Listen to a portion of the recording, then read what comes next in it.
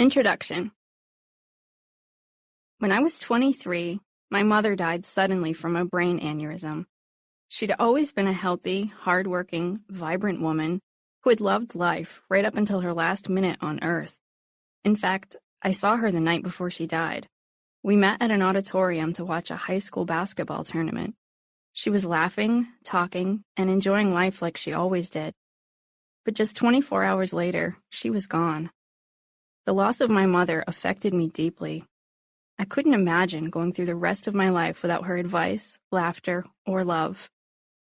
At the time, I was working as a therapist at a community mental health center, and I took a few weeks off to privately deal with my grief.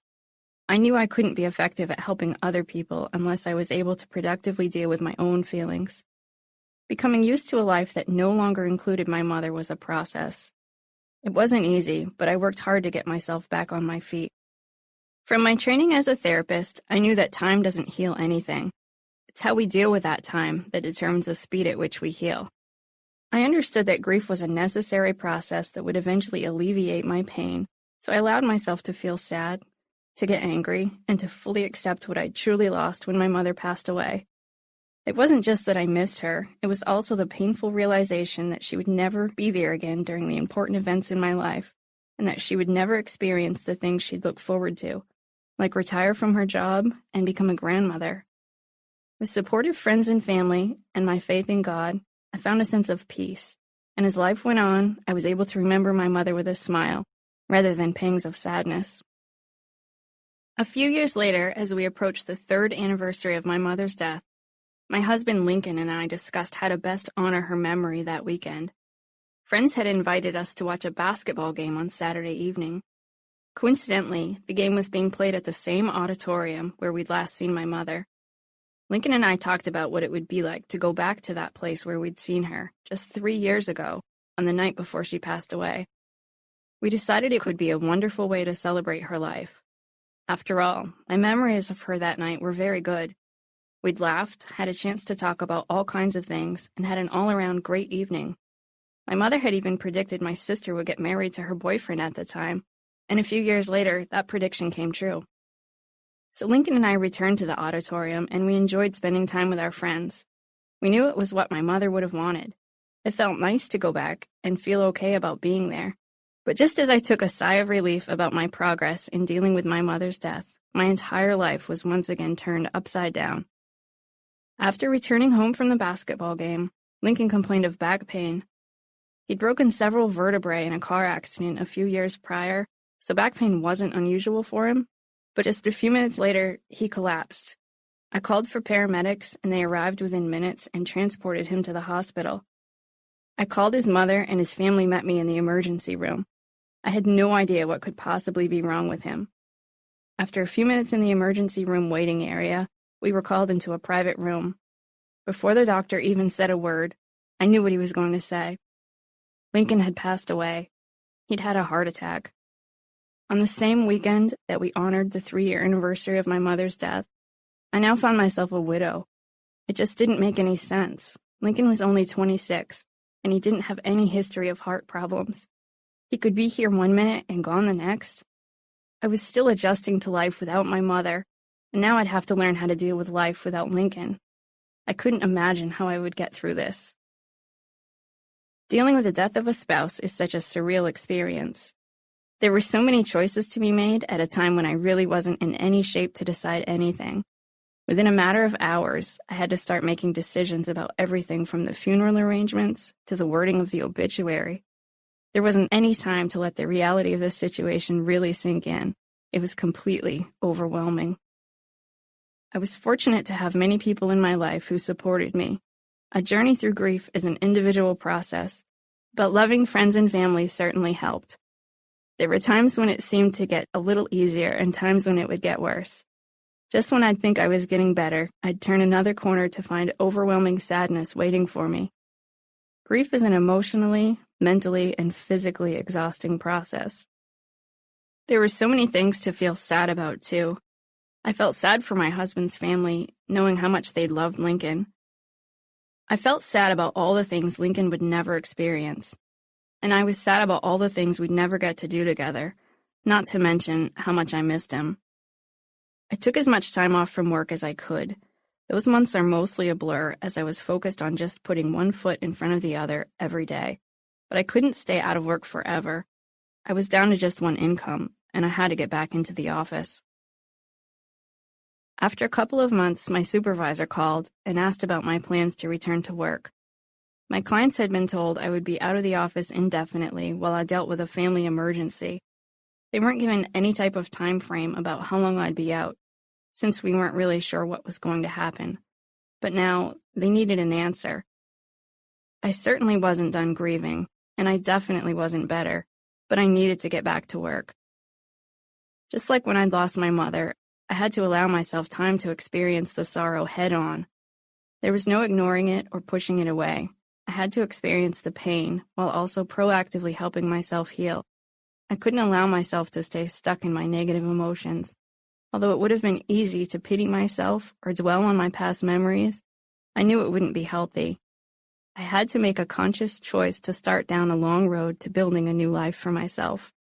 I had to decide whether some of the goals Lincoln and I shared together were still going to be my goals. We'd been foster parents for a few years and had planned to eventually adopt a child. But did I still want to adopt a child as a single woman?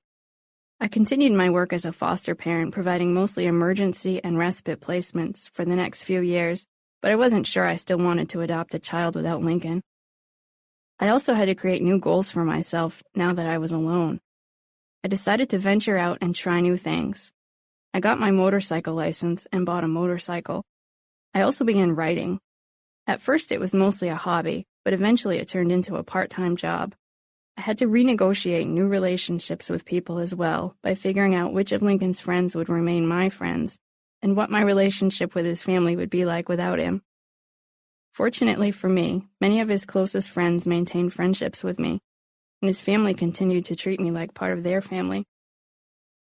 About 4 years later, I was fortunate enough to find love again, or maybe I should say love found me. I was sort of getting used to life as a single person, but that all changed when I began dating Steve. We'd known each other for years, and slowly our friendship turned into a relationship. Eventually, we started talking about a future together. Although I had never thought I'd get married again, with Steve, it just seemed right. I didn't want a formal wedding or a reception that parodied the ceremony I'd had with Lincoln. Although I knew my guests would be thrilled to see me marry again, I also knew it would conjure up pains of sadness for people as they remembered Lincoln. I didn't want my wedding day to be a somber occasion, so Steve and I decided to have a non-traditional wedding. We eloped to Las Vegas, and it was a completely joyous occasion that centered around our love and happiness. About a year after we married, we decided to sell the house that Lincoln and I had lived in, and we moved a few hours away. We'd be closer to my sister and my nieces, and it gave us an opportunity to have a fresh start. I got a job at a busy medical practice, and we were looking forward to enjoying our future together. Just as life seemed to be going great, our road to happiness took another strange twist when Steve's father was diagnosed with cancer. Initially, doctors predicted that his treatment could help keep the cancer at bay for several years. But after a few months, it was clear that he wasn't likely to survive 1 year, let alone several. He tried a few different options, but nothing really worked. As time went on, the doctors grew more perplexed by his lack of response to treatment. After about 7 months, he'd run out of treatment options. The news hit me like a ton of bricks. Rob was so full of life. He was the kind of guy who could always pull a quarter from behind a kid's ear, and he told some of the funniest stories I've ever heard. Although he lived in Minnesota and we lived in Maine, we saw him often. Since he was retired, he had the availability to visit us for weeks at a time, and I'd always joked with him that he was my favorite house guest, because he was basically our only house guest. He was also one of my biggest fans when it came to my writing. He read whatever I wrote, whether it was an article about parenting or a piece on psychology. Quite often he'd call me with story ideas and suggestions. Even though Rob was 72, it felt like he was too young to be sick. Right up until the previous summer, he was motorcycling across the country, sailing around Lake Superior, and cruising the countryside with the top down in his convertible. But now he was too sick, and the doctors were clear. He was only going to get worse. This time I had a different experience dealing with death. My mother's and Lincoln's deaths were completely unexpected and sudden, but this time I had warning. I knew what was coming, and it filled me with a sense of dread. I found myself thinking, here we go again. I didn't really want to go through such a staggering loss all over again. It just didn't seem right. I knew plenty of people my age who haven't lost anyone, so why did I have to lose so many of my loved ones?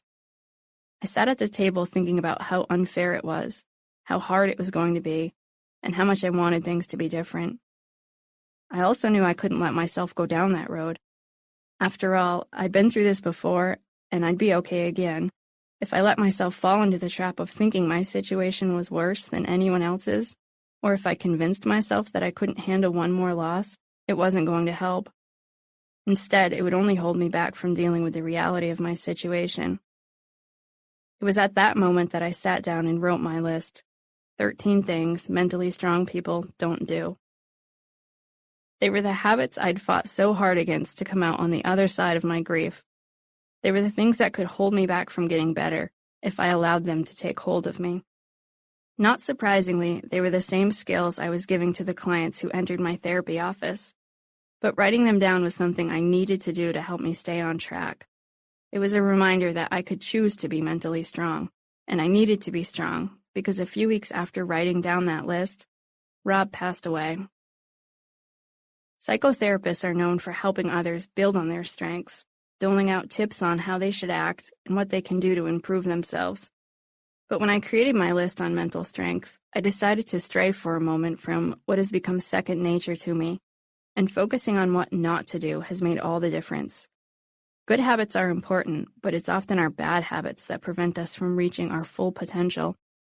You can have all the good habits in the world, but if you keep doing the bad habits alongside the good ones, you'll struggle to reach your goals. Think of it this way: you're only as good as your worst habits. Bad habits are like heavy weights that you drag around as you go about your day. They'll slow you down, tire you out, and frustrate you. Despite your hard work and talent, you'll struggle to reach your full potential when you've got certain thoughts, behaviors, and feelings holding you back. Picture a man who chooses to go to the gym every day. He works out for almost 2 hours. He keeps a careful record of the exercises he performs so he can track his progress. Over the course of 6 months, he isn't noticing much of a change. He feels frustrated that he's not losing weight and gaining muscle. He tells his friends and family that it just doesn't make sense why he's not looking and feeling better. After all, he rarely ever misses a workout. What he leaves out of the equation is the fact that he enjoys a treat on his drive home from the gym every day. After all that exercise, he feels hungry and tells himself, "I've worked hard. I deserve a treat." So each day he eats 12 donuts on his drive home. Seems ridiculous, right? But we're all guilty of this kind of behavior. We work hard to do all the things that we think will make us better, but we forget to focus on the things that might be sabotaging our efforts. Avoiding these 13 habits isn't just what will help you through grief. Getting rid of them will help you develop mental strength, which is essential to dealing with all life's problems, big or small. No matter what your goals are, you'll be better equipped to reach your full potential when you're feeling mentally strong. What is mental strength? It's not that people are either mentally strong or mentally weak. We all possess some degree of mental strength, but there's always room for improvement. Developing mental strength is about improving your ability to regulate your emotions, manage your thoughts, and behave in a positive manner, despite your circumstances. Just as there are those among us who are predisposed to develop physical strength more easily than others, mental strength seems to come more naturally to some people. There are several factors at play to determine the ease at which you develop mental strength. Genetics. Genes play a role in whether or not you may be more prone to mental health issues, such as mood disorders. Personality. Some people have personality traits that help them think more realistically and behave more positively by nature. Experiences. Your life experiences influence how you think about yourself, other people, and the world in general. Obviously, you can't change some of these factors. You can't erase a bad childhood. You can't help it if you are genetically predisposed to ADHD, But that doesn't mean you can't increase your mental strength. Anyone has the power to increase mental strength by devoting time and energy on the self-improvement exercises throughout this book. The basis of mental strength. Imagine a man who feels nervous about social situations. To minimize his anxiety, he avoids starting conversations with his coworkers. The less he speaks with his coworkers, the less they initiate conversation with him. When he enters the break room and passes people in the hallway without anyone speaking to him, he thinks, I must be socially awkward. The more he thinks about how awkward he is, the more nervous he feels about starting conversations. As his anxiety increases, his desire to avoid his coworkers also increases. This results in a self-perpetuating cycle. To understand mental strength, you have to learn how your thoughts, behaviors, and feelings are all intertwined, often working together to create a dangerous downward spiral as in the preceding example. This is why developing mental strength requires a three-pronged approach. Number 1, thoughts. Identifying irrational thoughts and replacing them with more realistic thoughts. Number 2, behaviors. Behaving in a positive manner despite the circumstances. Number 3, emotions. Controlling your emotions so your emotions don't control you. We hear it all the time. Think positive. But optimism alone isn't enough to help you reach your full potential. Choose behavior based on balanced emotions and rational thinking. I'm terrified of snakes, yet my fear is completely irrational. I live in Maine. We don't have a single poisonous snake in the wild. I don't see snakes very often, but when I do, my heart leaps into my throat and I'm tempted to run away as fast as I can in the other direction. Usually, before I run away, I'm able to balance my sheer panic with rational thoughts that remind me that there's no logical reason to feel afraid. Once my rational thinking kicks in, I can walk by the snake, as long as he's a safe distance away.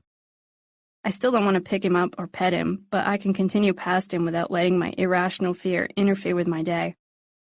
We make our best decisions in life when we balance our emotions with rational thinking. Stop and think for a minute about how you behave when you're really angry. It's likely that you've said and done some things that you regretted later because you were basing your actions on your emotions, not logic. But making decisions based on rational thinking alone also doesn't make for good decisions. We are human beings, not robots. Our hearts and our heads need to work together to control our bodies. Many of my clients question their ability to control their thoughts, emotions, and behavior. I can't help the way I feel, they say. Or, I can't get rid of the negative thoughts that run through my head. And I just can't get motivated to do what I want to accomplish. But with increased mental strength, it's possible. The truth about mental strength. There's a lot of misinformation and misconception about what it means to be mentally strong. Here are some of the truths about mental strength. Being mentally strong isn't about acting tough. You don't have to become a robot or appear to have a tough exterior when you're mentally strong. Instead, it's about acting according to your values. Mental strength doesn't require you to ignore your emotions. Increasing your mental strength isn't about suppressing your emotions.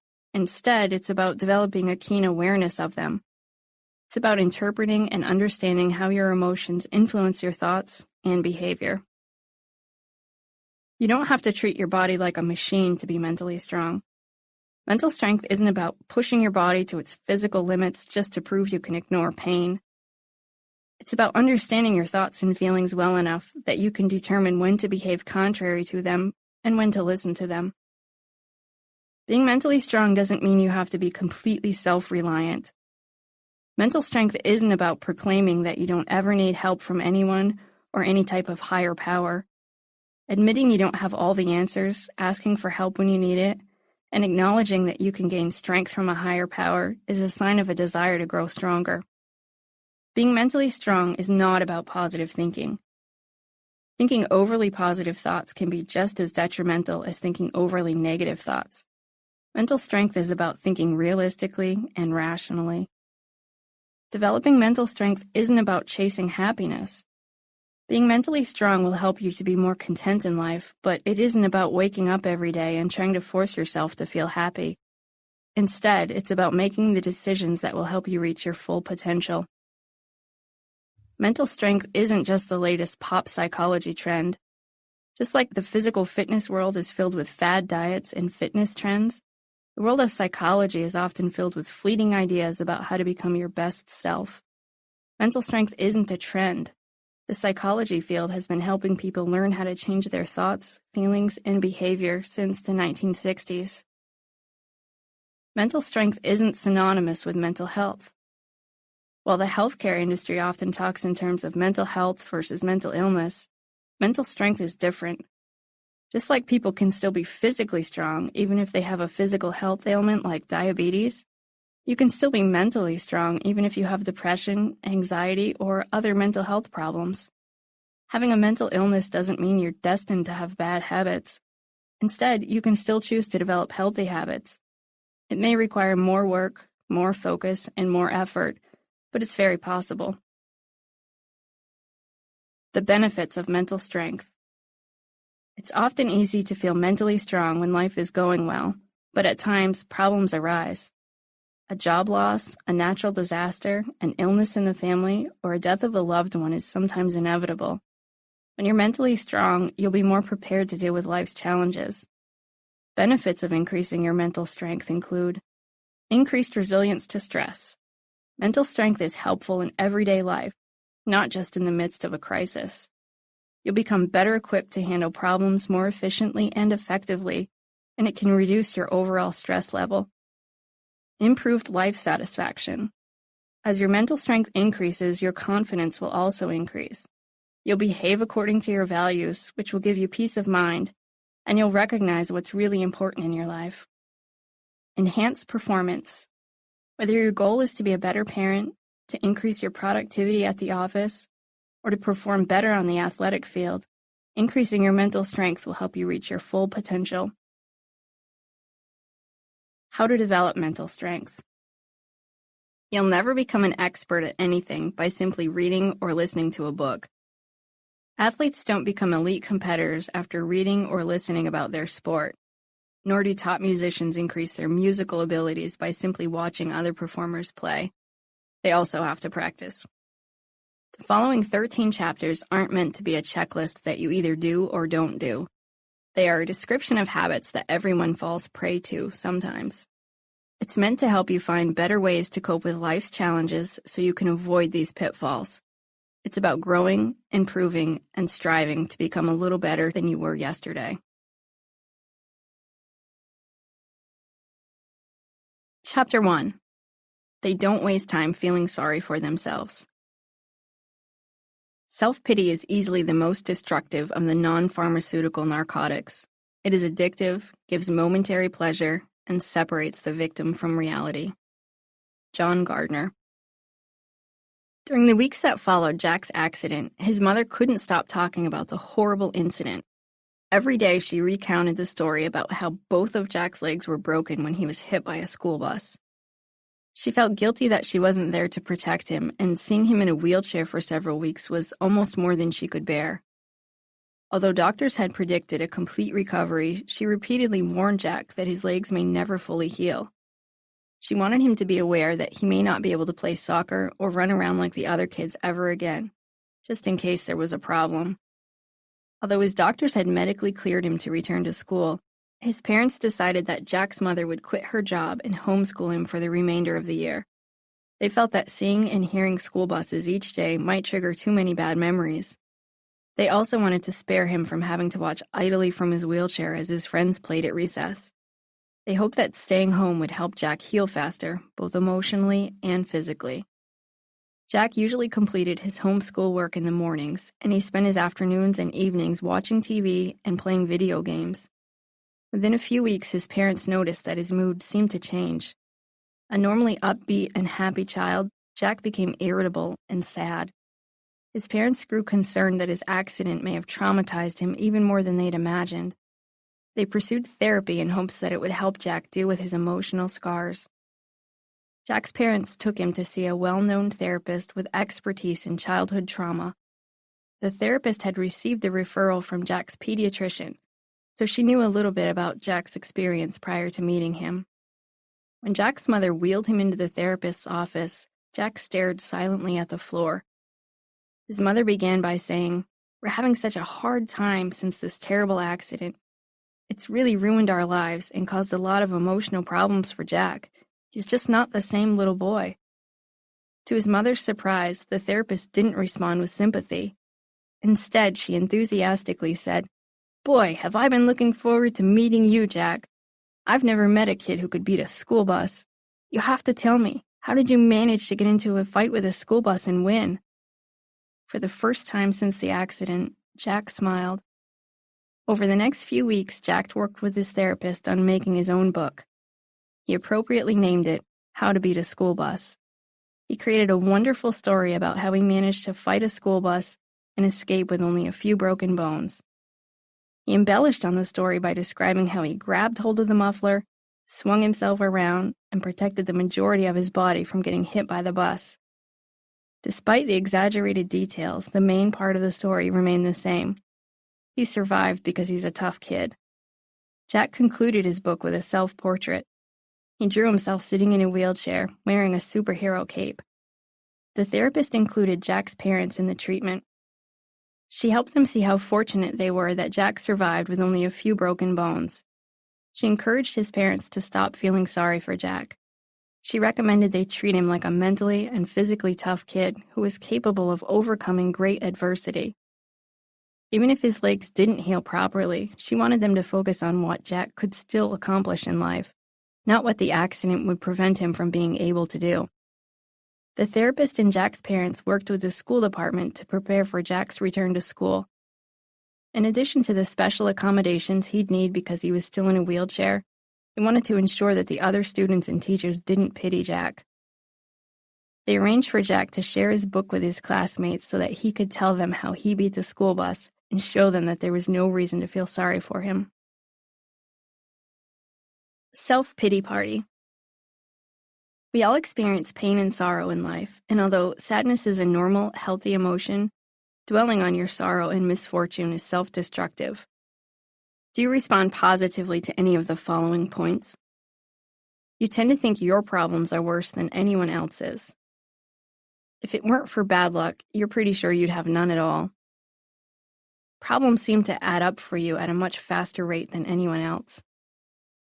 You're fairly certain that no one else truly understands how hard your life really is. You sometimes choose to withdraw from leisure activities and social engagements so you can stay home and think about your problems. You're more likely to tell people what went wrong during the day rather than what went well. You often complain about things not being fair. You struggle to find anything to be grateful for sometimes. You think that other people are blessed with easier lives. You sometimes wonder if the world is out to get you. Can you see yourself in any of these examples? Self-pity can consume you until it eventually changes your thoughts and behaviors. But you can choose to take control. Even when you can't alter your circumstances, you can alter your attitude. Why we feel sorry for ourselves. If self-pity is so destructive, why do we do it in the first place? And why is it sometimes so easy and even comforting to indulge in a pity party? Pity was Jack's parents' defense mechanism to protect their son and themselves from future dangers. They chose to remain focused on what he couldn't do as a way to shield him from having to face any more potential problems. Understandably, they worried about his safety more than ever. They didn't want him to be out of their sight, and they were concerned about the emotional reaction he might have to seeing a school bus again. It was only a matter of time before the pity poured on Jack turned into his own self-pity. It's so easy to fall into the self-pity trap. As long as you feel sorry for yourself, you can delay any circumstances that will bring you face to face with your real fears, and you can avoid taking any responsibility for your actions. Feeling sorry for yourself can buy time. Instead of taking action or moving forward, exaggerating how bad your situation is justifies why you shouldn't do anything to improve it. People often use self-pity as a way to gain attention. Playing the poor me card may result in some kind and gentle words from others. at least initially. For people who fear rejection, self-pity can be an indirect way of gaining help by sharing a woe is me tale in hopes it will attract some assistance. Unfortunately, misery loves company, and sometimes self-pity becomes a bragging right.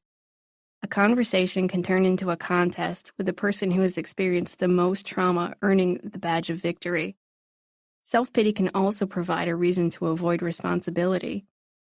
Telling your boss how bad your life is may stem from hopes that less will be expected from you.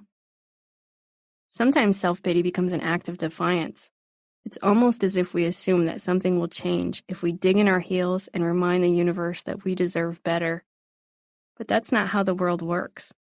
There isn't a higher being, or a human being for that matter, who will swoop in and make sure we're all dealt a fair hand in life. The problem with feeling sorry for yourself. Feeling sorry for yourself is self-destructive. It leads to new problems and can have serious consequences. Instead of feeling grateful that Jack survived the accident, his parents worried about what the accident took away from them. As a result, they allowed the accident to take away even more. That's not to say they weren't loving parents. Their behavior stemmed from a desire to keep their son safe. However, the more they pitied Jack, the more negatively it affected his mood. Indulging in self-pity hinders living a full life in the following ways. It's a waste of time. Feeling sorry for yourself requires a lot of mental energy and does nothing to change the situation. Even when you can't fix the problem, you can make choices to cope with life's obstacles in a positive way. Feeling sorry for yourself won't move you any closer to a solution. It leads to more negative emotions. Once you allow it to take hold, self-pity will ignite a flurry of other negative emotions. It can lead to anger, resentment, loneliness, and other feelings that fuel more negative thoughts. It can become a self-fulfilling prophecy. Feelings of self-pity can lead to living a pitiful life.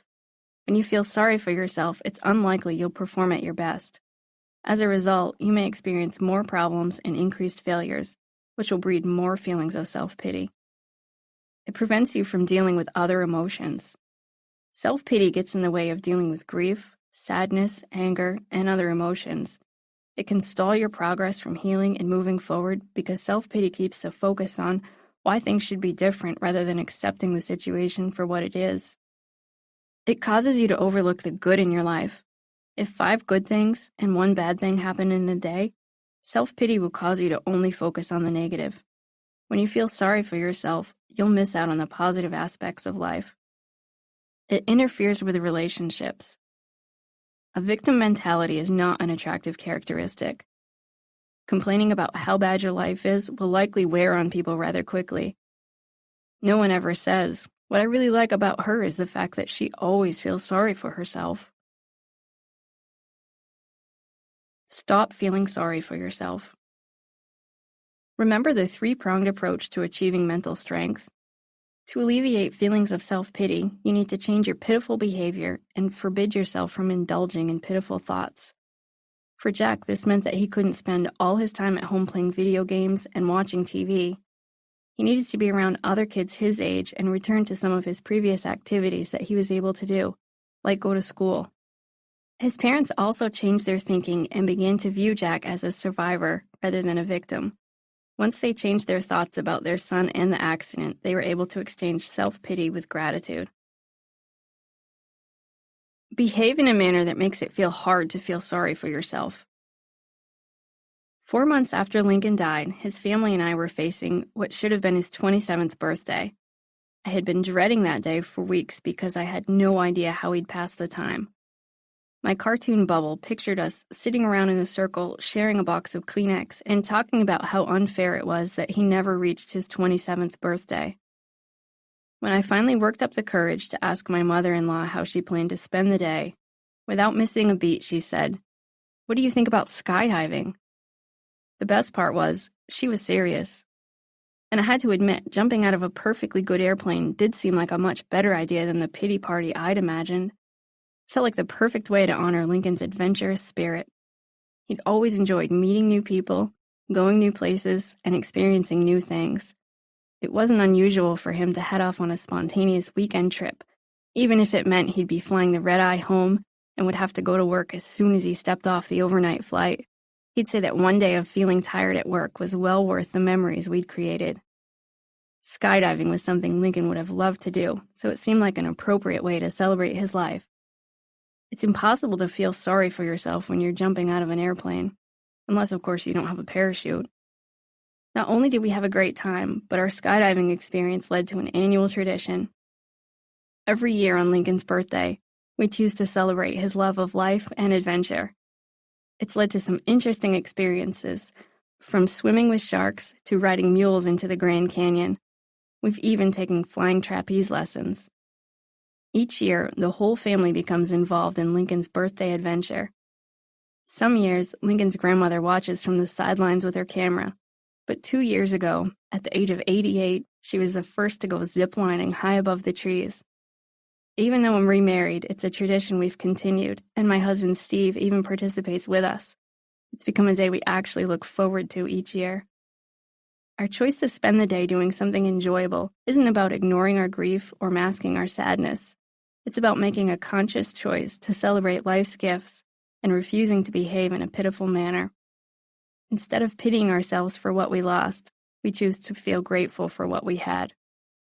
When you notice self-pity creeping into your life, make a conscious effort to do something contrary to how you feel.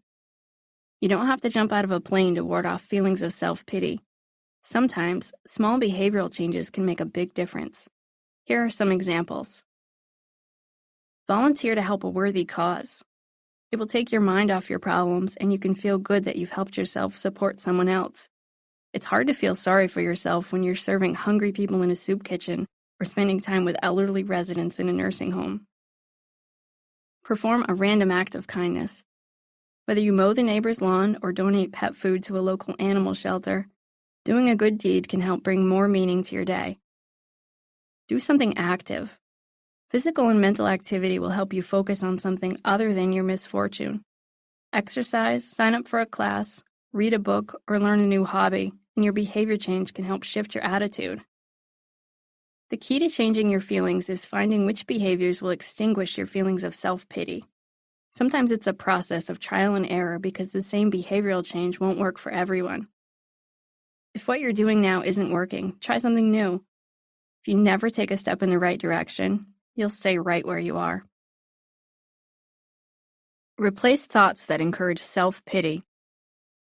I once witnessed a fender bender in a grocery store parking lot. 2 cars were backing up at the same time and their rear bumpers collided.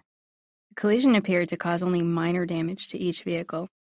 I watched as one driver jumped out of his vehicle and said, "Just what I needed. Why do those things always happen to me? As if I didn't already have enough to deal with today." Meanwhile, the other driver stepped out of his vehicle, shaking his head.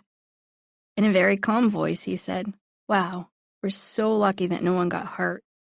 What a great day it is when you can get into an accident and walk away from it without a single injury." Both men experienced the exact same event. However, their perception of the event was completely different. One man viewed himself as a victim of horrible circumstance, while the other man viewed the event as good fortune. Their reaction was all about their differences in perception. You can view the events that happen in your life in many different ways. If you choose to view circumstances in a way that says, "I deserve better," you'll feel self-pity often. If you choose to look for the silver lining, even in a bad situation, you'll experience joy and happiness much more often. Almost every situation has a silver lining. Ask any kid what the best part about having divorced parents is, and most of them will say, "I get more presents at Christmas."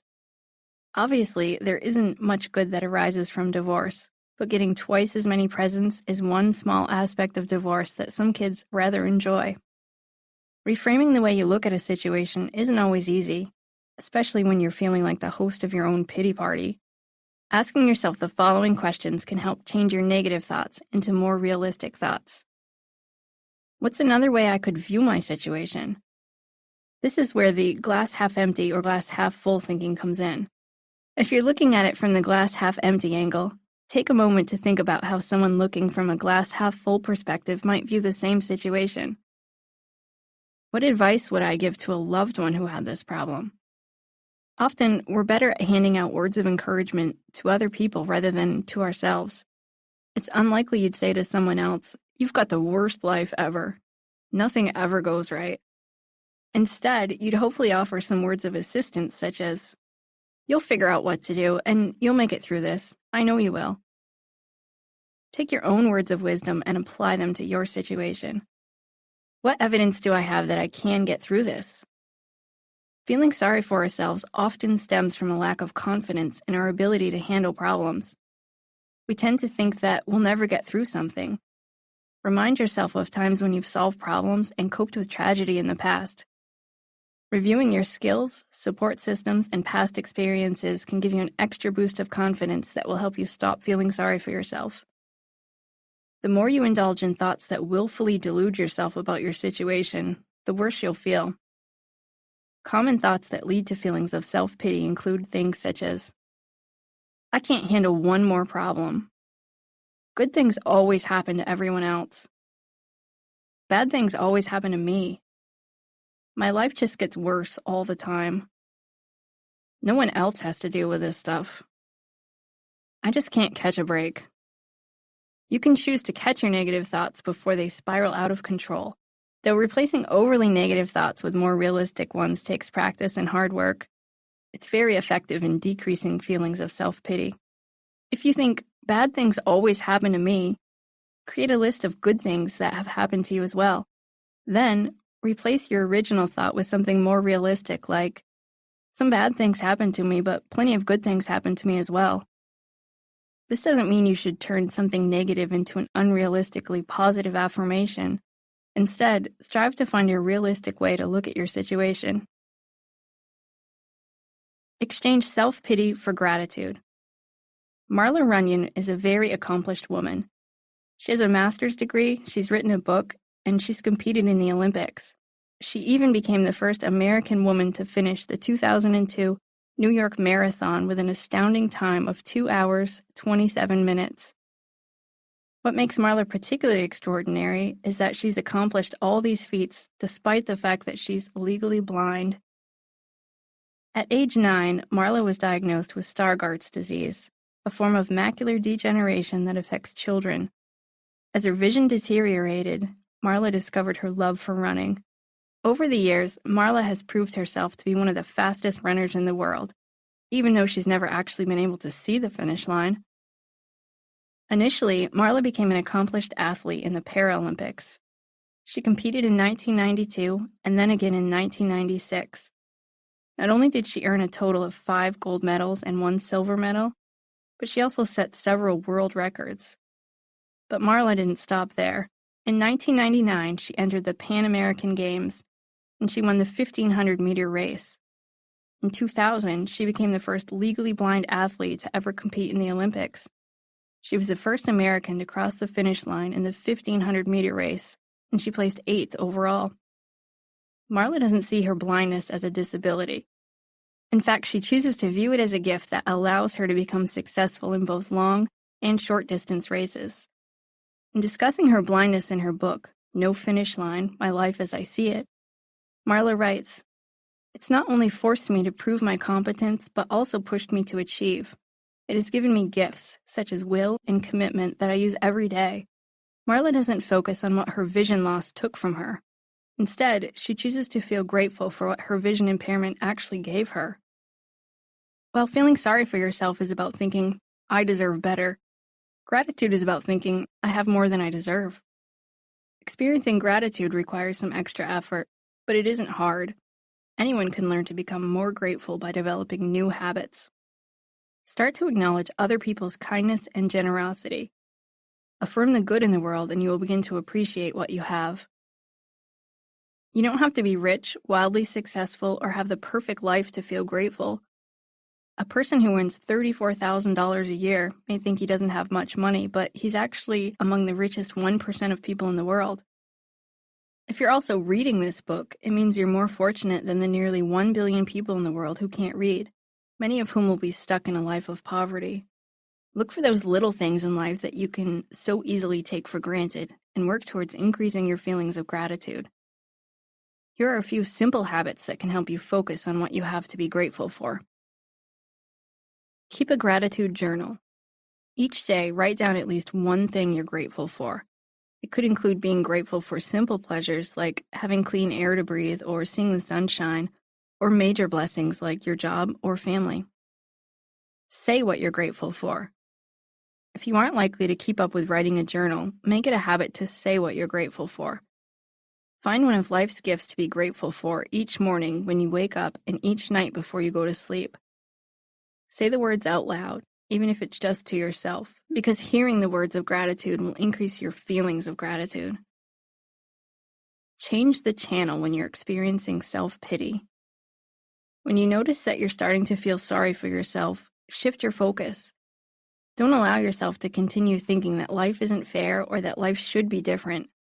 Instead, sit down and list the people, circumstances, and experiences in life that you can be thankful for.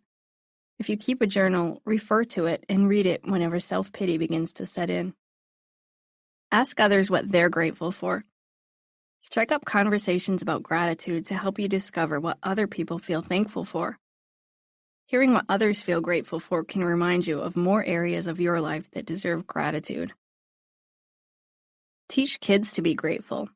If you're a parent, teaching your children to be grateful for what they have is one of the best ways to keep your own attitude in check.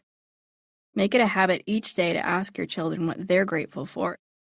Have everyone in the family write down what they're feeling grateful for and place it in a gratitude jar or hang it on a bulletin board. This will give your family a fun reminder to incorporate gratitude into your daily lives. Giving up self-pity will make you stronger. Jeremiah Denton served as a U.S. naval aviator during the Vietnam War.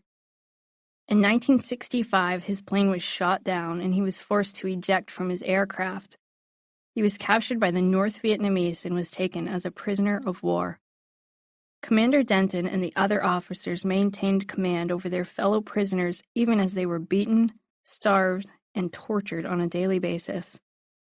Commander Denton was often placed in solitary confinement for urging other prisoners to resist the North Vietnamese attempts to gain information from them.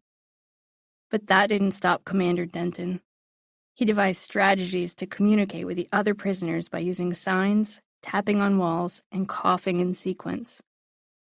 10 months after his capture, he was chosen to participate in a televised interview that was used as propaganda. While answering questions, he pretended as though the bright lights from the cameras were bothering his eyes as he began blinking T-O-R-T-U-R-E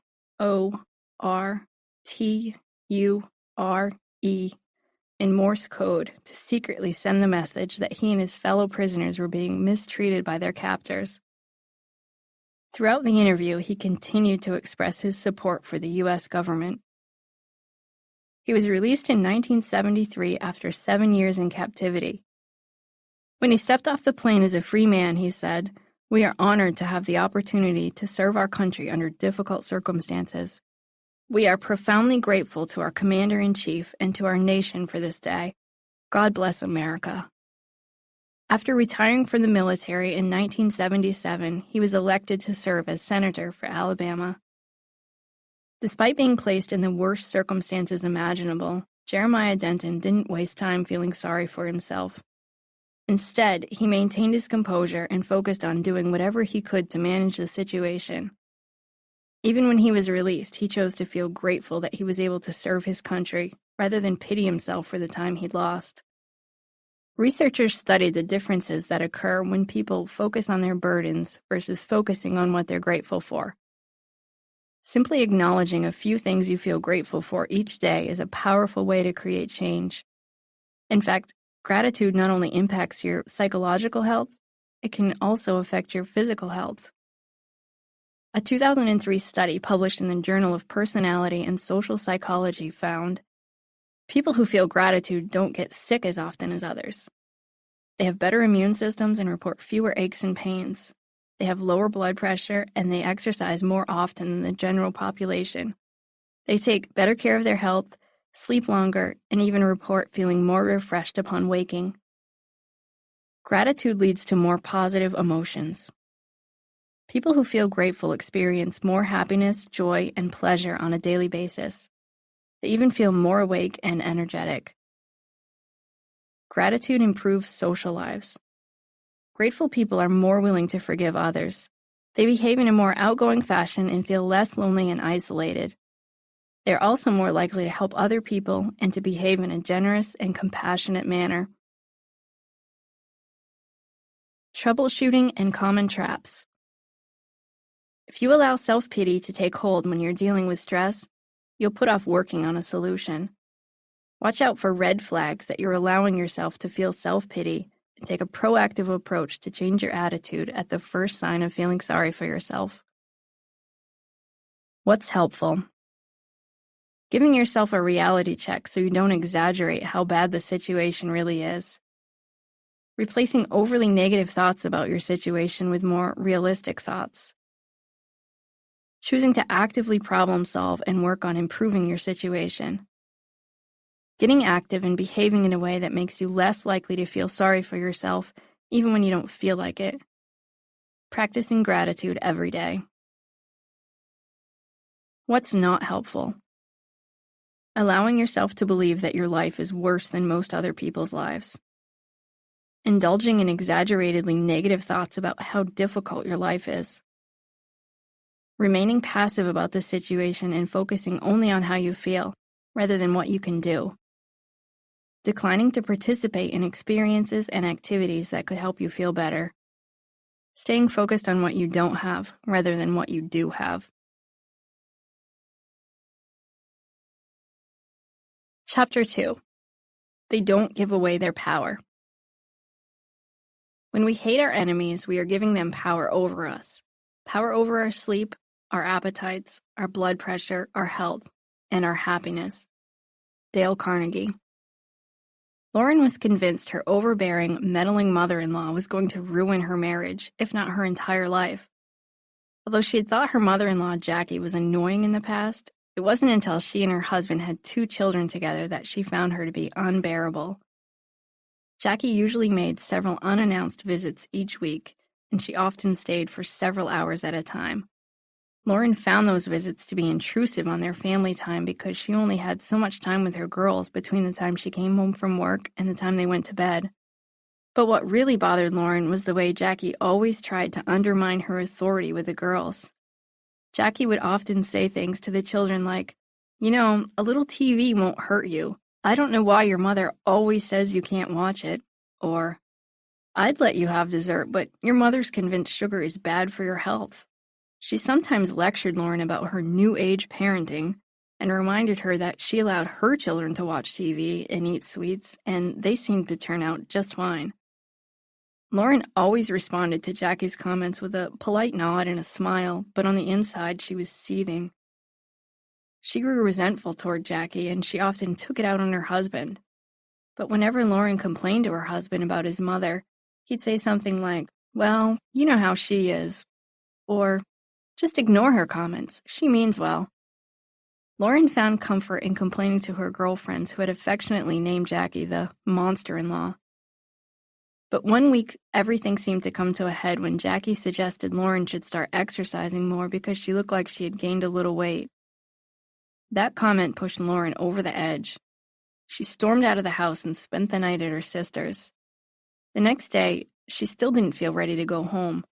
She was afraid she'd have to hear a lecture from Jackie about how she shouldn't have left. It was at that point Lauren knew she had to get help or her marriage might be in jeopardy. Lauren initially sought counseling to learn anger management skills to help her respond less angrily to her mother-in-law's comments. However, after a few therapy sessions, she was able to see she needed to work on being more proactive in preventing problems, not just less reactive toward Jackie's comments.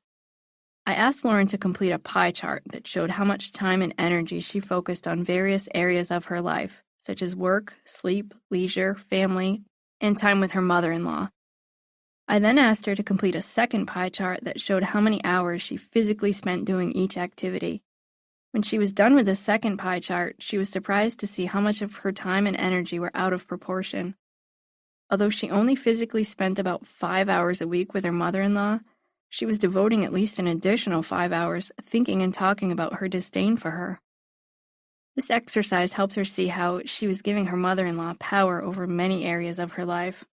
When she could have devoted her energy to nurturing her relationship with her husband or caring for her children, she was often thinking about how much she disliked Jackie. Once Lauren recognized how much power she was giving Jackie, she chose to start making some changes. She worked with her husband on setting healthy boundaries for their family. Together, they established rules that would help them limit the influence Jackie had on their family. They told Jackie she could no longer make unannounced visits several times per week. Instead, they would invite her over for dinner when they wanted to visit with her. They also informed her that she could no longer undermine Lauren's authority as a mother, and if she did, she'd be asked to leave. Lauren also chose to stop complaining about Jackie. She recognized that venting to her friends and her husband only fueled her frustration and wasted her time and energy. Slowly but surely, Lauren began to feel like she was getting her life and her house back. She no longer dreaded Jackie's visits once she recognized she didn't have to tolerate rude or disrespectful behavior in her home. Instead, she could control what went on under her own roof. Empowering other people to have power over you.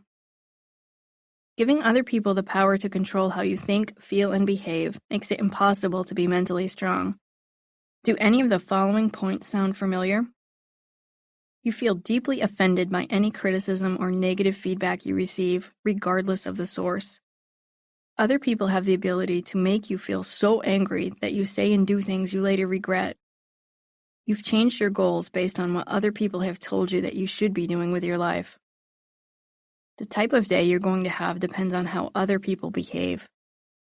When other people try to guilt you into doing something, you reluctantly do it, even if you don't want to. You work hard to ensure other people see you in a positive light because much of your self-worth depends on how others perceive you. You spend a lot of time complaining about people and circumstances that you don't like. You often complain about all the things you have to do in life. You go to great lengths to avoid uncomfortable emotions like embarrassment or sadness. You have difficulty setting boundaries, but then feel resentful toward people who take up your time and energy. You hold a grudge when someone offends you or hurts you. Can you see yourself in any of the preceding examples?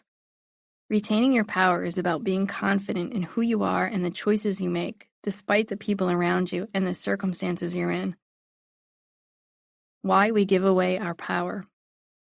Lauren was clear that she really wanted to be a nice person, and she thought that being a good wife meant tolerating her mother-in-law at all costs. She felt it would be disrespectful to ask her mother-in-law not to come over, and she was hesitant to speak up when her feelings were hurt. She'd been raised to turn the other cheek when someone treated her poorly. But with help, she was able to see that setting healthy boundaries wasn't being mean or disrespectful. Instead, setting limits on what was allowed in her home was healthy for her family and less taxing on her mental strength. Anytime you don't set healthy emotional and physical boundaries for yourself, you risk giving away your power to other people. Perhaps you don't dare say no when your neighbor asks for a favor. Or maybe you dread receiving a phone call from a friend who constantly complains, but you continue to pick up on the first ring. Each time you avoid saying no to something you really don't want, you give away your power. If you don't make any attempt to get your needs met, you'll give people permission to take things away from you. A lack of emotional boundaries can be equally problematic. If you don't like the way someone treats you, yet you don't stand up for yourself, you give that person power over your life. The problem with giving away your power. Lauren allowed her mother-in-law to control what sort of an evening she was going to have. If Jackie showed up, Lauren felt angry and bitter about the fact that she wasn't getting to spend quality time with her children. On the days Jackie didn't come to her home, Lauren felt much more relaxed. She allowed Jackie's behavior to interfere with her relationship with her children, as well as her marriage. Instead of spending her spare time talking to her husband and her friends about enjoyable subjects, she wasted her energy complaining about Jackie. She even found herself sometimes volunteering to work late because she wasn't excited about going home when she knew Jackie was going to be there. The longer she gave her power to Jackie, the more helpless she became about fixing it. There are many problems with giving away your power. You depend on others to regulate your feelings. When you give away your power, you become completely dependent upon other people and external circumstances to regulate your emotions. Life often becomes like a roller coaster When things are going well, you'll feel good, but when your circumstances change, your thoughts, feelings, and behavior will shift. You let other people define your self-worth. If you give others the power to determine your self-worth, you'll never feel worthy enough. You'll only be as good as someone else's opinion of you, and you will never be able to receive enough praise or positive feedback to meet your needs if you depend on others to feel good about yourself. You avoid addressing the real problem. Giving away your power lends itself to helplessness. Rather than focus on what you can do to improve the situation, you'll find an excuse to justify your problems. You become a victim of your circumstances. You become a passenger in your own life rather than a driver. You'll say other people make you feel bad or force you to behave in a manner you don't like. You'll blame others instead of accepting responsibility for your choices. You become highly sensitive to criticism. You lack the ability to evaluate criticism. Instead, you'll take anything anyone says to heart. You'll give much more power to other people's words than those words deserve. You lose sight of your goals. You won't be able to build the kind of life you want when you allow other people to be in control of your goals. You can't work towards your goals successfully when you give other people the power to get in your way and interfere with your progress. You ruin relationships. If you don't speak up when people hurt your feelings or you allow them to infringe on your life in an unwelcomed manner, you'll likely grow resentful toward them. Reclaim your power. Without confidence in who you are, your entire self-worth may depend on how others feel about you. What if you offend people? What if they don't like you anymore? If you choose to put up healthy boundaries, you may receive some backlash. But if you have a strong enough sense of self-worth, you'll learn that you can tolerate the repercussions. Lauren learned that she could be firm with her mother-in-law while still behaving respectfully. Although she was terrified of confrontation, Lauren and her husband explained their concerns to Jackie together. Initially, Jackie was offended when they told her she could not come over every night. And Jackie tried to argue when they explained that she would not be allowed to make rude comments about Lauren's rules for the children. But over time, Jackie accepted that she had to follow these rules if she wanted to come into their home. Identify people who have taken your power. Stephen McDonald is an incredible example of someone who chose not to give away his power. While working as a New York City police officer in 1986, Officer McDonald stopped to question some teenagers about some recent bicycle thefts. One of the 15-year-olds in question took out a gun and shot Officer McDonald in the head and neck. The shots paralyzed him from the neck down. Miraculously, Officer McDonald survived. He spent 18 months in the hospital recuperating and learning how to live as a quadriplegic. At the time of the accident, he'd only been married 8 months, and his wife was 6 months pregnant. Remarkably, Officer McDonald and his wife chose not to focus on all that had been taken away from them by this teenage boy. Instead, they made a conscious choice to forgive him. In fact, a few years after his injury, the officer's assailant called him from jail to apologize. Officer McDonald not only accepted his apology, but he also told him that he hoped someday they could travel the country together, sharing their story with the hopes they could prevent other acts of violence. Officer McDonald never got the chance to do that, however, because 3 days after his assailant was released from prison, the young man was killed in a motorcycle accident. So Officer McDonald set out on his mission to spread his message about peace and forgiveness on his own. The only thing worse than a bullet in my spine would have been to nurture revenge in my heart, he says in the book Why Forgive? He may have lost his physical mobility in the attack, but he didn't give the violent incident or his assailant the power to ruin his life. He's now a highly sought-after speaker who teaches love, respect, and forgiveness. Officer McDonald is an inspirational example of someone who, despite being the victim of a senseless act of violence, chose not to waste time giving his assailant more power. Choosing to forgive someone who has hurt you, either emotionally or physically, doesn't mean you have to excuse the other person's behavior, but letting go of your anger frees you to focus your energy on a more worthwhile cause.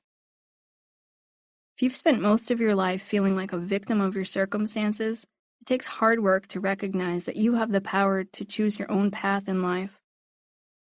The first step is to develop self-awareness by identifying when you blame external circumstances and other people for how you think, feel, and behave.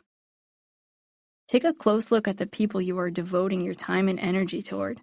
Are they people you want to receive it? If not, you may be giving them more power than you think they deserve. Each second you spend commiserating with coworkers about how unfair your boss is, you're giving your boss more power. Every time you tell your friends how controlling your mother-in-law is, you give her a little more power over you. Resolve to stop giving people your time and energy if you don't want them to play a big role in your life.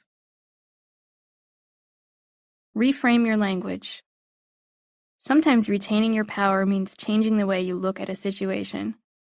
Examples of language that indicates you're giving away your power include, "My boss makes me so mad." You may not like your boss's behavior, but does he really make you feel angry? Perhaps your boss behaves in a manner that you don't like, and it may influence how you feel, but he's not forcing you to feel anything.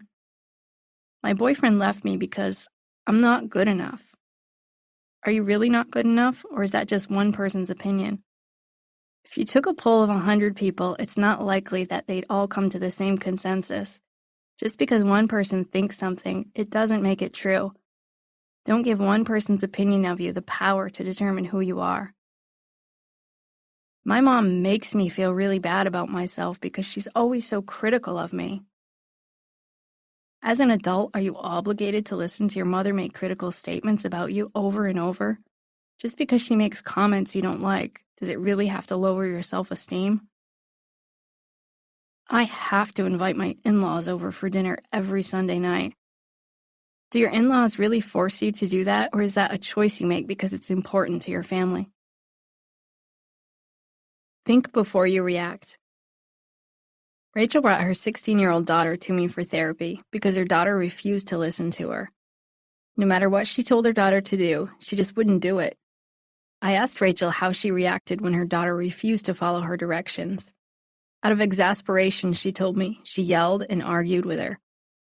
Each time her daughter said no, Rachel yelled, "Do it." Rachel didn't realize it, but she was giving her daughter a lot of power. Every minute that she argued with her daughter was one more minute her daughter could put off cleaning her room. Each time she lost her temper, Rachel gave away some of her power. Instead of controlling her daughter's behavior, Rachel was giving her daughter power to control her. If someone says something you don't like, and you yell or begin to argue, you give those words you don't like even more power. Make a conscious choice to think about how you want to behave before you react to other people. Every time you lose your cool, you give that other person your power. Here are some strategies to help you stay calm when you're tempted to react negatively. Take deep breaths. Frustration and anger cause physical reactions within the body, an increased rate of breathing, an elevated heart rate, and sweating, to name a few. Taking slow, deep breaths can relax your muscles and decrease your physiological response, which in turn can decrease your emotional reactivity. Excuse yourself from the situation. The more emotional you feel, the less rational you'll think. Learn to recognize your personal warning signs of anger, such as shaking or feeling flushed, and remove yourself from the situation before you lose your cool. This may mean saying, "I'm not willing to talk about this right now," or it may mean walking away. Distract yourself. Don't try solving a problem or addressing an issue with someone when you're feeling overly emotional. Instead, distract yourself with an activity, like walking or reading, to help you calm down. Getting your mind off what's bothering you, even for a few minutes, can help you calm down so you can think more rationally. Evaluate feedback critically. Not long before she released an album that sold over 10 million copies, Madonna received a rejection letter from the president of Millennium Records that said, "The only thing missing from this project is the material." Had Madonna allowed that letter to define her singing and songwriting abilities, she might have given up. But fortunately, she kept looking for opportunities in the music industry. Soon after that rejection letter, she landed a recording deal that launched her career. Within a couple of decades, Madonna was recognized by the Guinness Book of World Records as the best-selling female recording artist of all time. She holds numerous other records, including the top touring female artist of all time, and she's ranked second on the Billboard Hot 100 all-time top artists, second only to the Beatles. Almost every successful person likely has a similar story of rejection. In 1956, Andy Warhol tried to give one of his paintings to the Museum of Modern Art, but they declined to accept it, even for free. Fast forward to 1989, and his paintings had become so successful that he earned his own museum. The Andy Warhol Museum is the largest museum in the United States dedicated to a single artist. Clearly, everyone has an opinion, but successful people don't allow one person's opinion to define them. Retaining your power is about evaluating feedback to determine if it has any validity. While criticism can sometimes open our eyes to how others perceive us so we can make positive change, a friend points out a bad habit, or a spouse helps you see your selfish behavior, at other times criticism is a reflection of the critic. Angry people may choose to offer harsh criticism quite regularly just because it relieves their stress. Or individuals with low self-esteem may feel better about themselves only when they put other people down. So it's important to really consider the source before making any decisions about how you want to proceed. When you receive criticism or feedback from others, wait a beat before responding. If you're upset or emotionally reactive, take the time to calm down. Then ask yourself these questions. What evidence is there that this is true? For example, if your boss says you are lazy, look for evidence of times when you haven't worked very hard. What evidence do I have this isn't true? Look for times when you have put in a lot of effort and have been a hard worker. Why might this person be giving me this feedback? Take a step back and see if you can find out why this person may be giving you negative feedback. Is it based on the small sampling of your behavior that the person has witnessed? For example, if your boss only watched you work on a day where you were coming down with the flu, she may decide that you aren't very productive. Her conclusion may not be accurate. Do I want to change any of my behavior? There may be times where you choose to change your behavior because you agree with the other person's criticism. For example, if your boss says you're lazy, maybe you'll decide that you haven't been putting in as much effort at the office as you could. So you decide to start showing up early and staying late because it's important to you to be a good worker. Just remember, though, that your boss isn't forcing you to do anything different. You're choosing to create change because you want to, not because you have to. Keep in mind that one person's opinion of you doesn't make it true. You can respectfully choose to disagree and move on without devoting time and energy into trying to change the other person's mind. Recognize your choices. There are very few things in life you have to do, but often we convince ourselves we don't have a choice. Instead of saying, I have to go to work tomorrow, remind yourself that it's a choice. If you choose not to go to work, there will be consequences. Perhaps you won't get paid, or maybe you'll risk losing your job altogether, but it's a choice. Simply reminding yourself that you have a choice in everything you do, think, and feel can be very freeing. If you've spent most of your life feeling like a victim of your circumstances, it takes hard work to recognize that you have the power to create the kind of life you want to live. Taking back your power will make you stronger. You don't get to be named one of the most powerful people in the world by giving away your power. Just ask Oprah Winfrey. She grew up in extreme poverty and was sexually abused by several people throughout her childhood. She bounced between living with her mother, father, and grandmother, and as a teenager, she frequently ran away from home. She became pregnant at age 14, but the infant died shortly after birth. During her high school years, she began working at a local radio station. She worked her way through several media jobs, and eventually, she landed a job as a TV news anchor, but she was later fired from that position. She didn't allow one person's opinion of her on-air suitability to stop her, however. She went on to create her own talk show, and by the age of 32, her show became a national hit. By the age of 41, she had a reported net worth of over $340 million. Oprah had started her own magazine, radio show, and TV network and has co-authored 5 books. She's even won an Academy Award. She started a multitude of charities to help people in need, including a leadership academy for girls in South Africa. Oprah didn't let her childhood or her former employer take away her power. A woman who was once teased because she was so poor she wore potato sacks as dresses was named one of the world's most powerful women by both CNN and Time. Statistically, her upbringing would have predicted a poor prognosis, but Oprah refused to be a statistic. She chose to define who she was going to be in life by not giving away her power. When you decide that no one else has the power to control how you feel, you'll experience empowerment. Here are some other ways retaining your power will help you become mentally strong. You'll develop a better sense of who you are when you're able to make choices based on what's best for you instead of what will prevent the most repercussions.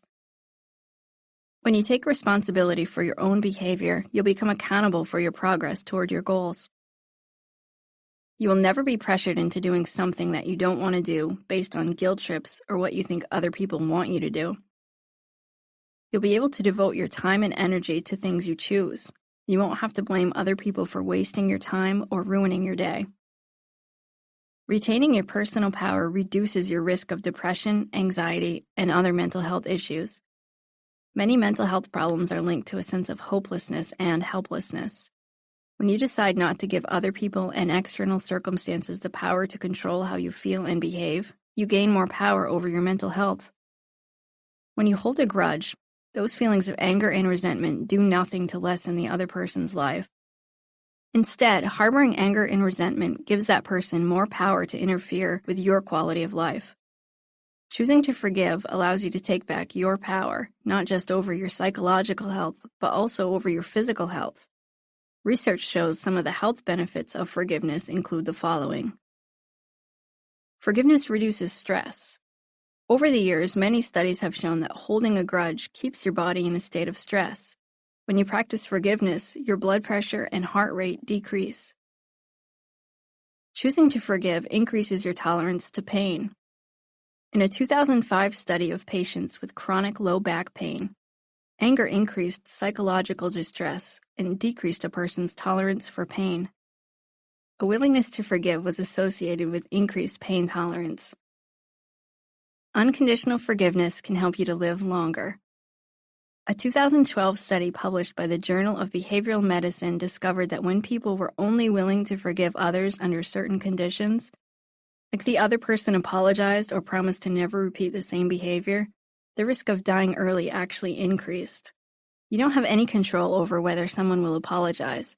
Waiting to forgive people until they say they're sorry gives them control over not just your life, but perhaps even your death. Troubleshooting and common traps. Monitor your personal power and look for ways in which you are voluntarily giving it away. It takes hard work, but increasing your mental strength requires you to retain every ounce of personal power for yourself. What's helpful? Using language that acknowledges your choice, such as, I'm choosing to. Setting healthy emotional and physical boundaries with people. Behaving proactively by making conscious choices about how you'll respond to others.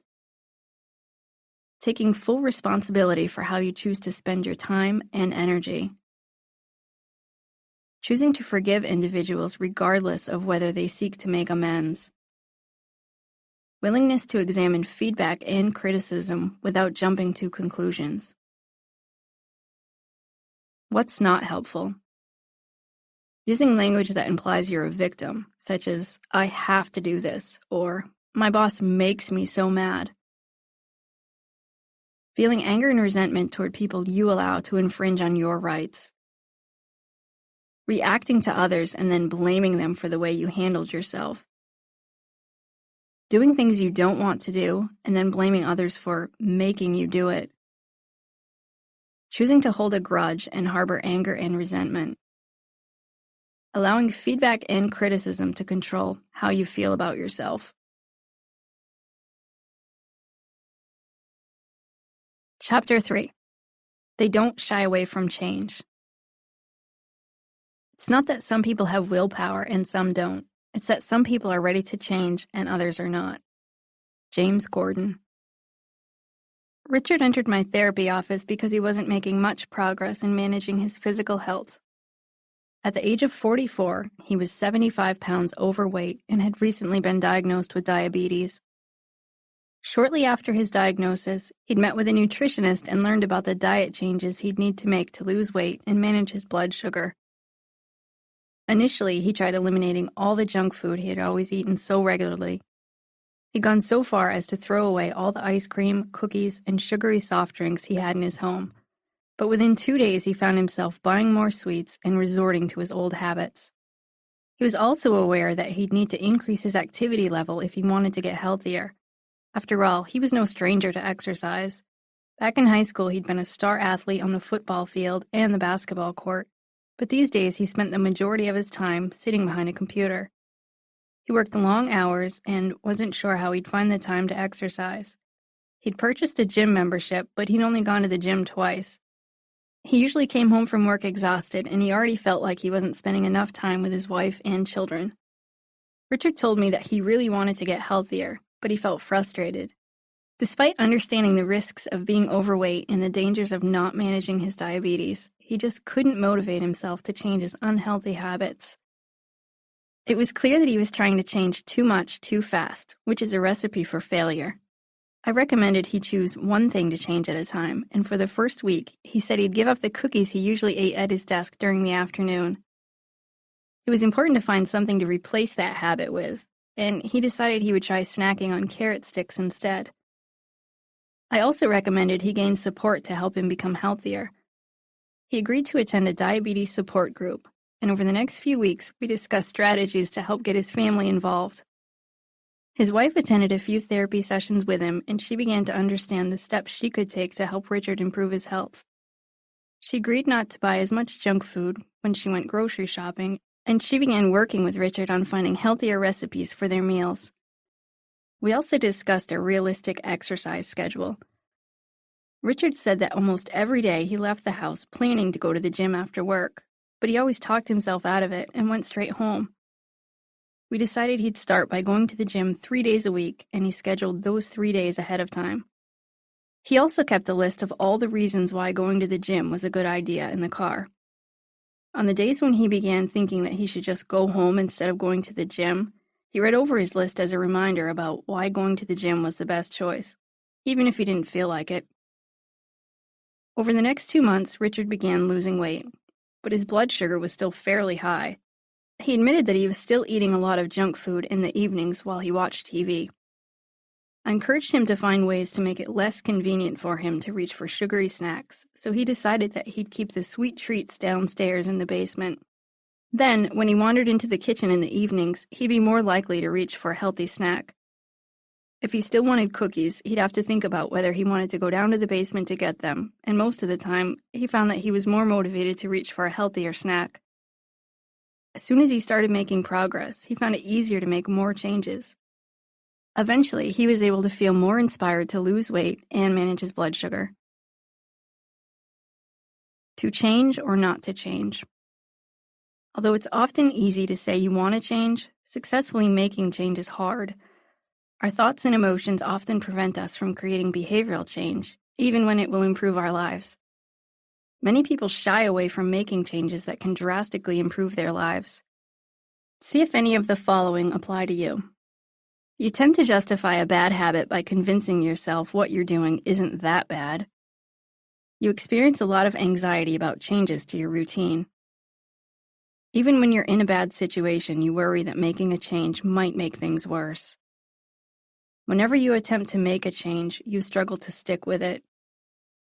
When your boss, family, or friends make changes that affect you, it's difficult for you to adapt. You think a lot about making changes, but put off doing anything different until later. You worry that any changes you make aren't likely to last. The thought of stepping outside your comfort zone just seems too scary. You lack the motivation to create positive change because it's too hard. You make excuses for why you can't change, like, I'd like to exercise more, but my spouse doesn't want to go with me. You have difficulty recalling the last time you purposely tried to challenge yourself to become better. You hesitate to do anything new because it just seems like too big of a commitment. Do any of the preceding examples sound familiar? Although circumstances can change quickly, humans often change at a much slower pace. Choosing to do something different requires you to adapt your thinking and your behavior, which will likely bring up some uncomfortable emotions. But that doesn't mean you should shy away from change. Why we shy away from change. Initially, Richard tried to change too much too fast, and he quickly became overwhelmed. Whenever he thought, this is going to be too hard, he allowed himself to give up. As soon as he began seeing some positive results, however, his thoughts became more positive and it was easier for him to stay motivated. Many people shy away from change because they think that doing something different is too risky or uncomfortable. Types of change. We can experience different types of change. Some you might find easier than others. All or nothing change. Some changes are incremental, while others are basically all or nothing. Deciding to have a child, for example, isn't something you can do in steps. Once you have that baby, your life has irrevocably changed. Habit change. You can choose to either get rid of bad habits like sleeping too late, or you can choose to create good habits like exercising 5 times a week. Most habit changes allow you to try something new for a little while, but you can always revert back to your old habits. Trying something new change. Change sometimes involves trying something new or mixing up your daily routine, like volunteering at a hospital or taking violin lessons. Behavioral change. Sometimes there are behavioral changes that don't necessarily constitute a habit. For example, maybe you want to commit to going to all your child's sports games, or maybe you want to behave friendlier. Emotional change. Not all change is tangible. Sometimes it's emotional. For example, if you want to feel less irritable all the time, you'll need to examine the thoughts and behaviors that contribute to your irritability. Cognitive change. There may be ways in which you want to change your thinking as well. Perhaps you want to think less about the past, or maybe decrease worrisome thoughts. Readiness for change. New Year's resolutions are commonly broken because we try to make changes based on a date and not because we're really ready. And if you aren't ready to create change, you won't likely be successful at maintaining it. Even changing one small habit, like deciding you floss your teeth every day, or giving up your bedtime snack, requires a certain level of commitment. The 5 stages of change. Number 1, pre-contemplation. When people are pre-contemplative, they don't yet identify any need to change. Richard was pre-contemplative about making any changes to his health for years. He avoided going to the doctor, he refused to step on a scale, and he dismissed any comments his wife made when she expressed concern about his health. Number 2, contemplation. People who are actively contemplative are considering the pros and cons of making a change. When I first saw Richard, he was contemplative. He was aware that not changing his eating habits could have serious consequences, but he was also not yet certain how to go about creating change. Number 3, preparation. This is the stage where people prepare to make a change. They establish a plan with concrete steps that identify what they are going to do differently. Once Richard moved into the preparation stage, he scheduled days to work out and chose one snack to swap for something healthier. Number 4, action. This is where the concrete behavioral change takes place. Richard started going to the gym and swapped his afternoon cookies for carrots.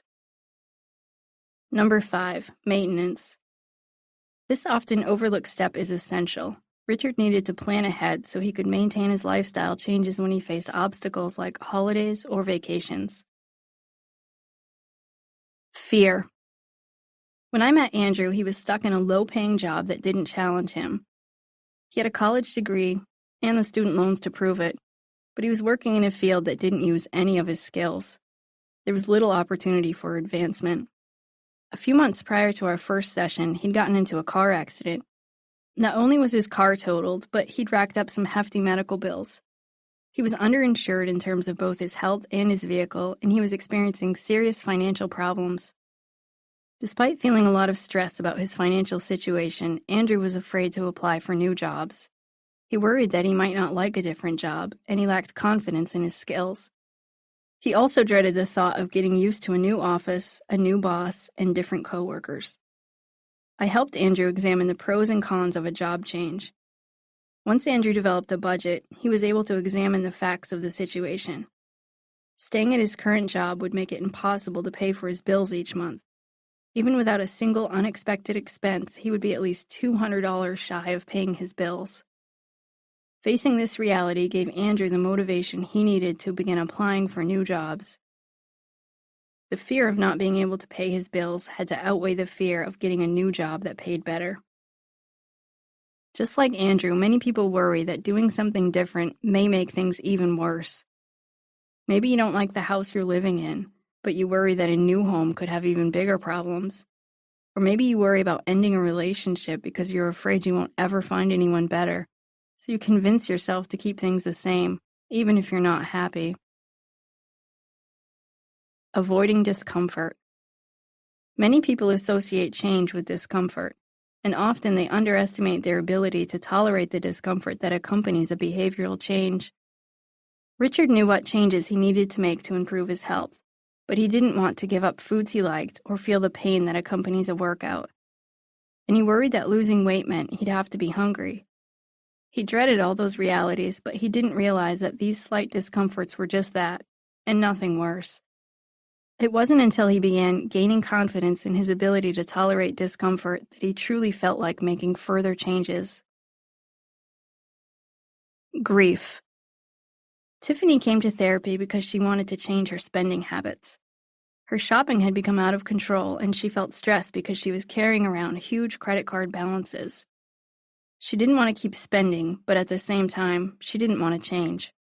When we discussed some of her concerns about what would happen if she tried to stick to a budget, she discovered that she didn't want to give up time with her friends, because she and her girlfriends often spent Saturday afternoons shopping together. She thought that the only way to curb her spending meant giving up time with her friends, which she feared would lead to loneliness. Doing something different means giving something up, and there's often a grief associated with leaving something behind. To spare ourselves this grief, we can convince ourselves not to change. Tiffany would have rather held on to her girls' day at the mall than avoid financial ruin. The problem with shying away from change. Shying away from change can have serious consequences. In Richard's case, continuing his current habits would likely take a serious toll on his health. The longer he delayed making change, the more irreversible damage he was likely to suffer. But avoiding change doesn't always have just physical consequences. Remaining stagnant can also interfere with personal growth in other areas of your life. Staying the same often equals getting stuck in a rut. Life can get pretty boring if you don't do anything differently. A person who simply decides to keep things as mundane and low-key as possible isn't likely to experience a rich, full life and might become depressed. You won't learn new things. The world will change with or without you. Don't think that your choice not to change will prevent anyone else from embracing change. You'll risk being left in the dust if you choose to keep doing everything the same for the rest of your life. Your life may not get better. If you don't change, you can't make your life better. Many problems that are waiting to be solved require you to do something different. But if you aren't willing to try something new, those issues are likely to remain unresolved. You won't challenge yourself to develop healthier habits. It's easy to develop bad habits. Breaking bad habits requires a willingness to try something new. Other people will outgrow you. My husband isn't the same man I married 30 years ago. I hear this all the time in my office, and my response is usually, let's hope not. I hope everyone grows and changes over the course of 30 years. If you are unwilling to challenge yourself and improve, others may grow bored with you. The longer you wait, the harder it gets. Do you think it's easier to quit smoking after your first cigarette or after 20 years of smoking? The longer you keep the same habits, the harder they can be to break. Sometimes people put off change until the right time. They say things like, I'll look for a new job when things calm down, or I'll worry about losing weight after the holidays. But often, the perfect time to do something never arises. The longer change gets delayed, the harder it is to do. Accept change. I first learned of Mary Deming from one of her friends who couldn't stop saying enough good things about her. And when I heard Mary's story, I began to understand why. But it wasn't until I spoke with her that it truly hit me. When Mary was 18, her mother was diagnosed with breast cancer. 3 short years later, her mother passed away. Following her mother's death, Mary admits she buried her head in the sand. She says she vacillated between feeling sorry for herself. Her father had passed away when she was a teen, so she felt it was unfair she was an orphan at 21, and busying herself with as much activity as possible so she didn't have to face the reality of her situation. But in 2000, at the age of 50, the same age her father had been when he passed away, Mary began thinking about her own mortality. That same year, as a high school teacher, Mary was asked to chaperone a school-sponsored fundraiser for cancer research. Chaperoning that event provided Mary with an opportunity to meet with other people who had lost loved ones to cancer, and the fundraiser ignited her passion to make a difference. She began participating in fundraising events for cancer research. Initially, she joined the American Cancer Society's Relay for Life as her first fundraiser walk. Then, in 2008, she joined the 3-day, 60-mile walk sponsored by Susan G. Komen that was specifically aimed at raising money for breast cancer. Mary had always been a competitive person, and when she saw how much money other people were able to raise, she kicked it into high gear and single-handedly raised $38,000, $1,000 for each year her mother had been gone. But instead of patting herself on the back for a job well done, Mary credits the people in her small town with helping her raise the funds. And her fundraising endeavors made her recognize that raising money for cancer research was near and dear to her neighbors' hearts. She began to do some research, and she discovered that her home state of Connecticut had the second highest rate of breast cancer in the nation. And that sparked an idea. Mary decided to start her own nonprofit agency to raise money, and she got the entire community involved. She named her organization Seymour Pink, after her town of Seymour, Connecticut. Each October, Breast Cancer Awareness Month, the town makes sure everyone has an opportunity to see more pink. Businesses decorate with pink banners honoring survivors and memorializing loved ones who have lost their battle to breast cancer are hung on the light posts throughout the town. Homes are decorated with pink ribbons and balloons. Over the years, Mary has raised almost $500,000 for breast cancer-related causes. Her organization donates some money for cancer research and also provides direct financial support to families who are affected by cancer. Not only does Mary not take any of the credit, she only boasts about how wonderful her community members are who participate in her fundraisers, but she also fails to mention her personal triumphs. I only learned about the obstacles she overcame because someone else told me. Just 3 years into her fundraising efforts, Mary was in a severe car accident. A traumatic brain injury left her with significant speech and cognitive issues. But even a serious car accident couldn't hold someone like Mary back. She went to speech therapy 8 times a week and was determined to get back to raising money for breast cancer patients and research. At a time when most people would have retired, Mary said, "I'm not going out like that." She knew it would be a long road to recovery, but she didn't believe in quitting. It took her 5 years, but by 2008, she returned to her job as a high school science teacher and resumed her fundraising efforts. Mary didn't set out to change the world. Instead, she focused on what she could do to make a difference. If you start by changing your life, you can begin to make a difference in the lives of other people. Mother Teresa said, "I alone cannot change the world, but I can cast a stone across the waters to create many ripples." Mary Deming didn't set out to change the entire world either, but she sure has changed a lot of lives. Identify the pros and cons of changing. Create a list of what is good about staying the same and what is bad about staying the same. Then create a list about the potentially good and bad outcomes of making a change. Don't simply make your decision based on the sheer number of pros versus cons. Instead, examine the list. Read it over a few times and think about the potential consequences of changing versus staying the same. If you're still considering change, this exercise can help you move closer to making a decision. There's no need to change for the sake of change. Moving to a new home, starting a new relationship, or switching jobs aren't inherently going to increase your mental strength. Instead, it's important to pay close attention to the reasons why you want to change, so you can determine whether the decision is about doing what's ultimately best for you. If you're still ambivalent, create a behavioral experiment. Unless you're dealing with an all-or-nothing change, try something new for 1 week. After you've done it for a week, evaluate your progress and motivation. Decide if you want to continue with the change or not. Develop an awareness of your emotions. Pay attention to the emotions that are influencing your decision as well. When you think about making a change, how do you feel? For example, are you nervous that the change won't last? Do you feel exhausted at the sheer thought of doing something different? Are you worried about your ability to follow through with the change? Are you scared things may get worse? Are you sad that you'll have to give something up? Are you uncomfortable even admitting a problem exists? Once you identify some of your emotions, you can decide whether it makes sense to act contrary to those emotions. Richard, for example, felt a variety of emotions. He was nervous about committing to something new.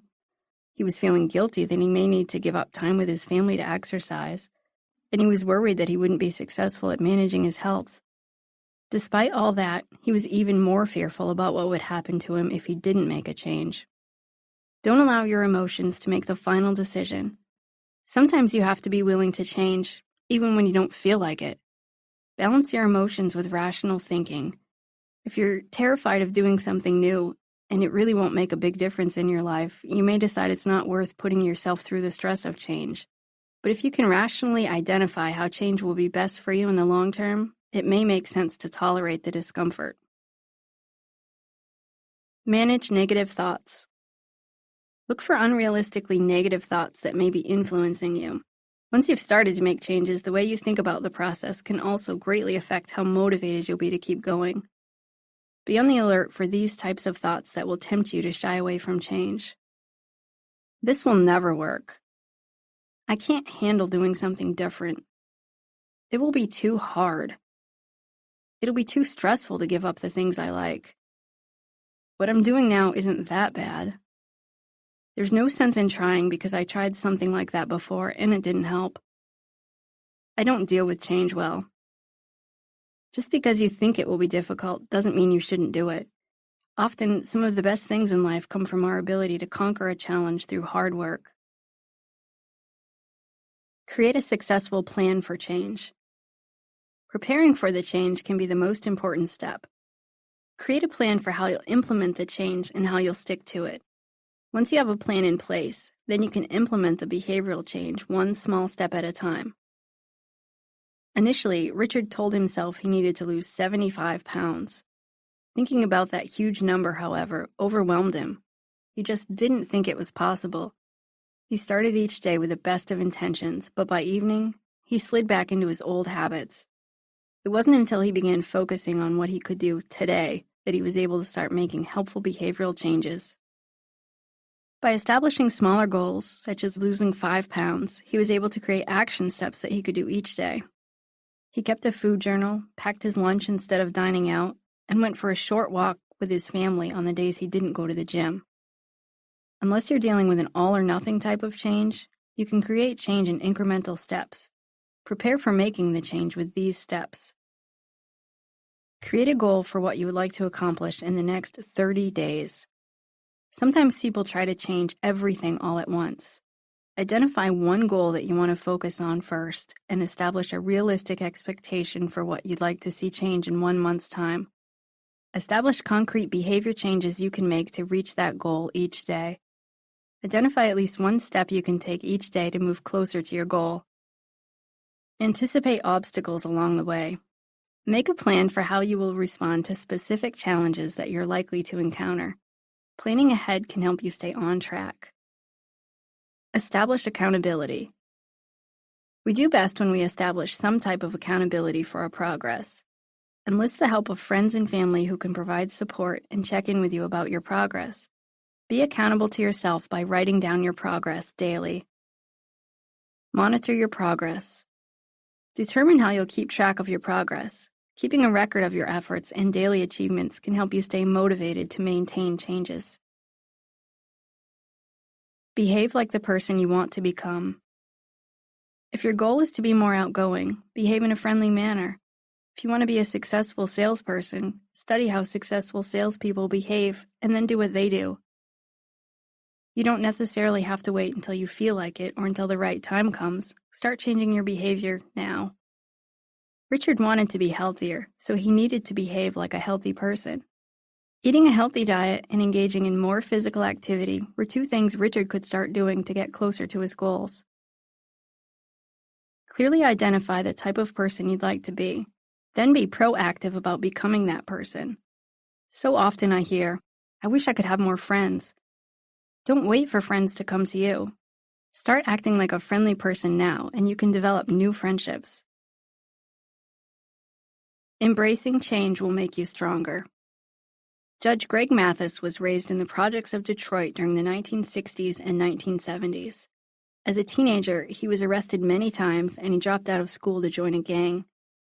At the age of 17, while incarcerated at a juvenile detention center, his mother was diagnosed with colon cancer.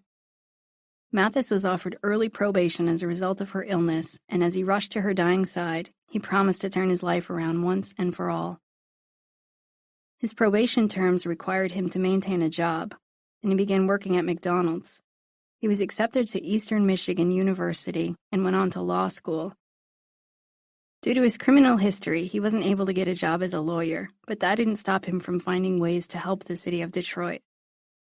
He became manager of the Detroit Neighborhood City Halls. Around the same time, he and his wife established Young Adults Asserting Themselves, a nonprofit that helped young people find employment. A few years later, Mathis decided to run for judge. Although his opponents reminded the community of his criminal background, the people of Detroit believed Mathis was a changed man. Mathis was elected the youngest judge in Michigan's history after beating out the 20-year incumbent. Judge Mathis soon gained Hollywood attention, and in 1999 he began a successful TV show where he settles small claims disputes. Once a criminal himself, Judge Mathis now donates much of his time and energy to helping young people make better decisions in their lives. He tours the country offering youth and education expos that encourage young people to make the best choices they can for their future. He's received multiple awards and commendations for his ability to inspire young people to avoid making the same mistakes he made in his life. Sometimes change results in a complete transformation that could alter the entire course of your life. So often, when people become committed to create change in one area of their lives, like pay off their debt, before they know it, they're also losing weight and their marriages improve. Positive change leads to increased motivation, and increased motivation leads to more positive change. Embracing change is a two-way street. Troubleshooting and common traps. Unfortunately, your life will change whether you want it to or not. Change created by job loss, death of a loved one, a friend moving away, or kids moving out are all part of life. When you practice adapting to the small changes, you'll be better prepared to deal with the large, inevitable changes that come your way.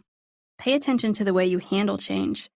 Watch out for warning signs that you may be avoiding important change that could ultimately improve your life.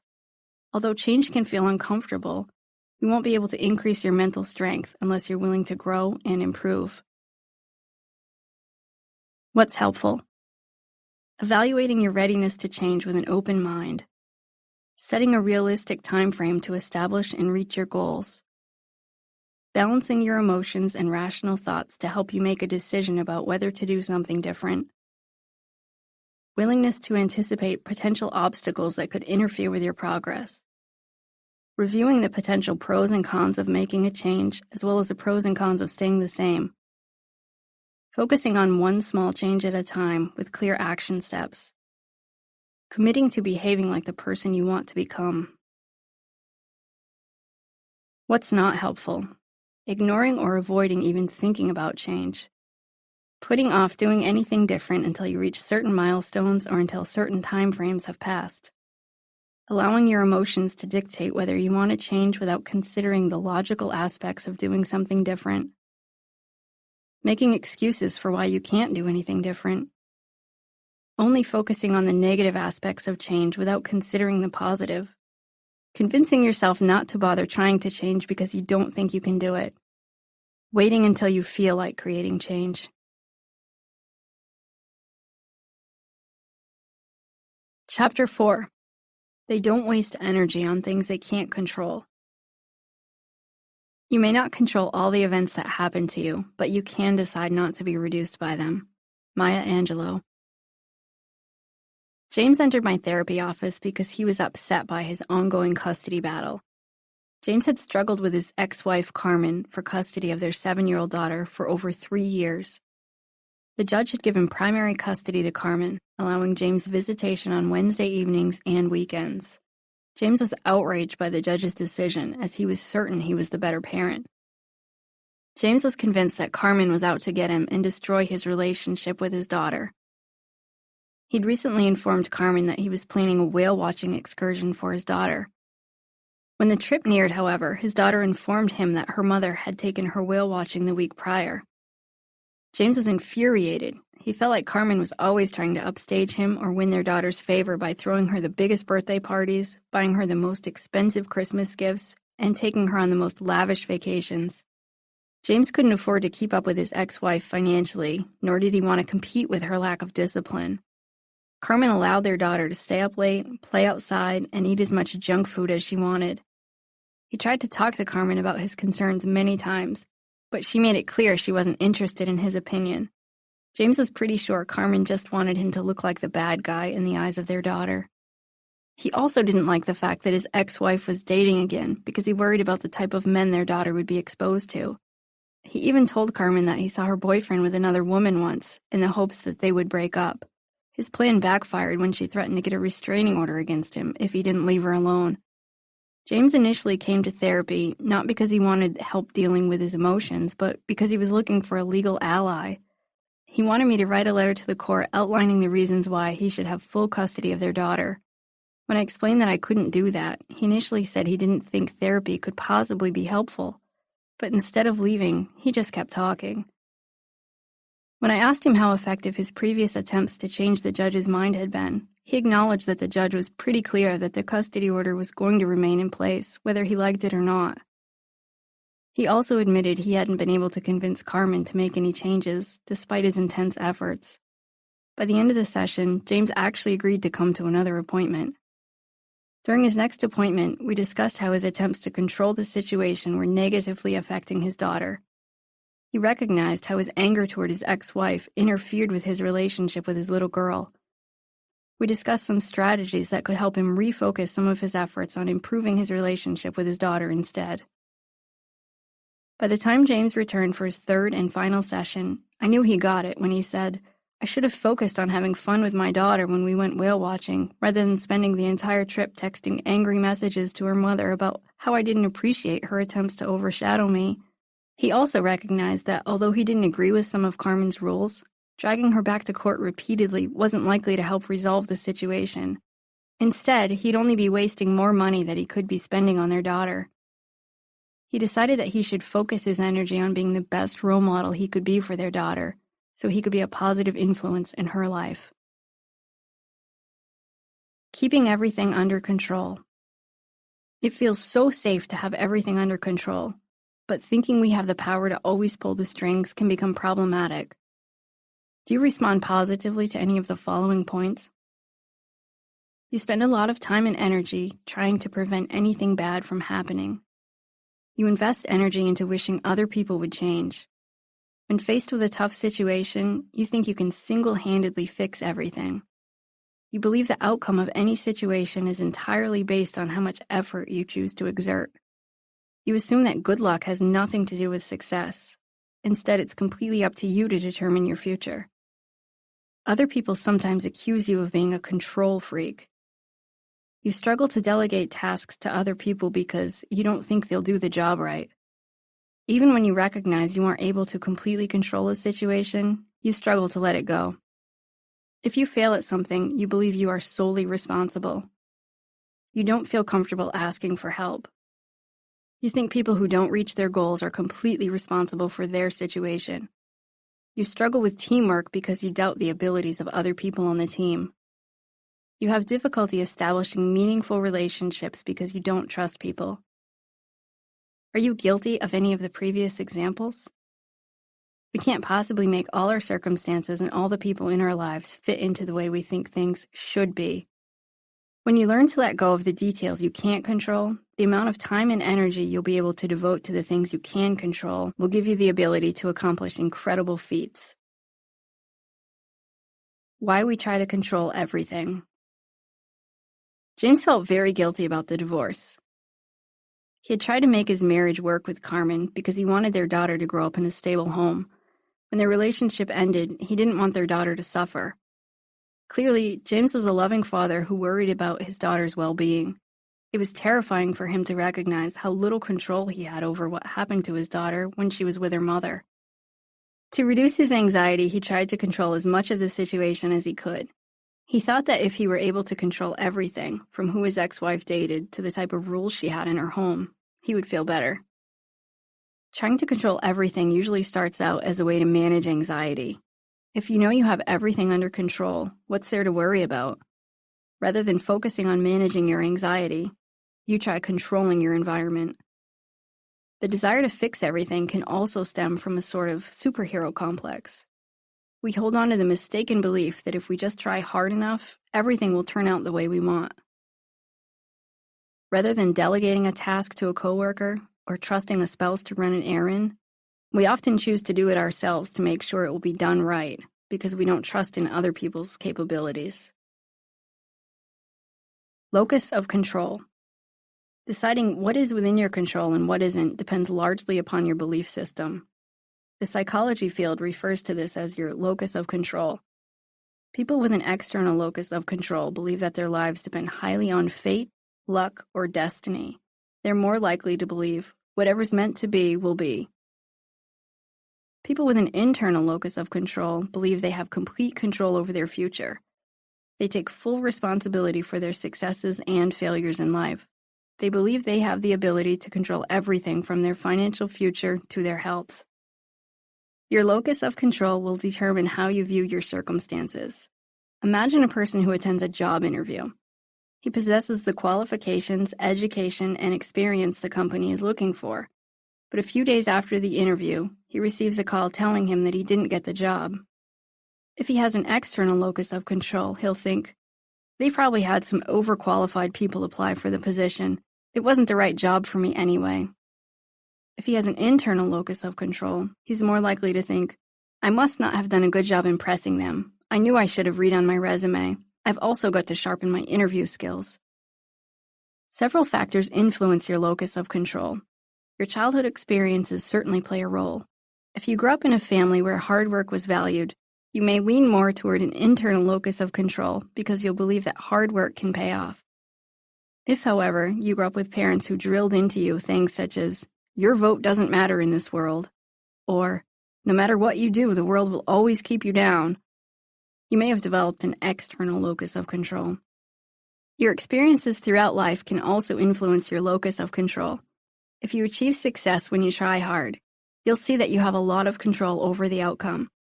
But if you feel like no matter what you do, things just don't turn out right, you may begin to feel like you have less control.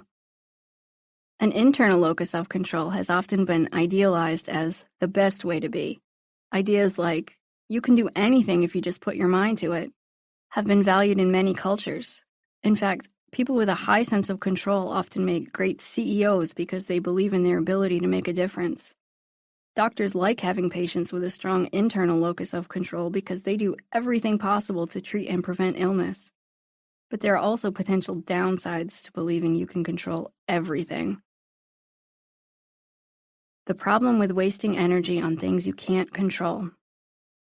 James wasted a lot of time, energy, and money on trying to change his custody situation, even though his repeated court appearances clearly weren't influencing the judge's decision. Although he initially thought that exerting more effort into controlling the situation would reduce his stress, over the long term, his stress increased each time he failed at his attempts to gain more control.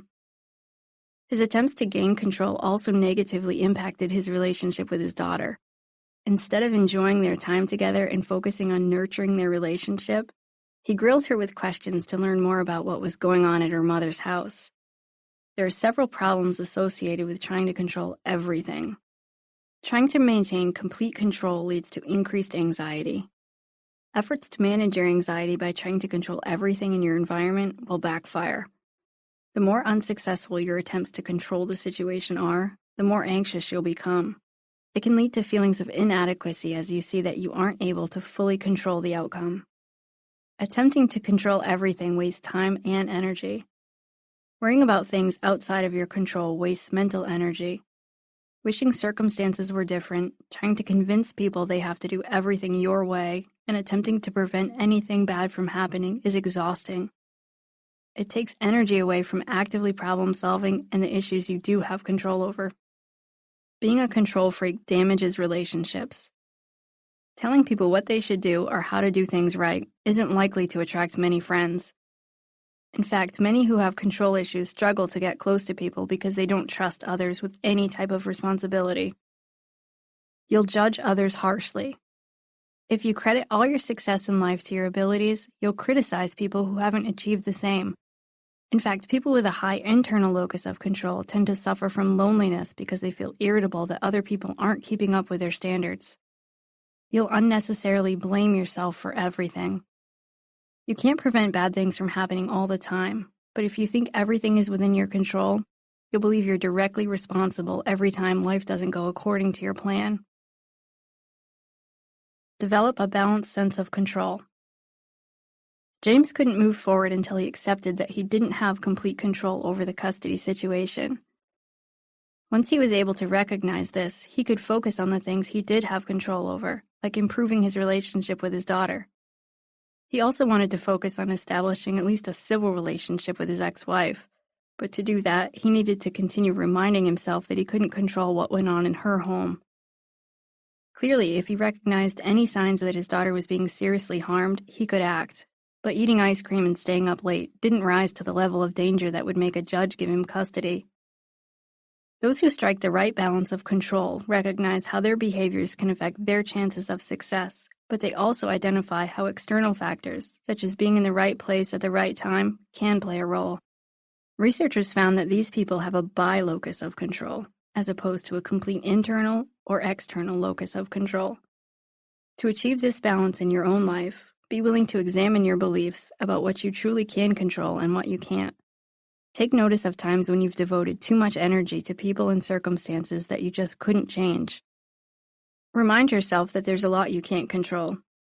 Here are a few examples. You can host a good party, but you can't control whether people have fun. You can give your child tools to be successful, but you can't make your child be a good student. You can do your best at your job, but you can't force your boss to recognize your work.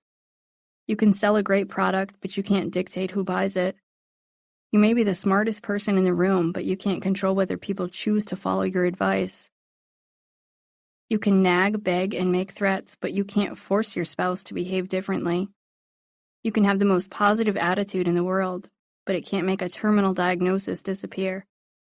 You can control how much you take care of yourself, but you can't always prevent illness.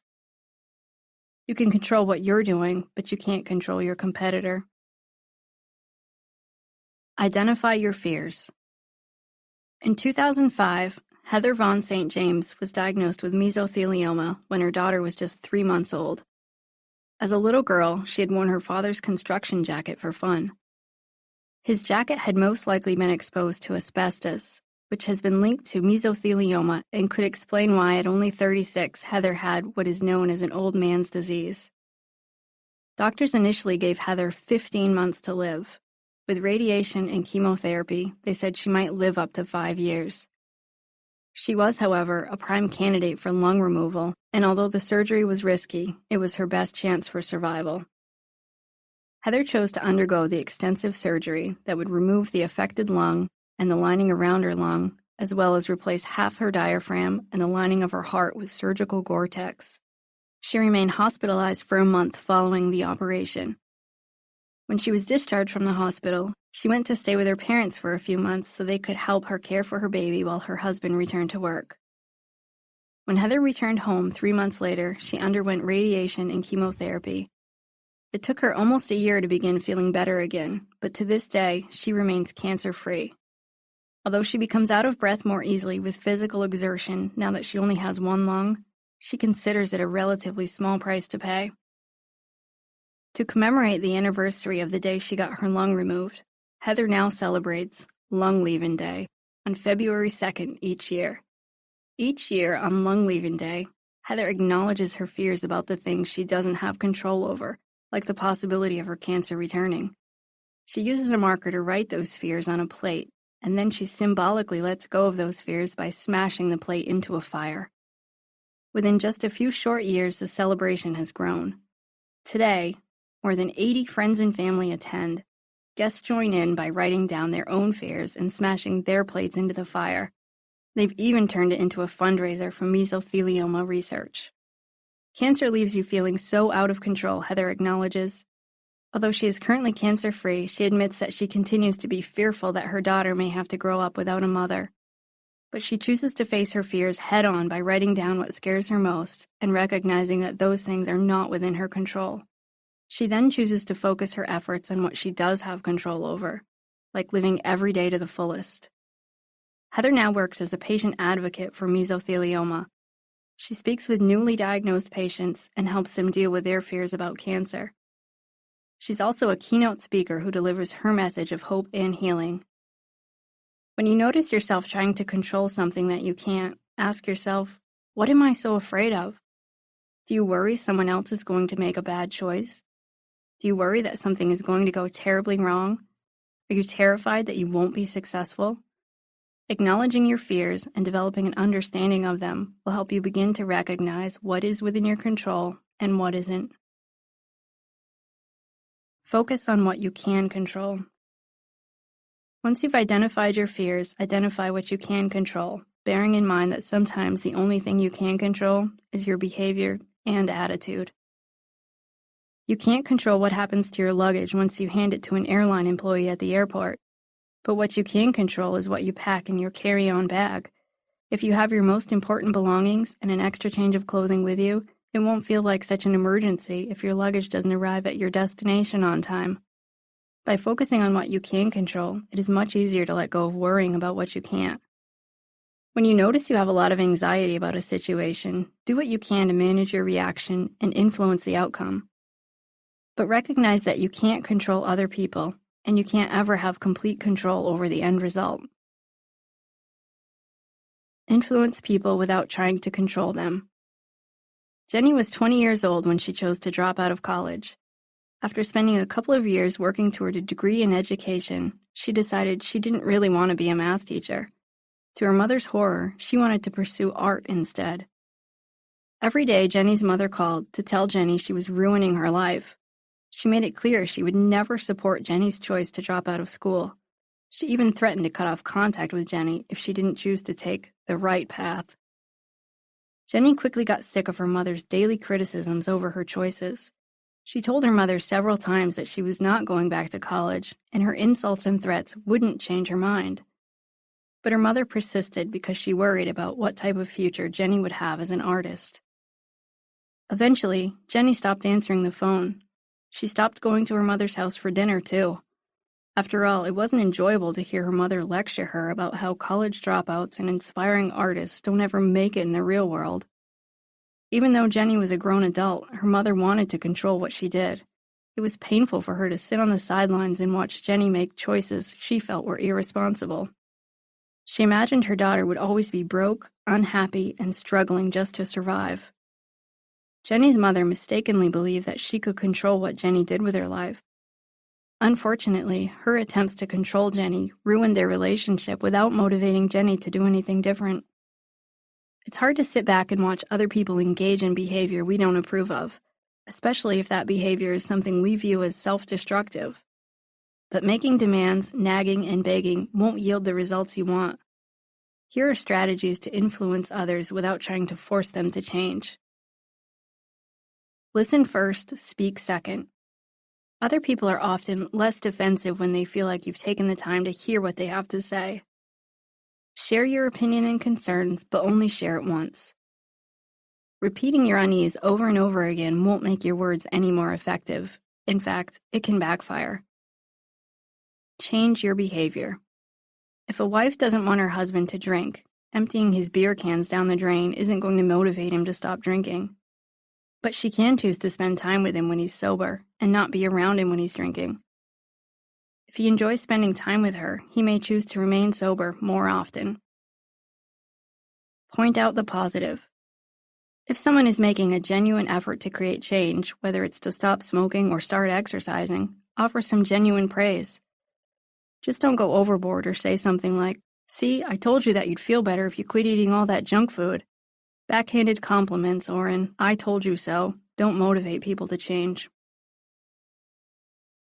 Practice acceptance. Imagine a man stuck in a traffic jam.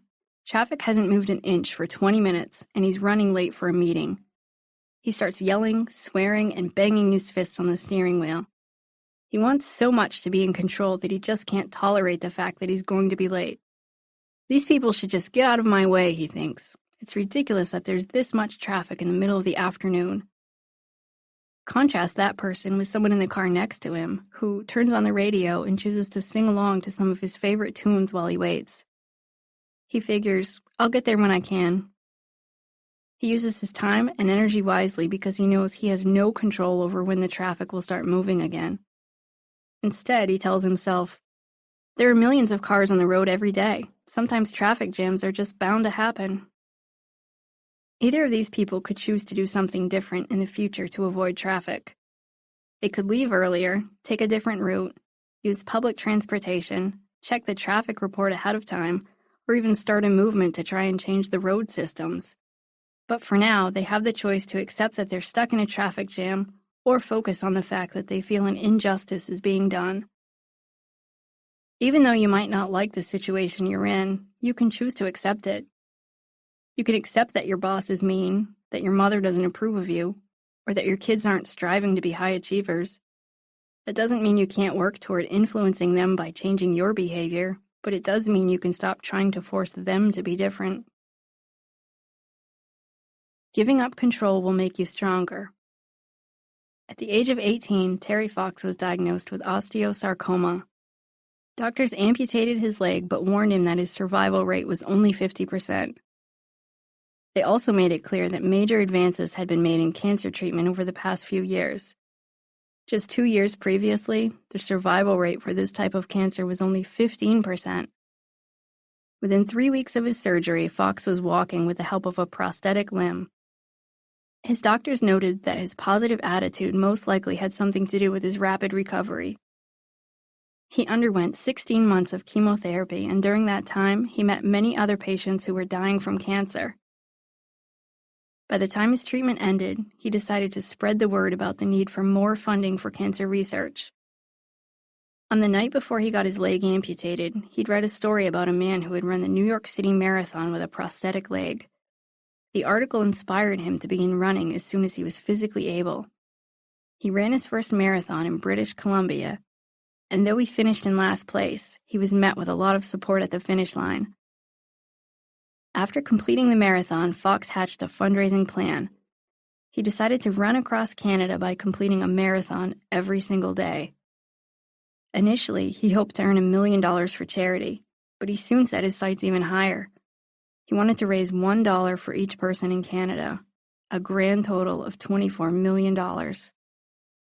In April of 1980, he set out to run over 26 miles a day. As word of his trek began to spread, his support increased. Communities began holding large receptions to commemorate his arrival in their town, and he was asked to give speeches, and the amount of money he raised increased. Fox ran for an amazing 143 days straight, but his run came to an end one day when he couldn't catch his breath and he began experiencing chest pain. He was taken to the hospital, and doctors confirmed that his cancer had returned and spread to his lungs. After running over 3,000 miles, he was forced to stop. His journey had raised over $1.7 million by the time he was hospitalized.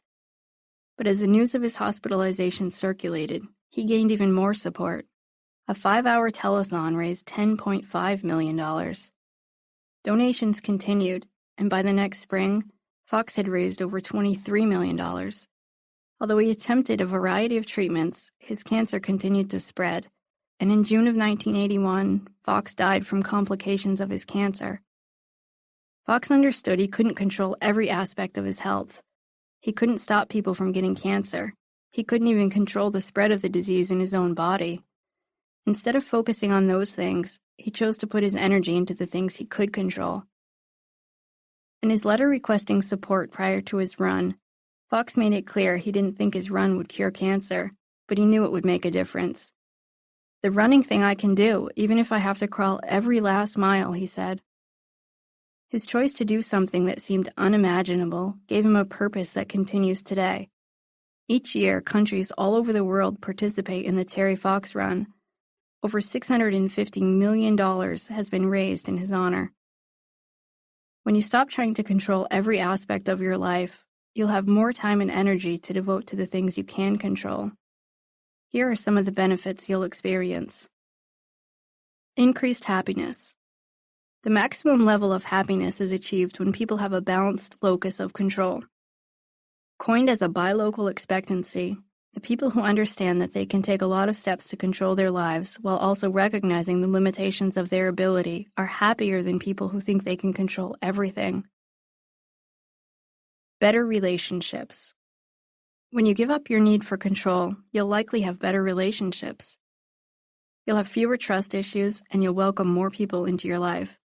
You may be more willing to ask for help, and other people are likely to view you as less critical. Research indicates that people who stop trying to control everything experience an increased sense of belonging and community. Less stress. When you stop carrying around the weight of the world, you'll feel less stressed.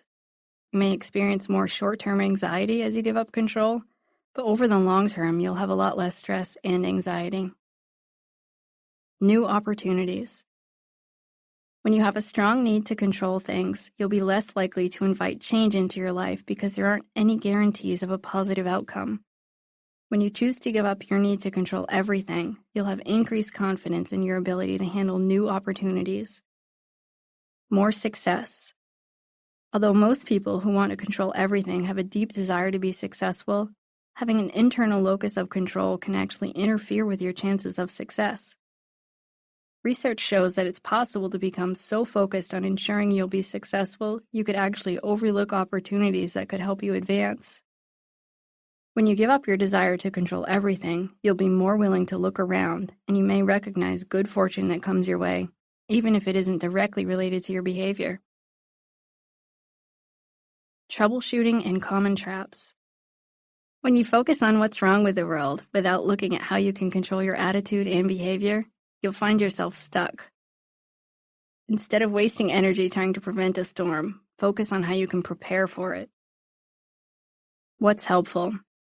Delegating tasks and responsibilities to other people. Asking for help when you need it.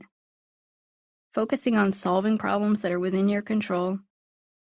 Keeping the emphasis on influencing others rather than controlling them. Thinking balanced thoughts about what is within your control and what isn't. Not relying on yourself for the entire outcome. What's not helpful? Insisting on doing everything because no one else can do it right. Choosing to do everything on your own because you think you should be able to accomplish things without help. Spending time trying to figure out how to change things that are likely beyond your direct control. Trying to force other people to do what you think they should do, regardless of how they feel. Only thinking about what you can do to make things turn out the way you want. Taking full responsibility for the end result without acknowledging other factors that influence the outcome. Chapter 5. They don't worry about pleasing everyone. Care about what other people think, and you will always be their prisoner. Lao Tzu. Megan entered my therapy office looking for help because she was feeling stressed out and overwhelmed. She said there weren't enough hours in the day to accomplish everything she needed to do. At age 35, she was married and had 2 young children. She worked a part-time job, taught Sunday school, and was a Girl Scout troop leader. She strived to be a good wife and mother, but she felt like she just wasn't doing a good enough job.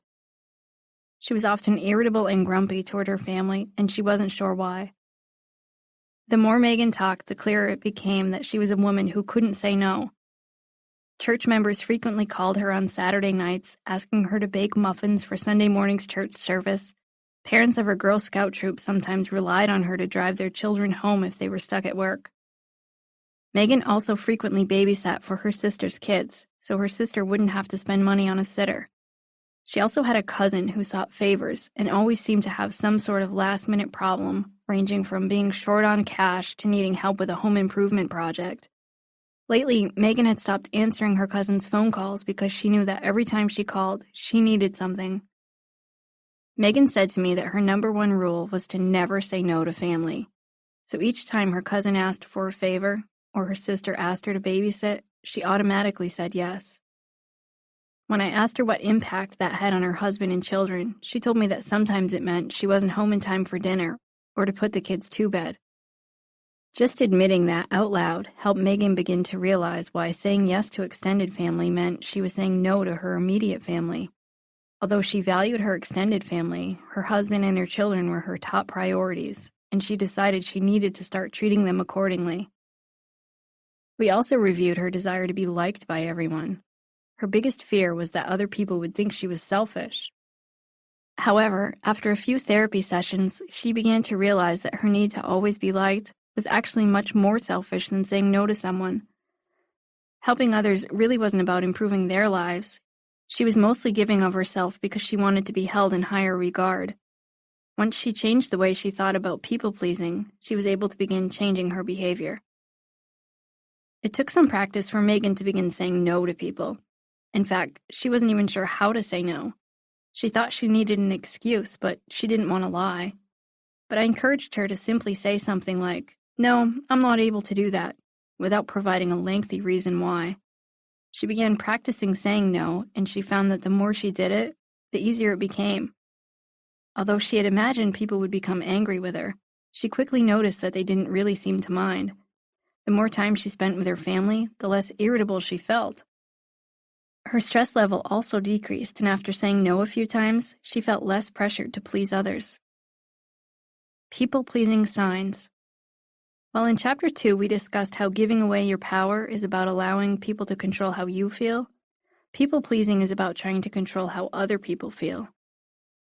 Do you respond positively to any of the following points? You feel responsible for how other people feel. The thought of anyone being mad at you causes you to feel uncomfortable. You tend to be a pushover. You find it easier to agree with people rather than express a contrary opinion. You often apologize even when you don't think you did anything wrong. You go to great lengths to avoid conflict. You don't usually tell people when you're feeling offended or your feelings are hurt. You tend to say yes when people ask you for favors, even if you really don't want to do something. You change your behavior based on what you think other people want. You put a lot of energy into trying to impress people. If you hosted a party and people didn't seem to be enjoying themselves, you'd feel responsible. You seek praise and approval from people in your life often. When someone around you is upset, you take responsibility for trying to make him or her feel better. You would never want anyone to think you are selfish. You often feel overscheduled and overburdened by all the things you have to do. Do any of those examples sound familiar? Attempts to be a nice person can backfire when your behavior crosses over into people-pleasing. It can take a serious toll on all areas of your life and make it impossible to reach your goals. You can still be a kind and generous person without trying to please everyone. Why we try to please people. Megan strived to develop a reputation as someone who could always meet other people's needs. Her self-worth was fueled by the way other people seemed to perceive her.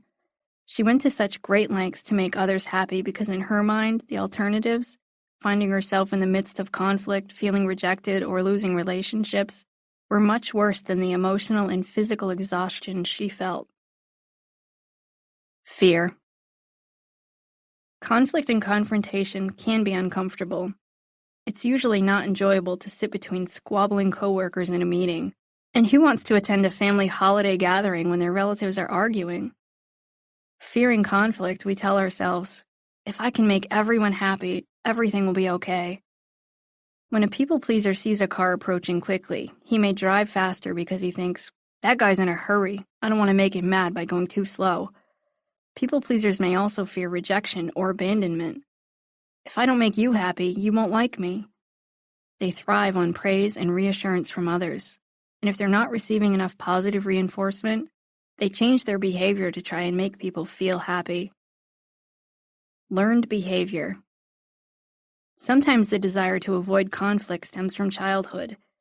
If you were raised by parents who were constantly bickering, you may have learned that conflict is bad, and keeping people happy is the best way to prevent arguments.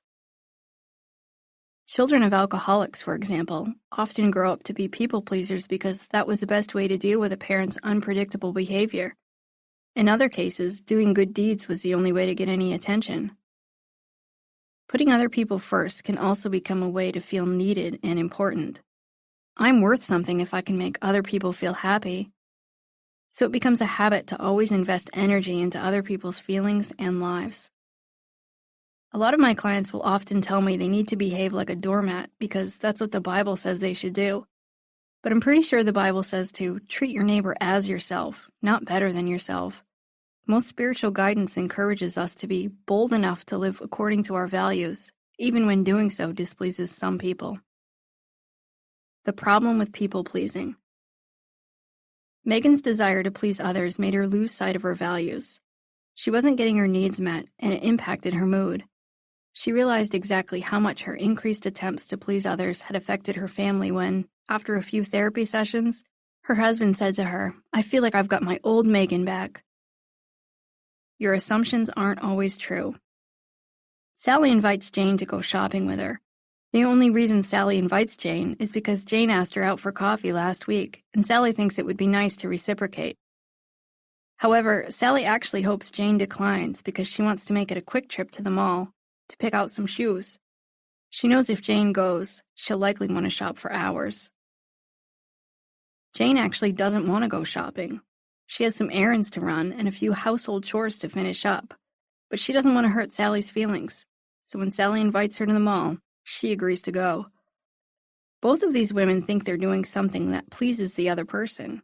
However, they clearly have no idea what the other person wants. Their attempts to be nice are actually causing more of a nuisance to each other, but neither one has the courage to actually speak up and say what she really wants.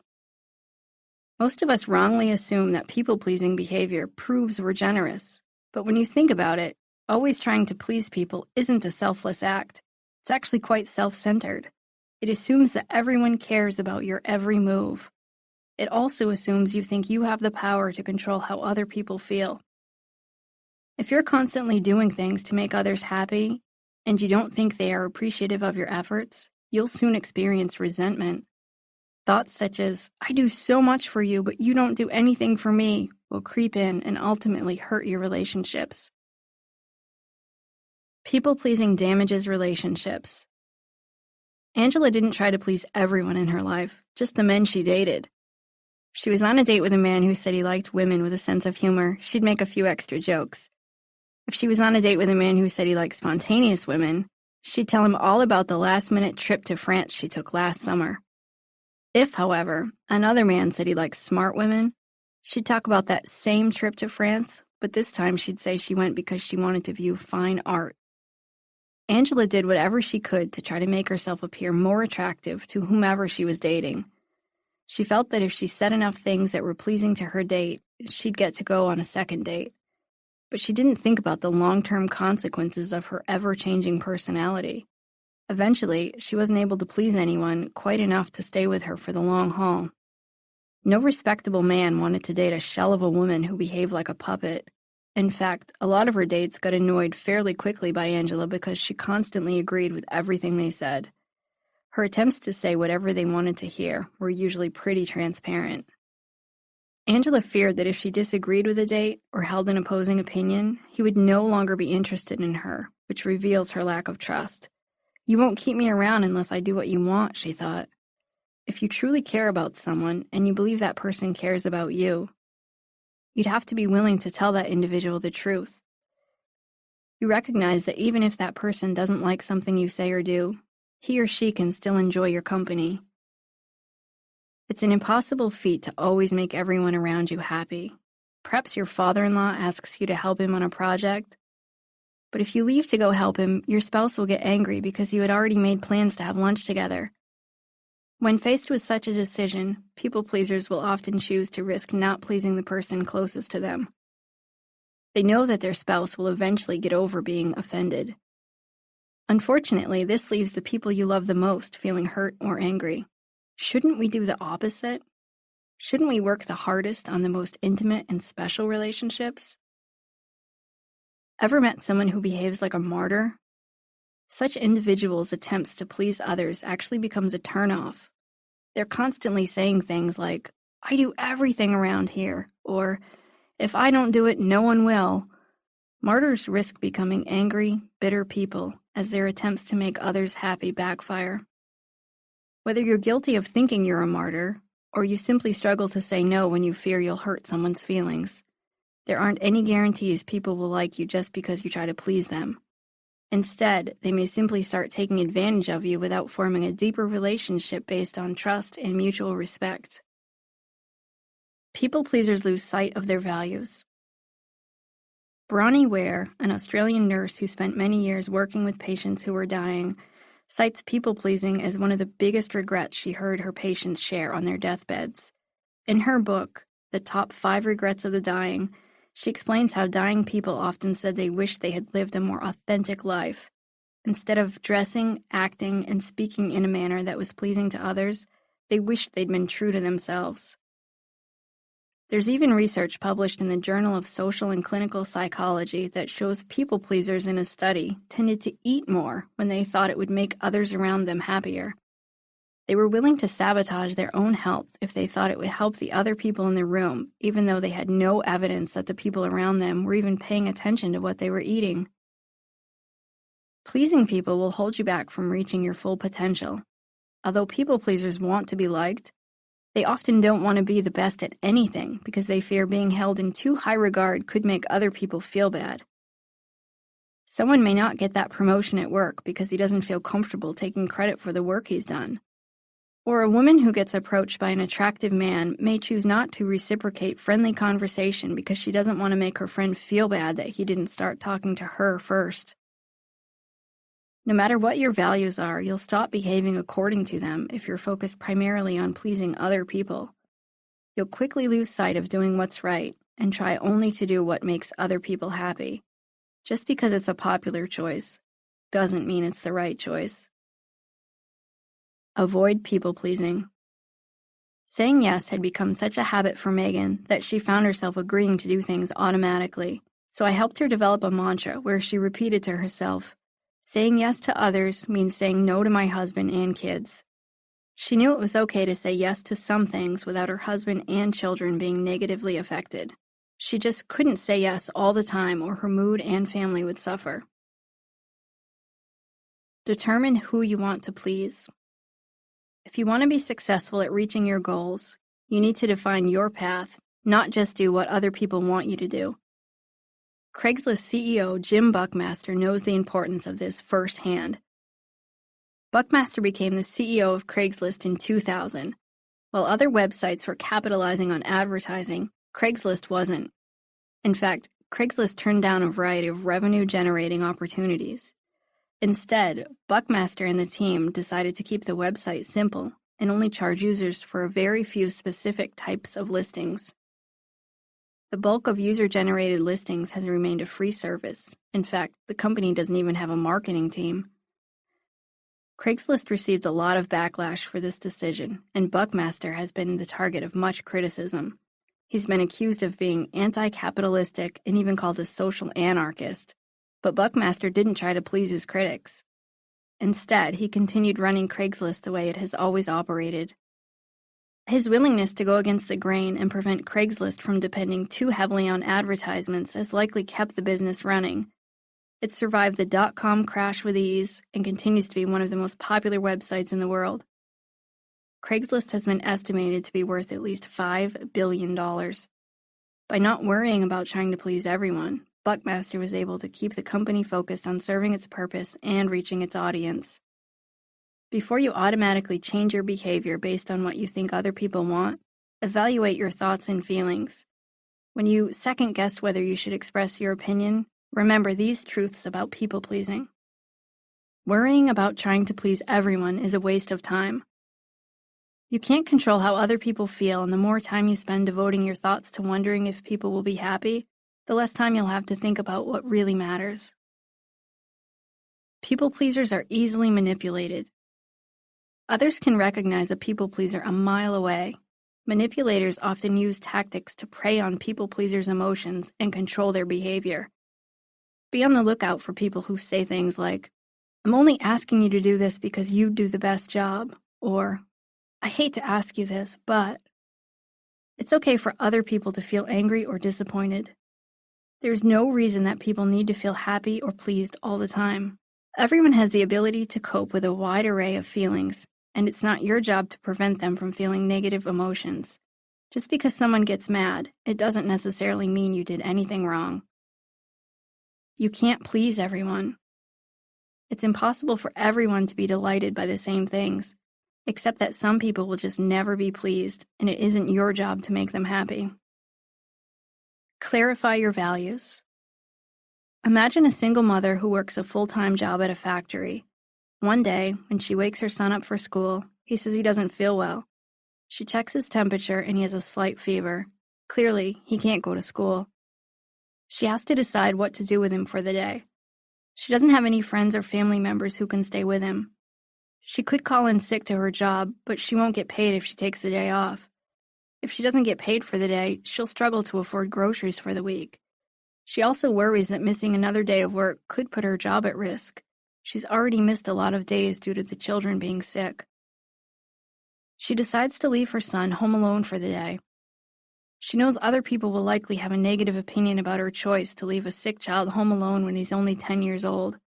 However, her values tell her it's the right choice given her circumstances, regardless of how others may judge her. It's not that she values her job more than her son. In fact, she values her family more than anything. But she knows that going to work is best for the greater good of her family in the long run. When you're faced with decisions in your life, it's important to know exactly what your values are so you can make the best choices. Could you easily list your top 5 values off the top of your head? Most people can't.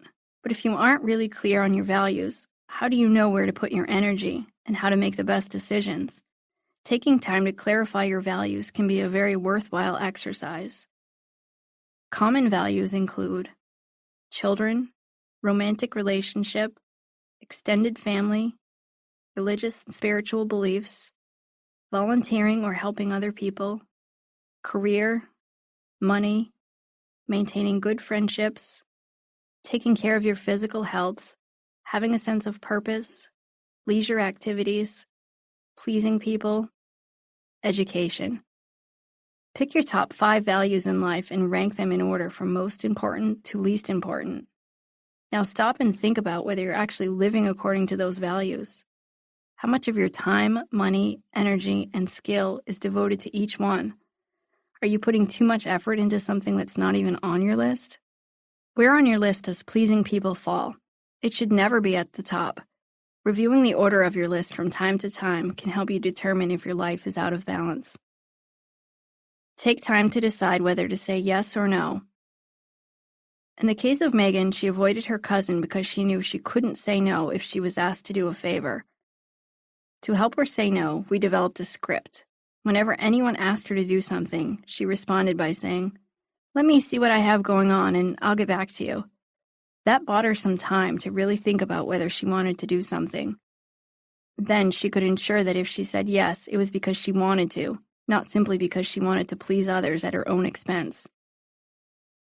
If automatically saying yes has become a habit in your life, learn how to evaluate your decision before giving an answer.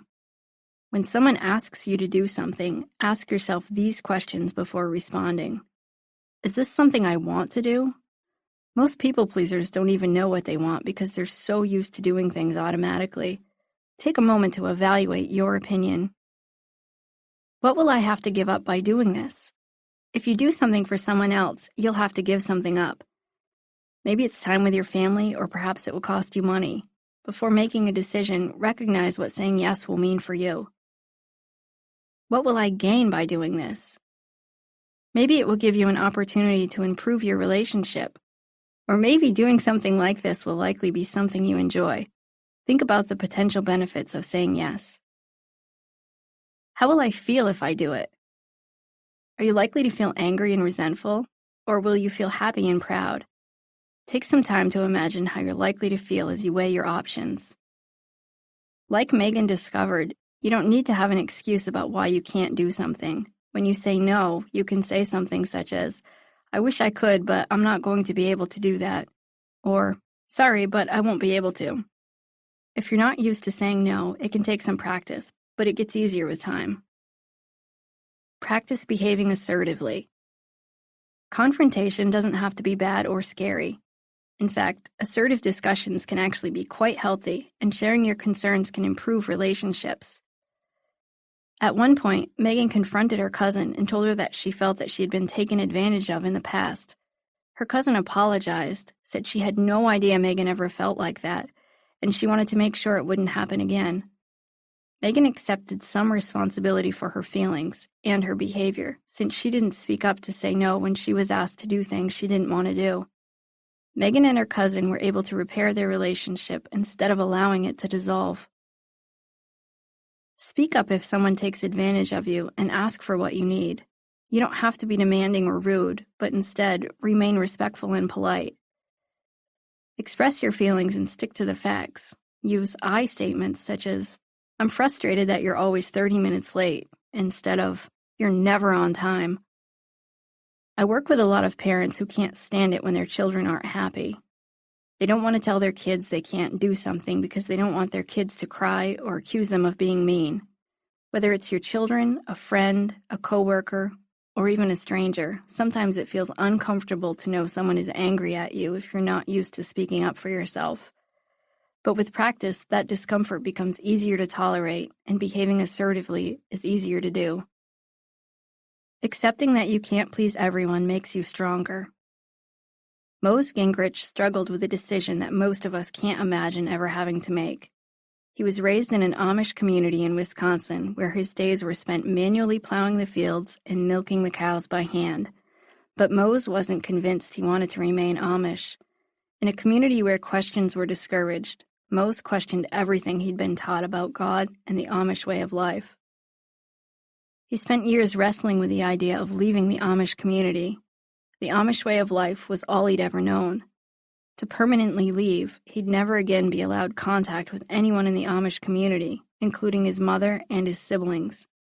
Besides, stepping into the English world would be like entering a foreign land. Mose had never been allowed to use modern-day conveniences like computers or even electricity. How could he possibly make it on his own in the outside world that he didn't know much about? Entering a relatively unknown world wasn't the scariest part for Mose. Instead, he was most terrified that he'd go to hell. He'd always been warned that the Amish God was the only God, and to leave the Amish meant he'd be leaving God. The Amish elders told him that there was no hope for people in the outside world. Individuals who left the Amish but tried to remain Christians were only playing with fire. Mose temporarily left his Amish community a couple of times during his teenage and young adult years. He traveled around the country and learned about other Amish cultures and got a taste of the outside world. His explorations helped him to develop his own view of the world and of God. And ultimately, he decided his views weren't in line with the Amish community's beliefs. So Mose decided to leave his Amish life behind once and for all. Mose created a new life for himself in Missouri, where he's experienced a variety of adventures ranging from opening his own construction business to starring in reality TV shows. He's had to make his own way without any help from his family because they, and all the other people in his former community, no longer speak to him. Mose sometimes mentors other ex-Amish young people as they struggle to integrate into the English world, since Mose knows firsthand that finding a job, getting a driver's license, and developing an understanding of cultural norms can be difficult without support. I had an opportunity to ask him how he made that decision, and he told me that by confronting his own beliefs, he realized that this world is what one makes of it, and that one makes what one chooses, and that those choices were mine. So I chose to leave, and I threw my lot in with the modern world. And every day that I wake up next to my wife, my 2 girls, and my stepson, I thank God that I did. If Mose had focused on trying to please everyone, he'd still be living in the Amish community, even though he knew it wasn't right for him. But Mose was strong enough to step away from everything he'd ever been taught and everyone he'd ever known to do what he felt was the right choice for him. He's satisfied with the life that he's built for himself, and he's secure enough in who he is to tolerate the disapproval from the entire Amish community. Your words and your behavior must be in line with your beliefs before you can begin to enjoy a truly authentic life. When you stop worrying about pleasing everyone and instead are willing to be bold enough to live according to your own values, you'll experience many benefits, such as your self-confidence will soar. The more you're able to see that you don't have to make people happy, the more independence and confidence you'll gain. You'll feel content with the decisions you make, even when other people disagree with your actions, because you'll know you made the right choice. You'll have more time and energy to devote to your goals.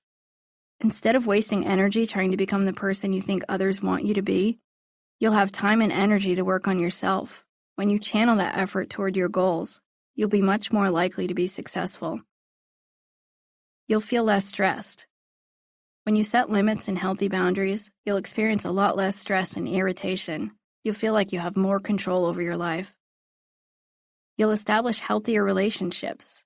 Other people will develop more respect for you when you behave in an assertive manner. Your communication will improve, and you'll be able to prevent yourself from building a lot of anger and resentment toward people. You'll have increased willpower. An interesting 2008 study published in the Journal of Experimental Psychology showed that people have much more willpower when they're making choices on their own accord, rather than out of an attempt to please someone else. If you're only doing something to make someone else happy, you'll struggle to reach your goal. You'll be motivated to keep up the good work if you're convinced it's the best choice for you. Troubleshooting and common traps. There may be certain areas of your life where it's easy to behave according to your values, and there may be other areas where you find yourself worrying about pleasing people.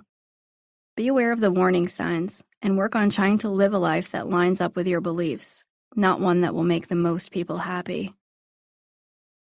What's helpful? Identifying your values and behaving according to them. Being aware of your emotions before deciding whether to say yes to someone's request. Saying no when you don't want to do something. Practicing tolerating uncomfortable emotions associated with conflict and confrontation. Behaving assertively even when speaking up may not be well received. What's not helpful? Losing sight of who you are and what your values are. Only considering someone else's feelings without thinking about your emotions. Automatically accepting an invitation without considering whether it's a good choice. Agreeing with people and complying with requests to avoid confrontation. Going along with the crowd or refusing to express any opinions that may go against what the majority of people think. Chapter 6. They don't fear taking calculated risks. Don't be too timid and squeamish about your actions. All life is an experiment. The more experiments you make, the better. Ralph Waldo Emerson. Dale had worked as a high school shop teacher for almost 30 years, and although he liked his job, he just wasn't all that passionate about it anymore. He dreamed about the flexibility, freedom, and money he could gain from opening his own furniture store. But when he'd shared that idea with his wife, she'd rolled her eyes and referred to him as a dreamer. The more Dale thought about it, the more he believed his wife was probably right. But he didn't want to keep teaching shop class, partially because he was bored with teaching and partially because he knew he was burned out. He felt like he wasn't as effective at teaching as he used to be. He didn't think it was fair to his students for him to keep teaching indefinitely. The dream of opening his own business certainly wasn't the first big idea Dale had ever had. He'd once dreamed of living on a sailboat. During another phase of his life, he'd wanted to open a bed and breakfast in Hawaii.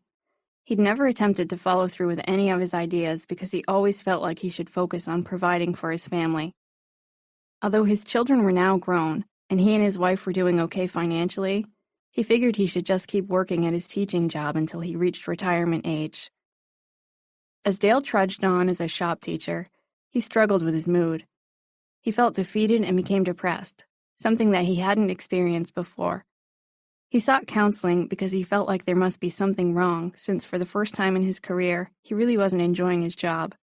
Although Dale told me he agreed with his wife that he shouldn't venture into becoming an entrepreneur, it was clear that deep down he was still excited by the prospect. At the mere mention of opening his own furniture business, his face lit up, his body language changed, and his entire mood shifted. We discussed his past experiences with taking risks. He said that years ago he had invested in real estate and lost a lot of money. Ever since then, he was scared to take any type of financial risk. After a few therapy sessions, Dale confessed that he'd still love to start a business, but he was terrified at the thought of giving up a stable job. He was confident in his woodworking skills, but lacked business knowledge. We began discussing steps he could take to educate himself about the business world. Dale said he'd welcome the opportunity to take business classes at the local community college. He also said he'd be happy to join a local business networking group and would even look for a mentor to help him get started. With a few ideas in mind about how he still may be able to keep his dream alive, Dale continued weighing the pros and cons of opening his own business. Within a few weeks, Dale made a decision. He would open his business on a part-time basis. He planned to start making furniture on nights and weekends in his garage. He already had much of what he would need to get the business started, but he would need to invest a little money for new materials. Overall, he felt confident he could start the business with relatively little investment cost. Initially, he wouldn't have a storefront. He'd sell his furniture online and through the newspaper. If there was a lot of interest in his furniture, he'd consider opening a storefront at a later date, and perhaps he'd even be able to quit his job as a teacher altogether. Dale's mood showed marked improvement as soon as he began thinking about turning his dream into a reality. After a few more therapy sessions, Dale appeared to continue doing better as he worked toward his goals. We scheduled one further appointment a month down the road, just to make sure his mood remained stable. When he returned, he told me something quite interesting. Not only had he started to make furniture for his business, but he was actually enjoying teaching shop class more than he ever had before. He said that the prospect of opening his own business seemed to spark his passion for teaching shop again. He planned to continue building furniture part-time, but was no longer convinced he wanted to quit teaching. Instead, he was excited to teach his students the new things he was learning from his furniture business. Risk aversion. We face many risks in our lives. Financial, physical, emotional, social, and business risks, to name a few, but often people avoid taking the risks that could help them reach their full potential because they're afraid. Do you respond positively to any of the following points? You struggle to make important decisions in your life. You spend a lot of time daydreaming about what you'd like to do, but you don't take any action. Sometimes you impulsively make a decision because thinking about the decision is just too anxiety-provoking. You often think you could be doing a lot more adventurous and exciting things in life, but your fear holds you back. When you think about taking a risk, you usually only imagine the worst-case scenario and choose not to take the chance. You sometimes allow other people to make decisions for you so you don't have to make them. You avoid risks in at least some areas of your life, social, financial, or physical, because you're afraid. You base decisions on your level of fear. If you're a little afraid, you might do something, but if you feel really afraid, you decide taking the risk is unwise. You think that outcomes are largely dependent on luck. A lack of knowledge about how to calculate risk leads to increased fear, and fearing risk often leads to avoidance. But there are steps you can take to increase your ability to calculate risk accurately, and with practice, your risk-taking skills can improve. Why we avoid risks. When Dale pictured himself opening a business, he was reminded of the last time he took a financial risk, and it didn't work out for him. His thoughts about taking another risk were immensely negative. He imagined himself becoming bankrupt or risking his entire retirement to open a business that would fail. His exaggeratedly negative thoughts led to fear and anxiety that prevented him from taking action. It never occurred to him to find ways to decrease his risk and increase his chances of success. Emotion prevails over logic. Even when our emotions lack any type of rational basis, we sometimes allow those feelings to prevail. Instead of thinking about what could be, we focus on what if. But risks don't have to be reckless. My yellow lab Jet is a pretty emotional guy. The way he feels completely dictates his behavior. and for some reason, he is terrified of some pretty strange things. For example, he's scared of most types of flooring. He loves to walk around on carpet, but try to convince him to walk across linoleum, and you'll likely be out of luck. He's convinced himself that most floors are slippery, and he's terrified he might fall. Similar to how people often manage their anxiety, Jet created rules to manage his fears. He can walk across the hardwood flooring in my living room without a problem, but he won't set foot on the tile in the hallway. He used to stand at the end of the hallway and whine for hours because he wanted to visit me in the office, but didn't want to risk stepping on the tile. I had hoped he'd ultimately decide visiting me was worth the risk, but he didn't. Eventually, I created a path of throw rugs, and now he carefully steps from rug to avoid walking on the floor. He has rules about other houses that he occasionally visits. When he goes to Lincoln's mother's house, which also has tile, he proceeds to the living room by walking backward. In his canine mind, apparently it makes sense to back up, just not walk forward on her tile. My dad took care of Jet once while we were out of town, and he sat on the welcome mat just inside the door for the entire weekend. Sometimes Jet won't even enter certain buildings, and has to be carried because he won't set foot on the linoleum. It's not a small feat to carry an 80-pound dog into the vet's office, so sometimes we bring our own throw rugs to create a path for him. Jet's fear usually outweighs his desire to risk walking on certain floors. But there's an exception to the rule. When there's cat food at stake, he's willing to take the risk. Jet had never actually entered the kitchen before because of the tile floor, but as soon as he figured out there was an unattended cat food dish, his excitement outweighed his fear. Almost every day when he thinks we're not watching, Jet slowly puts one paw into the kitchen. Soon he'll put 2 paws on the floor and stretch as far into the kitchen as he can. Eventually, he'll get 3 paws on the floor. With one last paw still on the carpet, he'll stretch as far as he can reach into the kitchen, and sometimes he manages to make it all the way to the cat food dish with all 4 paws safely on the tile. I don't know how Jet draws conclusions about which floors are safe and which are scary simply by looking at them. Despite the lack of logic involved, it apparently makes sense to Jet. Although it sounds ridiculous, humans often calculate risk in much the same way. We base our decisions on emotion instead of logic. We incorrectly assume there's a direct correlation between our fear level and the risk level, but often our emotions are just not rational. If we truly understood how to calculate risk, we'd know which risks were worth taking, and we'd be a lot less fearful about taking them. We don't think about risks.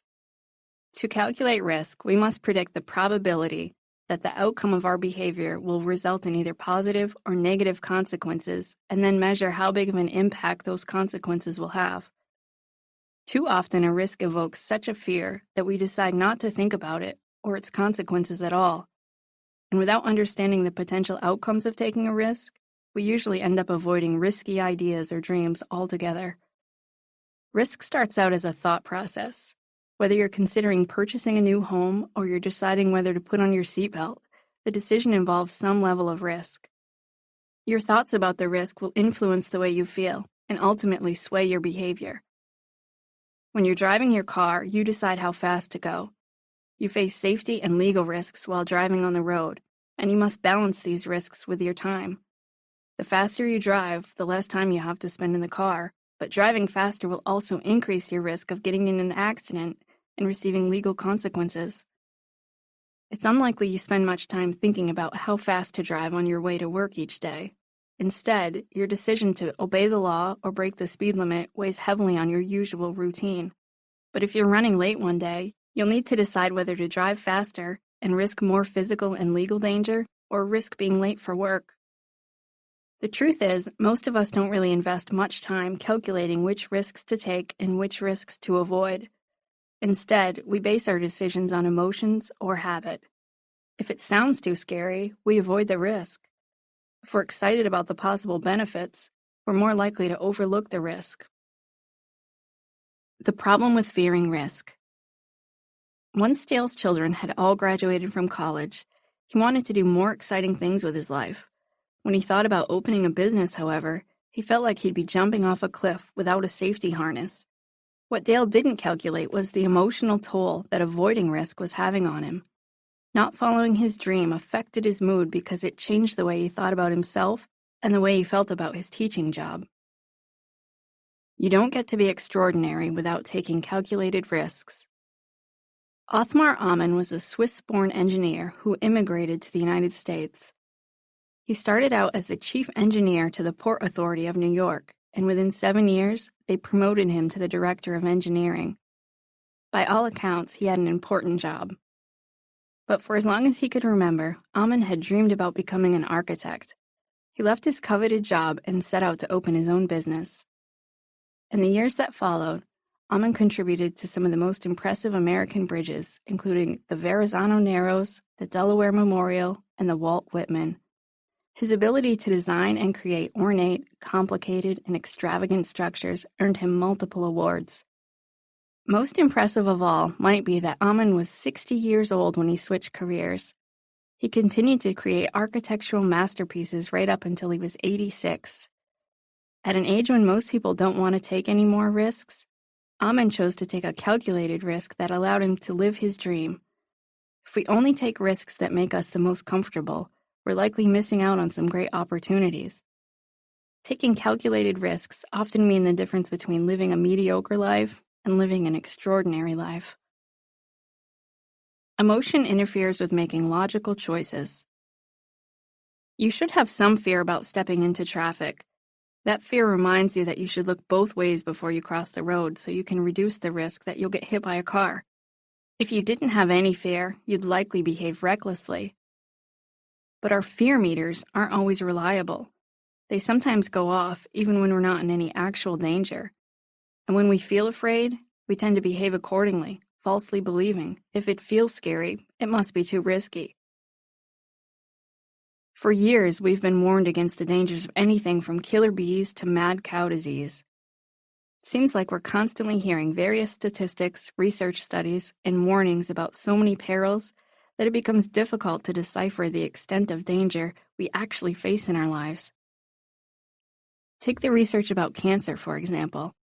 Some studies estimate cancer accounts for nearly 1 of every 4 deaths, and other reports warn that within a few years, about half of us will have cancer. Although those types of statistics can be a cause for alarm, they can often be misleading. A closer look at the numbers reveals a young, healthy person who maintains a healthy lifestyle has a relatively low risk of developing cancer compared to an older, overweight person who smokes. But sometimes it's hard to put our personal level of risk into perspective when we're constantly bombarded with such frightening statistics. Manufacturers of cleaning solutions have worked hard to convince us we need powerful chemicals, hand sanitizers, and antibacterial soaps to protect ourselves from germs. Media stories warn us that our kitchen countertops have more germs than our toilet seats, as we're given visual reminders of how fast bacteria grows in a petri dish. Germophobic people heed these warnings by taking drastic precautions to combat the risk of coming into contact with germs. They sanitize their homes daily with caustic chemicals, scrub their hands repeatedly with antibacterial products, and replace handshakes with fist bumps to reduce the spread of germs. But attempts to win the war on germs may actually do more harm than good.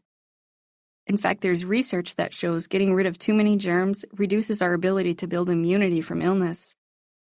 A study from Johns Hopkins Children's Center found that newborns who were exposed to germs, pet and rodent dander, and roach allergens were less likely to develop asthma and allergies. Fear leads many people to incorrectly assume that germs pose a much higher risk than they actually do, because in reality, bacteria-free environments may pose a greater threat to our health than the germs. It's important to be aware of your emotions throughout the decision-making process. If you're feeling sad, you're likely to anticipate failure and avoid the risk. If you're feeling happy, you may disregard the risk and forge ahead. There's even research that shows that fear of something completely unrelated to the risk can influence your decision.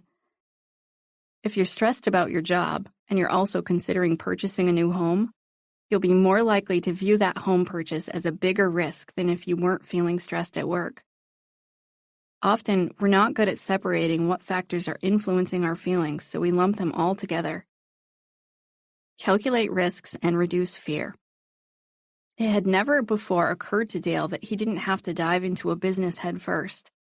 Once he began identifying ways to reduce the chances that he'd go bankrupt, he felt relieved and was able to think more logically about how he could turn his business into a reality. Clearly, there was a chance that he may not ever earn back the money he invested in starting the business. But after thinking it through, that was a calculated risk he was willing to accept. Balance emotion with logic. Don't get fooled into thinking that your anxiety level should be the factor that helps you make the final decision about risk. Your feelings may be very unreliable. The more emotional you feel, the less logical your thoughts will be. Increase your rational thoughts about the risk you're facing to balance out your emotional reaction. Many people are terrified to fly in airplanes. Often, this fear stems from a lack of control. The pilot is in control, not the passengers, and this lack of control instills fear. Many potential passengers are so afraid they choose to drive great distances to get to a destination instead of flying. But their decision to drive is based solely on emotion, not logic. Logic says that statistically, the odds of dying in a car crash are around 1 in 5,000, while the odds of dying in a plane crash are closer to 1 in 11 million. If you're going to take a risk, especially one that could possibly involve your well-being, wouldn't you want the odds in your favor? However, most people choose the option that will cause them the least amount of anxiety. Pay attention to the thoughts you have about taking the risk and make sure you're basing your decision on facts, not just feelings. Most of the research shows that we are pretty bad at accurately calculating risk. Frighteningly, many of our major life decisions are based on complete irrationality. We incorrectly judge how much control we have over a situation. We're usually more willing to take bigger risks when we think we have more control. Most people feel more comfortable when they're in the driver's seat of a car, for example, but just because you're in the driver's seat doesn't mean you can avoid an accident. We overcompensate when safeguards are in place. We behave more recklessly when we think there are safety nets in place, and ultimately, we increase our risk. People tend to speed more when they wear their seatbelts, and insurance companies discovered that increased safety features on cars actually correlated with higher accident rates. We don't recognize the difference between skill and chance.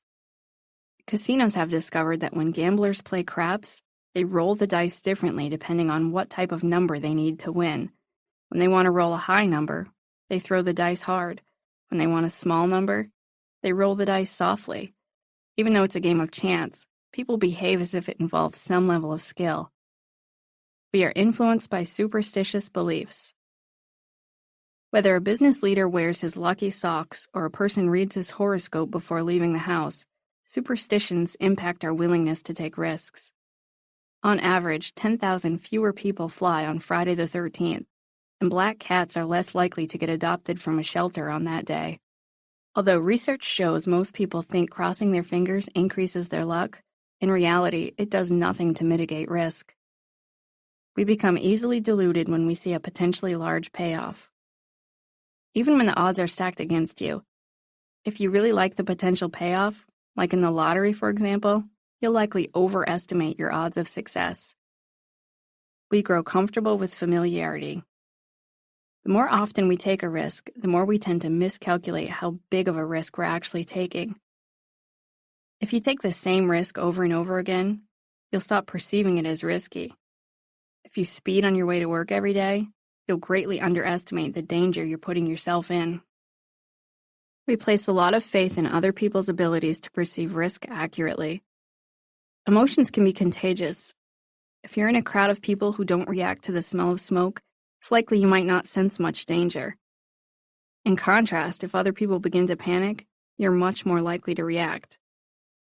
We can be influenced by the media and how we perceive risk. If you are constantly exposed to news stories about a rare disease, you're more likely to think your chances of contracting that disease are higher, even if all the news stories are only reporting on isolated incidents. Similarly, stories about natural disasters or tragic events can cause you to feel you are at greater risk of catastrophe than you actually are. Minimize risk, maximize success. Every year at my high school's graduation ceremony, the valedictorian was expected to give a speech. Halfway through my senior year, when I learned I was going to be the valedictorian, My fear of giving a speech outweighed my excitement about having the highest GPA in my class. I was incredibly shy, to the point that I usually didn't speak in class, even though my classmates were people I'd known since kindergarten. The thought of standing at a podium and giving a speech in front of a packed auditorium was enough to make me weak in the knees. When I tried writing my speech, I had no words to put down on the paper. I was too distracted by the thought of having to speak the words in front of a crowd of people. But I knew I had to get something together because the clock was ticking. And common advice like, picture the audience in their underwear, or practice reading your speech in front of a mirror, wasn't going to be enough to calm my nerves. I was terrified. So I spent some time thinking about what my biggest fear with public speaking actually was. And it turns out I was afraid of the audience's rejection. I kept imagining that after I had finished my speech, the audience would remain completely silent because whatever I had just mumbled was either completely inaudible or so horribly presented that no one could muster a clap. So to mitigate my risk, I had a conversation with my best friends, and they helped me devise a brilliant plan. The plan reduced my risk and nerves enough that I was able to write my speech. A few weeks later, on graduation day, I was feeling incredibly nervous as I stood at the podium. My voice cracked the entire time as I offered whatever advice an 18-year-old could possibly offer her fellow classmates. But I got through it. And when I was done, my friends followed through with our plan. On cue, they stood up and cheered like they'd just witnessed the best rock concert in the world. And what happens when a few people in a room stand up to applaud? Other people follow suit. I received a standing ovation. Was it earned? Maybe. Probably not. And to this day, that part doesn't really matter to me. The point was, I knew if I could get rid of my biggest fear, that no one would clap for me, I could get through the speech. The level of risk you'll experience in any given situation is unique to you. While speaking in front of a group is a risk to some people, it's not risky at all to others. Ask yourself the following questions to help you calculate your risk level. What are the potential costs? Sometimes the cost of taking a risk is tangible, like the money you might spend on an investment, but other times intangible costs are associated with risk, like the risk of being rejected. What are the potential benefits? Consider the potential positive outcome of taking the risk. Look at what would happen if the risk turns out well. Do you stand to gain increased finances, better relationships, improved health? There needs to be a big payoff to outweigh the potential costs. How will this help me achieve my goal? It is important to examine your bigger goals and look at how this risk plays into that goal. For example, if you are hoping to gain more money, look at how opening your own business could help you with that goal as you examine your risk. What are the alternatives? Sometimes we look at risk as if we only have two choices, take the risk or pass it up. But often, there are many different types of opportunities that can help you reach your goals.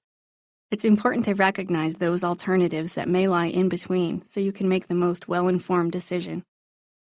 How good would it be if the best-case scenario came true? Spend some time really thinking about the payoff in a risk and how that payoff could impact your life. Try to develop realistic expectations for how the best-case scenario could benefit you. What is the worst thing that could happen, and how could I reduce the risk it will occur? It's also important to really examine the worst possible scenario and then think about steps you could take to minimize the risk that it would happen. For example, if you are considering investing in a business, how could you increase your chance for success? How bad would it be if the worst-case scenario did come true? Just like hospitals, cities, and governments have disaster preparedness plans, it can be helpful to create your own. Develop a plan for how you could respond if the worst-case scenario did occur. How much will this decision matter in 5 years? To help you keep things in perspective, ask yourself how much this particular risk is likely to impact your future. If it's a small risk, you probably won't even remember it a few years from now. If it's a big risk, it could greatly impact your future. It can be helpful to write down your answers so you can review them and read them over. Be willing to do more research and gain as much information as possible when you don't have the facts available to help you calculate a risk properly. When the information is not available, resolve to make the best decision you can with the information you have. Practice taking risks. Prior to his death in 2007, Psychology Today named Albert Ellis the greatest living psychologist. Ellis was known for teaching people how to challenge their self-defeating thoughts and beliefs. He didn't just teach these principles, he also lived them. As a young man, Ellis was incredibly shy, and he feared talking to women. He was terrified of getting rejected, so he avoided ever asking a woman out on a date. But ultimately, he knew that rejection wasn't the worst thing in the world and decided to face his fears. He went to a local botanical garden every day for a month. Whenever he saw a woman sitting by herself on a bench, he sat next to her. He forced himself to start up a conversation within 1 minute of sitting down. In that month, he found 130 opportunities with women, and of those 130, 30 women got up and walked away as soon as he sat down. But he started conversations with the rest. Out of the 100 women he invited on a date, one said yes. However, she didn't show up. But Ellis didn't despair. Instead, it reinforced to him that he could tolerate taking risks even when he feared rejection. By facing his fears, Ellis recognized his irrational thoughts that made him more fearful of taking risks. Understanding how these thoughts influenced his feelings helped him later develop new therapy techniques that would help other people challenge their irrational thinking. Like Ellis, monitor the outcome of the risks that you take. Take notice of how you felt before, during, and after taking a risk. Ask yourself what you learned and how you can apply that knowledge to future decisions. Taking calculated risks makes you stronger. Richard Branson, founder of the United Kingdom-based Virgin Group, is known for taking risks. After all, you don't get to own 400 companies without taking some leaps along the way. But he's taken calculated risks that have certainly paid off for him. As a child, Branson struggled in school. He had dyslexia and his academic performance suffered, but he didn't let that hold him back. Instead, as a young teen, he started business ventures. At the age of 15, he began a bird breeding business. His business pursuits quickly grew as he went on to own record companies, airlines, and mobile phone companies. His empire has expanded to a current net worth estimated to be around $5 billion. Although he could easily sit back and enjoy the fruits of his labor, Branson loves to continue challenging himself and his employees every day. At Virgin, I use 2 techniques to free our team from the same old routine: breaking records and making bets, Branson wrote in an article for Entrepreneur magazine. Taking chances is a great way to test myself and our group, and also push boundaries while having fun together. And push boundaries he does. His teams create products that people say won't work. They break records that people claim are impossible, and they accept challenges that no one else attempts. But through it all, Branson acknowledges his risks are strategic judgments, not blind gambles.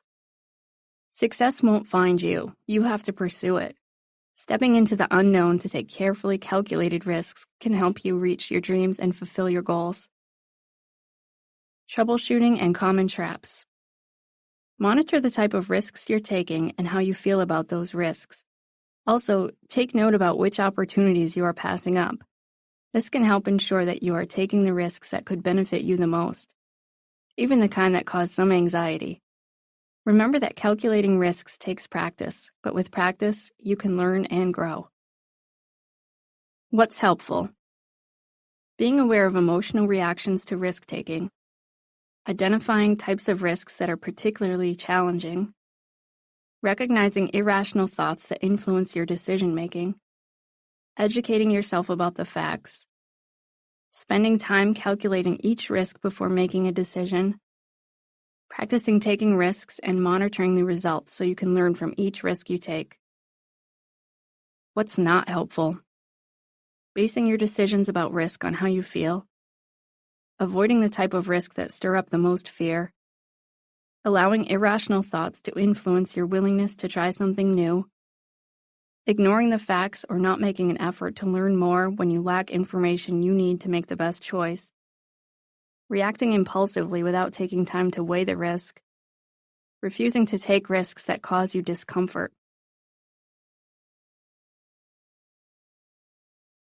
Chapter 7. They don't dwell on the past. We do not heal the past by dwelling there. We heal the past by living fully in the present. Marianne Williamson. Gloria was a hard-working, 55-year-old woman who had been referred to counseling after telling her doctor that she was feeling extremely stressed. Her 28-year-old daughter had recently moved back in with her again. Since moving out of Gloria's home at 18, she'd been back at least a dozen times. She'd usually find a new boyfriend, and within weeks, if not days of meeting him, she'd move in with him. But it never worked out, and she'd always move back in with Gloria. Gloria's daughter was unemployed, and she wasn't actively looking for work. She spent her days watching TV and surfing the internet. She couldn't be bothered to help out around the house or even clean up after herself. Although Gloria said she felt like she was offering hotel and maid services, she always welcomed her daughter to stay with her. She thought giving her daughter a place to stay was the least she could do. She hadn't given her daughter the childhood she most likely deserved, and she admitted she hadn't been a very good mother. After she and her husband divorced, Gloria had dated a lot of men, and many of them weren't healthy role models. Gloria now understood she'd invested too much energy into drinking and dating rather than parenting, and she felt like the mistakes she made were the reason her daughter was struggling so much now. It was clear from the start that Gloria's shame over the way she'd parented led her to enable her daughter now that she was an adult. The majority of Gloria's stress stemmed from her anxiety over her daughter's immature behavior. She worried about her daughter's future, and she wanted her to be able to have a job and live independently. The more we talked, the more Gloria recognized that her shame and guilt were interfering with her ability to be a good parent now. She had to forgive herself and stop dwelling on the past if she wanted to move forward and do what was best for her daughter. When I asked her to consider the likelihood that her daughter would simply wake up one day and start behaving responsibly given the current conditions, Gloria acknowledged that wasn't going to happen, but she wasn't sure what to do. Over the next few weeks, we explored how Gloria viewed the past. Whenever she thought about her daughter's childhood, she'd think things like, "I'm such a bad person for not always putting my daughter's needs first," or, "It's my fault my daughter has so many problems." We explored her thoughts, and slowly but surely, Gloria learned how her self-condemnation influenced the way she treated her daughter in the present. Gradually, Gloria began to accept the reality that while she wasn't an idyllic mother, punishing herself for that today would not change the past. She also began to recognize that her current behavior toward her daughter wasn't making amends, but instead enabling her daughter's self-destructive behavior. Armed with her new attitude, Gloria created some rules and set limits with her daughter. She told her that she could only remain living in her home if she were actively looking for work. She was willing to give her some time to get back on her feet, but starting in 2 months, she'd need to pay rent if she were going to continue living at home. Although her daughter was initially upset with Gloria's new rules, she began looking for work within a few days. Within a few weeks, Gloria entered my office to proudly announce that her daughter had a job, and unlike some of the other jobs she'd had before, this one could become a career. She said she'd seen huge changes in her daughter since she was offered this job, and she was talking a lot more about her future aspirations. Although Gloria hadn't yet completely forgiven herself for the past, she recognized that the only thing worse than being a bad parent for 18 years would be to be a bad parent for another 18 years. Stuck in history. Sometimes people dwell on the things that happened years ago, while others tend to dwell on whatever happened last week. Do any of these scenarios sound familiar? You wish you could press the rewind button so you could redo portions of your life. You struggle with major regrets about your past. You spend a lot of time wondering how life would have turned out if only you'd chosen a slightly different path. You sometimes feel like the best days of your life are already behind you. You replay past memories in your mind like a scene from a movie over and over again. You sometimes imagine saying or doing something different in past memories to try and create a different outcome. You punish yourself or convince yourself you don't deserve to be happy. You feel ashamed of your past. When you make a mistake or experience an embarrassing episode, you keep repeatedly replaying the event in your mind. You invest a lot of time in thinking about all the things you should have or could have done differently. Although self-reflection is healthy, dwelling can be self-destructive, preventing you from enjoying the present and planning for the future. But you don't have to stay stuck in the past. You can choose to start living in the moment. Why we dwell on the past. Gloria's daughter often manipulated her mother by preying on her guilt, reminding Gloria that she wasn't always there for her as a child, which only fueled Gloria's remorse. If her daughter hadn't yet forgiven her, how could Gloria possibly forgive herself? She accepted her feelings of constant guilt as part of her penance for the mistakes she'd made, and as a result, she continued to dwell on the past. Lingering guilt, shame, and anger are just a few of the feelings that can keep you stuck in the past. You might subconsciously think, if I can stay miserable long enough, I'll eventually be able to forgive myself. You may not even be aware that deep down, you don't believe you deserve happiness. The fear of moving forward makes us want to stay stuck in the past. 2 weeks after my mother passed away, my dad's house caught on fire. The fire was contained to the basement, but smoke and black soot permeated throughout the house. Everything in the entire house had to be cleaned from top to bottom by a crew hired by the insurance company. All my mother's belongings were handled by complete strangers, and it bothered me. I had wanted things to stay just the way my mother had left them. I wanted her clothes to stay hung in the closet the same way she'd arranged them. I wanted her Christmas decorations to stay in the boxes in the same way she'd organized them. I wanted to someday, way down the road, open her jewelry box and see how she had last placed her jewelry. But we didn't have that luxury. Instead, everything got rearranged. Her clothes no longer smelled like her. I had no way of even knowing what the last book was that she was reading, and we'd never be able to sort through her belongings at our own pace. A few years later, when Lincoln died, I again wanted everything to stay frozen in time. I felt like if I studied the way he kept his clothing hung in the closet, or if I could figure out which order he'd read his books in, I'd be able to learn more about him, even though he was gone. I thought that if things got moved around, thrown out, or reorganized, I'd lose my opportunity to study valuable clues that could give me insight and information about him. It was as if I could keep him with me if I made sure there were always more things to learn. Maybe a scrap of paper would have a note on it, or maybe I'd find a picture I'd never seen before. I wanted to somehow create new memories that included Lincoln, even though he wasn't there. Although we'd been together for 6 years, it just wasn't enough. I wasn't ready to let go of anything that reminded me of him. I thought I'd be leaving him behind if I got rid of his belongings that I no longer needed, and I didn't want that. My attempts to keep everything frozen in time didn't work. Obviously, the rest of the world kept going, and over the course of many months, I was able to begin to let go of my desire to keep everything as if it were in a time capsule. Slowly, I would reassure myself that it was okay to throw away something with Lincoln's handwriting on it, and I started to get rid of the magazines he kept receiving in the mail. But I have to admit, it took me 2 years to finally throw away his toothbrush. I knew he didn't need it, but somehow throwing it away almost seemed like a betrayal. It seemed more comfortable to dwell in the past because that's where Lincoln, and my memories of him, lived. But to stay stuck there while the rest of the world changed and moved forward wasn't healthy or helpful. I had to trust that moving forward wouldn't cause me to forget any of my wonderful memories.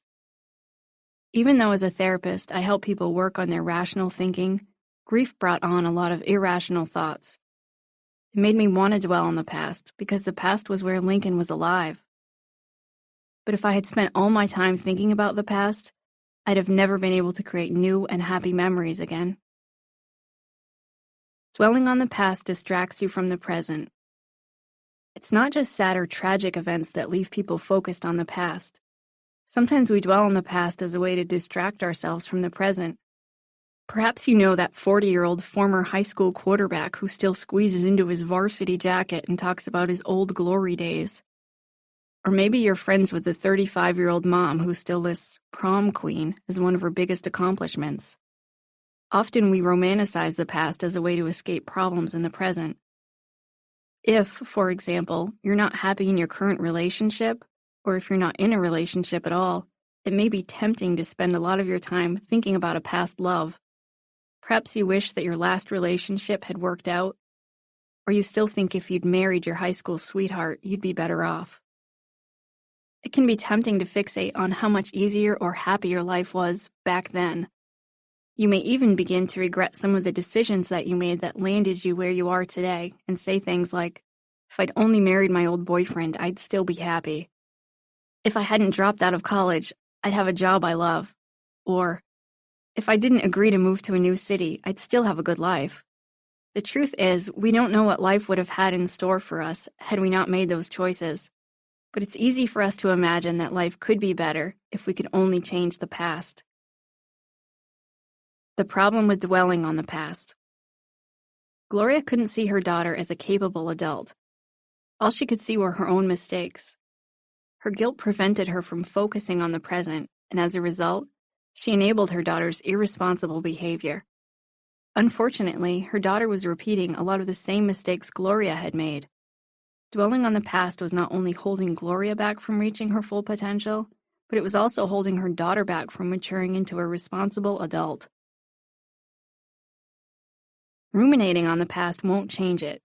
Instead, wasting your time dwelling on what's already happened will only lead to more problems in the future. Here are some of the ways that dwelling on the past can interfere with your ability to be your best self. You miss out on the present. You can't enjoy the present if your mind is constantly stuck in the past. You'll miss out on experiencing new opportunities and celebrating the joys of today if you're distracted by things that have already occurred. Dwelling on the past makes it impossible to adequately prepare for the future. You won't be able to clearly define your goals or stay motivated to create change when a big part of you remains stuck in the past.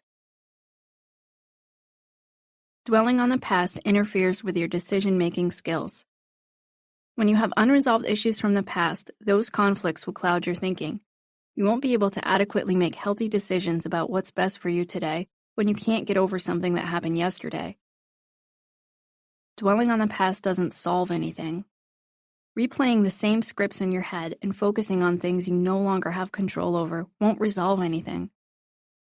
Dwelling on the past can lead to depression. Ruminating on negative events conjures up negative emotions, and when you feel sad, the more likely you are to conjure up even more sad memories. Dwelling on past times can be a vicious cycle that keeps you stuck in the same emotional state. Romanticizing the past, the grass is greener philosophy, isn't helpful. It's easy to convince yourself that you felt happier, more confident, and completely carefree back then, but there's a good chance you're exaggerating how great things used to be. It can also make you exaggerate how bad things are now. Dwelling on the past is bad for your physical health. Thinking constantly about negative events increases inflammation in your body, according to a 2013 study conducted by researchers at the University of Ohio. Dwelling on the past could put you at a greater risk for diseases associated with heart disease, cancer, and dementia. Stop the past from holding you back. Once Gloria recognized that she could learn from her past, rather than just beating herself up over it, her thinking shifted.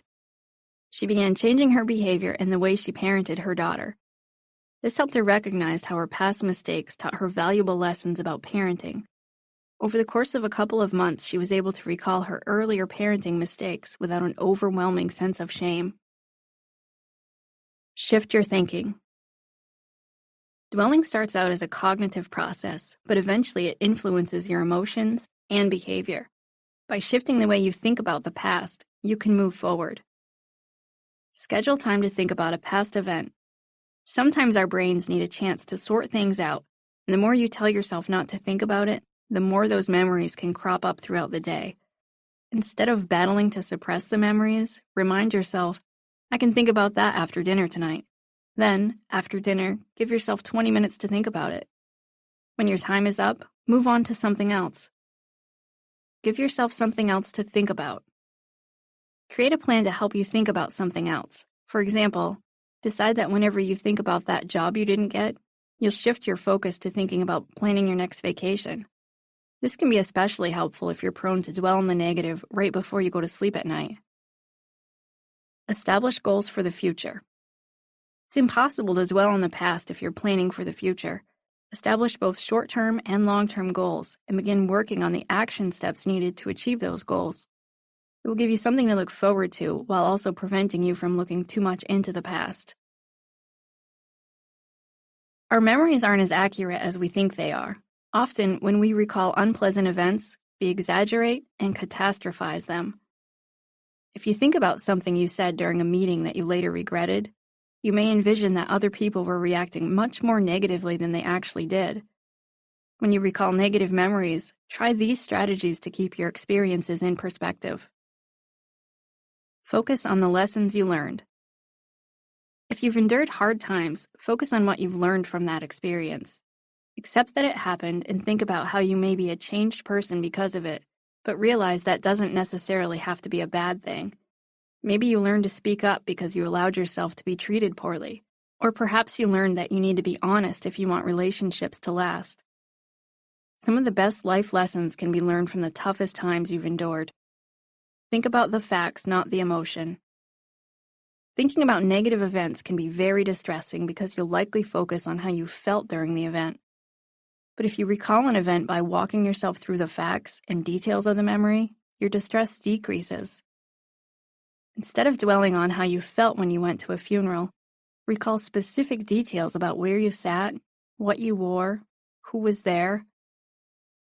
When you begin to take away the emotion surrounding an event, you're less likely to dwell on it. Look at the situation differently. When you review your past, examine what other ways there are to look at the same situation. You have control over how you weave the story. The same story can be told countless ways and still be true. If your current version is upsetting, see how else you can look at it. For example, Gloria could have reminded herself that her daughter's current choices weren't all related to her childhood. She could have recognized that although she may have made some mistakes, she was not responsible for the choices her daughter was making now. Make peace with the past. When James Barry was 6 years old, his 13-year-old brother, David, died in an ice skating accident. Although his mother had 10 children total, it was no secret that David had been her favorite. After his death, she was so distraught that she could hardly cope with life.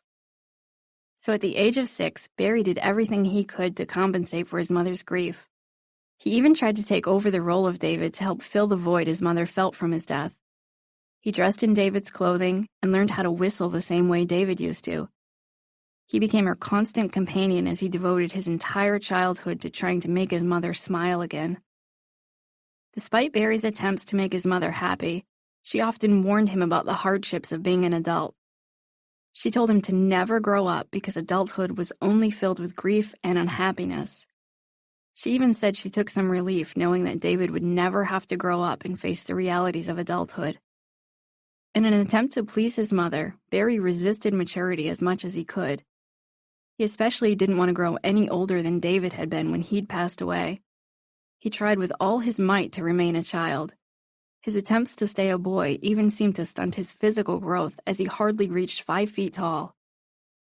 After he finished school, Barry wanted to become an author, but his family pressured him to go on to study at a university because that's what David would have done. So Barry found a compromise. He'd continue his education, but he'd study literature. Barry went on to pen one of the most famous works of children's literature, Peter Pan, or The Boy Who Wouldn't Grow Up. Originally written as a play, which later became a famous movie, the main character, Peter Pan, faces the conflict between the innocence of childhood and the responsibility of adulthood. Peter chooses to remain a child and encourages all the other children to do the same. As the legendary fairy tale, it seems like a delightful children's story, but when you know the author's history, the anecdote is quite tragic. Barry's mother couldn't move forward after the death of her son. She was convinced that childhood was the best time of her life and that the present and future were only riddled with pain and agony. As an extreme case of someone who dwelled on the past, she allowed it to interfere with the well-being of her children. It affected Barry not just during his childhood, but also throughout his adulthood. The misconceptions we hold about grief can contribute to our choice to live in the past. Many people wrongly believe that the amount of time you grieve over someone is directly proportional to the amount of love you had for someone. If you cared a little about someone who died, you may grieve for months. But if you really love that person, you'd grieve for years or even for the rest of your life. But the truth is, there isn't a right amount of time to grieve. In fact, you may grieve for years or even forever, but the amount of sadness you feel doesn't equate to the amount of love you had for that person. Hopefully you have many cherished memories of your loved one, but moving forward means actively working toward creating new memories for yourself, making the best decisions for you, and not always doing what someone else would want you to do. If you find yourself ruminating on some aspect of your past, you may need to take action to make peace with the past. Here are some ways to make peace with the past. Give yourself permission to move forward. Sometimes you just need to give yourself permission to move forward. Moving forward doesn't mean you have to leave your memories of a loved one behind, but it does mean you can do the things you need to do to enjoy the moment and get the most you can out of life. Recognize the emotional toll of dwelling on the past versus moving forward. Sometimes dwelling on the past is a strategy that works in the short term, but not in the long term. If you think about the past, you don't have to focus on what's going on right now. But over the long term, there are consequences. Recognize what you'll miss out on in life if your attention is focused on the past. Practice forgiveness. Whether you're dwelling on past hurt and anger because you can't forgive yourself or because you can't forgive someone else, forgiveness can help you let go of that hurt. Forgiveness doesn't mean forgetting something happened. If someone hurt you, you can forgive them while still deciding not to have any more contact, for example. Instead, focus on letting go so you don't stay consumed with the hurt and anger. Change behavior that keeps you stuck in the past. If you find yourself avoiding certain activities because you're afraid it will dredge up bad memories or because you feel like you don't deserve to do them, consider doing them anyway. You can't change the past, but you can choose to accept it. If you've made mistakes, you can't go back and fix them or erase them. You may be able to try and take steps to repair some of the damage you've caused, but it won't make everything better. Seek professional help if necessary. Sometimes traumatic events can lead to mental health issues like post-traumatic stress disorder. Near-death experiences, for example, can lead to flashbacks and nightmares that make it difficult to make peace with the past. Professional counseling can help reduce the distress associated with traumatic memories so you can move forward more productively. How making peace with the past will make you stronger. Winona Ward grew up in rural Vermont. Her family was poor, and as in many homes in the area, domestic violence was common. Ward's father routinely physically and sexually abused her. She often witnessed her father beating her mother. Although doctors treated her mother's wounds and neighbors heard their screams, no one ever intervened. Ward kept her family problems a secret. She immersed herself in her academics and excelled in school. At the age of 17, she left home and got married. She and her husband became over-the-road truck drivers. After 16 years of traveling the country as a truck driver, Ward learned that her older brother had abused a young family member.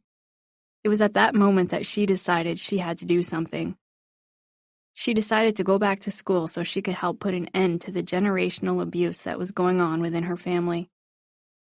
Ward enrolled in the University of Vermont and studied from the truck while her husband drove. She completed her degree and went on to further her education at Vermont Law School. Upon getting her law degree, she used a small grant to start Have Justice, Will Travel, an organization that serves families in rural areas affected by domestic violence. Ward provides rural domestic violence victims with free legal representation. She also connects them with the appropriate social services. Because many families lack the resources or transportation to travel to an office, Ward travels to them. She provides education and services to help families put an end to generational cycles of abuse. Instead of dwelling on her horrific past, Ward chooses to focus on what she can do to help other people in the present. Refusing to dwell on the past doesn't mean you pretend the past didn't happen. In fact, it often means embracing and accepting your experiences so you can live in the present. Doing so frees up your mental energy and allows you to plan for your future based on who you want to become, not who you used to be. Anger, shame, and guilt can run your life if you're not careful. Letting go of those emotions helps you to be in charge of your life. Troubleshooting and common traps. If you spend all your time looking in the rearview mirror, you can't look out the windshield. Staying stuck in the past will prevent you from enjoying the future. Recognize times when you're dwelling on the past. and take the steps necessary to heal your emotions so you can move forward. What's helpful? Reflecting on the past enough that you can learn from it. Moving forward in your life, even when it may be painful to do so. Actively working through grief so you can focus on the present and plan for the future. Thinking about negative events in terms of facts, not emotions. Finding ways to make peace with the past. What's not helpful? Trying to pretend the past didn't happen. Trying to prevent yourself from moving forward in life.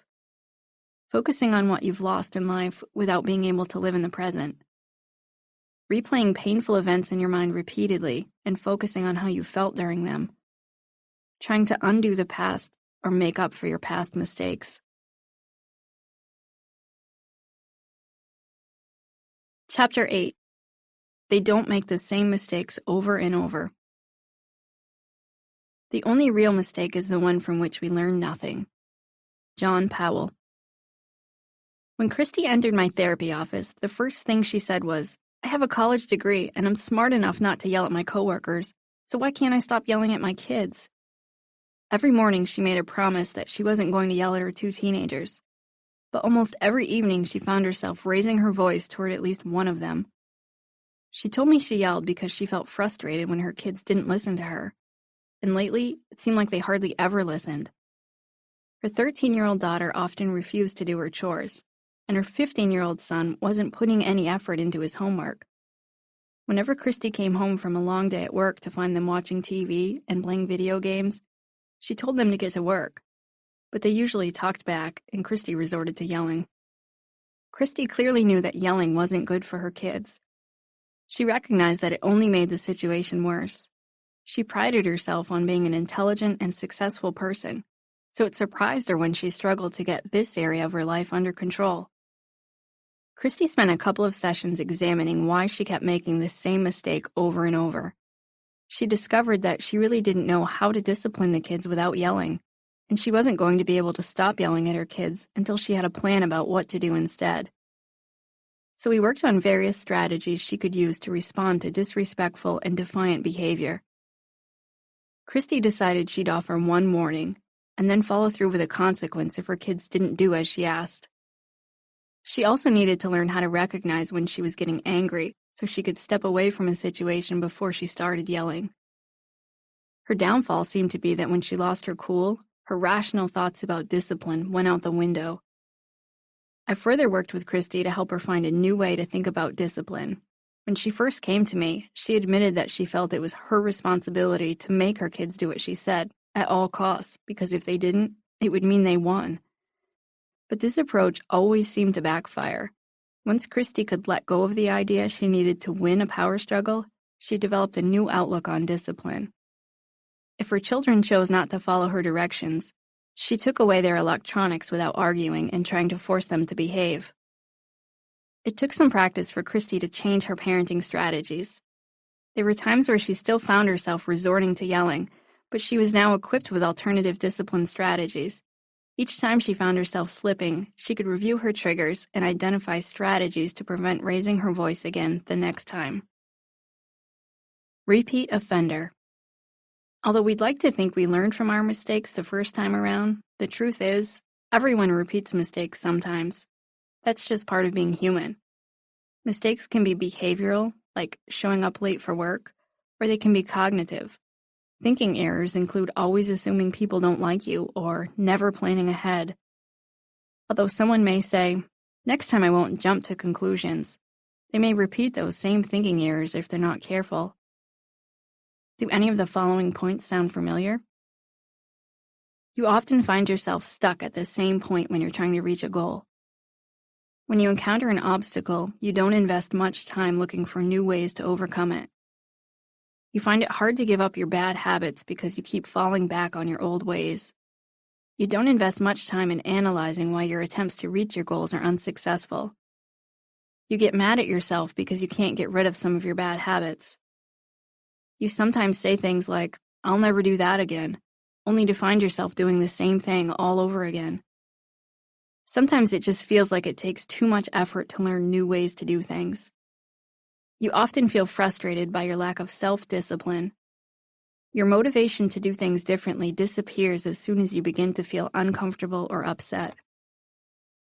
Did any of those points resonate with you? Sometimes we just don't learn the first time, but there are steps we can take to avoid repeating the unhealthy mistakes that hold us back from reaching our goals. Why we make the same mistakes.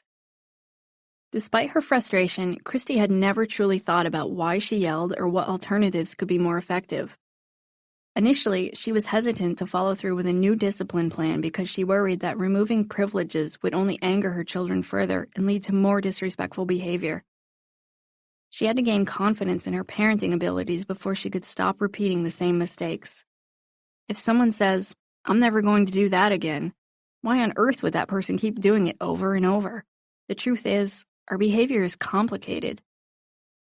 For a long time, many teachers held the common belief that if a child was allowed to guess an answer incorrectly, she would be in danger of accidentally memorizing the wrong answer. For example, if a child guessed that 4 plus 4 equals 6, she'd always recall 6 as the right answer, even after she was corrected. To prevent this problem, teachers gave kids the answers first without allowing them to make an educated guess. Fast forward to 2012. When a research study published in the Journal of Experimental Psychology, Learning, Memory, and Cognition showed that as long as study participants were given a chance to learn the correct information, they could learn from previous mistakes. In fact, researchers found that when kids thought about potential answers, even if those answers were incorrect, their retention rates for the correct answers improved once their mistakes were corrected. Kids, just like adults, are able to learn from their mistakes when they're given the opportunity. Despite the fact that we now have a study that proves we can learn from our mistakes, it is difficult to completely unlearn what we were taught when we were younger. Growing up, you may have learned it's better to hide your mistakes than face the consequences. And school wasn't the only place we built our understanding of handling mistakes. Celebrities, politicians, and athletes are commonly portrayed in the media as trying to cover up their missteps. They lie and attempt to talk their way out of admitting they did anything wrong, even when there's evidence to the contrary. And when we deny our mistakes, we are less likely to examine them and gain any true understanding or lessons from them, making us more susceptible to repeating them in the future. We've all heard this line before: "I stand by my decisions." This is an acknowledgement of behavior, but falls short of admitting a mistake, all because of pride. Being stubborn is a big factor for repeat offenders, too. A person who makes a poor investment may say, "Well, I've got so much invested in this now, I might as well just keep going." Rather than just losing a little money, he'd rather risk more because he's too stubborn to stop. Someone in a job she despises may say, "I've devoted 10 years of my life to this company. I don't want to walk away now." But the only thing worse than investing 10 years into something unhealthy or unproductive is investing 10 years in one day. Impulsivity is another reason people repeat mistakes. Although there's a lot to be said for dusting yourself off and getting right back up on the horse, it is wiser to figure out why you fell off in the first place before you try again. Find yourself stuck in a state of perpetually repeating mistakes? You might be getting too comfortable. A woman may enter into one bad relationship after another because it's all she knows. She may keep dating men all within the same social circle who have similar problems because she lacks the confidence to look for a better prospect elsewhere. Similarly, a man may keep turning to alcohol when he feels stressed because he doesn't know how to cope with problems sober. To avoid those mistakes and do something different would feel uncomfortable. And then there are those individuals who feel so uncomfortable with success that they sabotage their own efforts. When things are going well, they may feel anxious while waiting for the other shoe to drop. To relieve that anxiety, they resort to their old self-destructive behavior and repeat the same mistakes. The problem with repeating our mistakes. Christy recognized that yelling at her kids every day wasn't helpful. She wasn't teaching them how to solve problems effectively, and they were learning that yelling was acceptable behavior. The more she yelled at them, the more they yelled right back at her. Have you ever watched a dog chase its tail around and around in a circle? That's what you feel like when you repeat your mistakes. You'll tire out, yet you won't get anywhere. Julie came to see me for therapy because she was mad at herself. She had lost 40 pounds last year, but then slowly, over the last 6 months, she gained it all back. This wasn't the first time this had happened. She'd been gaining and losing the same 40 pounds for almost a decade. She was extremely frustrated that she devoted so much time and energy into losing weight only to keep gaining it right back.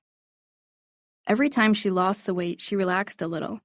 She allowed herself to have a second helping with dinner, or she'd celebrate with ice cream. She'd find an excuse to skip a few workouts, and before she knew it, she was gaining weight again. She'd quickly grown disgusted with herself, and she wondered, how can I not be in control of what I do to my own body? Julie's story certainly isn't unique. In fact, statistically, the vast majority of people who lose weight gain it back. Losing weight is hard work. So why would anyone go through the pain of losing it just to gain it all back? Often, it's because people begin repeating the same mistakes that caused them to become overweight in the first place. Repeating the same mistakes leads to many problems, such as the following. You won't reach your goals. Whether you're trying to lose weight for the 5th time or you're working on quitting smoking for the 10th time, if you keep repeating the same mistakes, you won't ever reach your goals. Instead, you'll stay stuck at the same point and won't be able to move forward. The problem won't get solved. It's a vicious cycle. When you repeat a mistake, the problem perpetuates, and you're more likely to just keep doing the same thing. You'll never be able to solve a problem until you do something differently. You'll think differently about yourself. You may begin to view yourself as incompetent or a complete failure because you can't get past a certain obstacle. You may not try as hard. If the first few attempts weren't successful, you may be more likely to give up. When you don't try as hard, you're less likely to succeed. You may frustrate others who watch you repeat the same mistakes. If you're guilty of always getting yourself caught up in similar problems, your friends and family may grow tired of hearing you complain. Worse yet, if they've had to bail you out because you've repeatedly gotten yourself into problematic situations, your repeated mistakes will damage your relationships. You may develop irrational beliefs to excuse your mistakes. Instead of looking at how your behavior is interfering with your progress, you may conclude it's just not meant to be. An overweight person who struggles to lose weight and keep it off may simply decide, I'm big-boned, I wasn't meant to be smaller.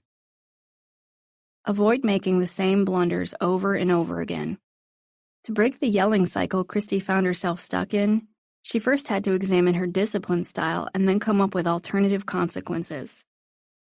She knew that in the beginning, her kids would likely test the new restrictions she imposed, so it wasn't until she developed a solid plan to deal with her emotions that she could effectively manage their misbehavior without losing her cool.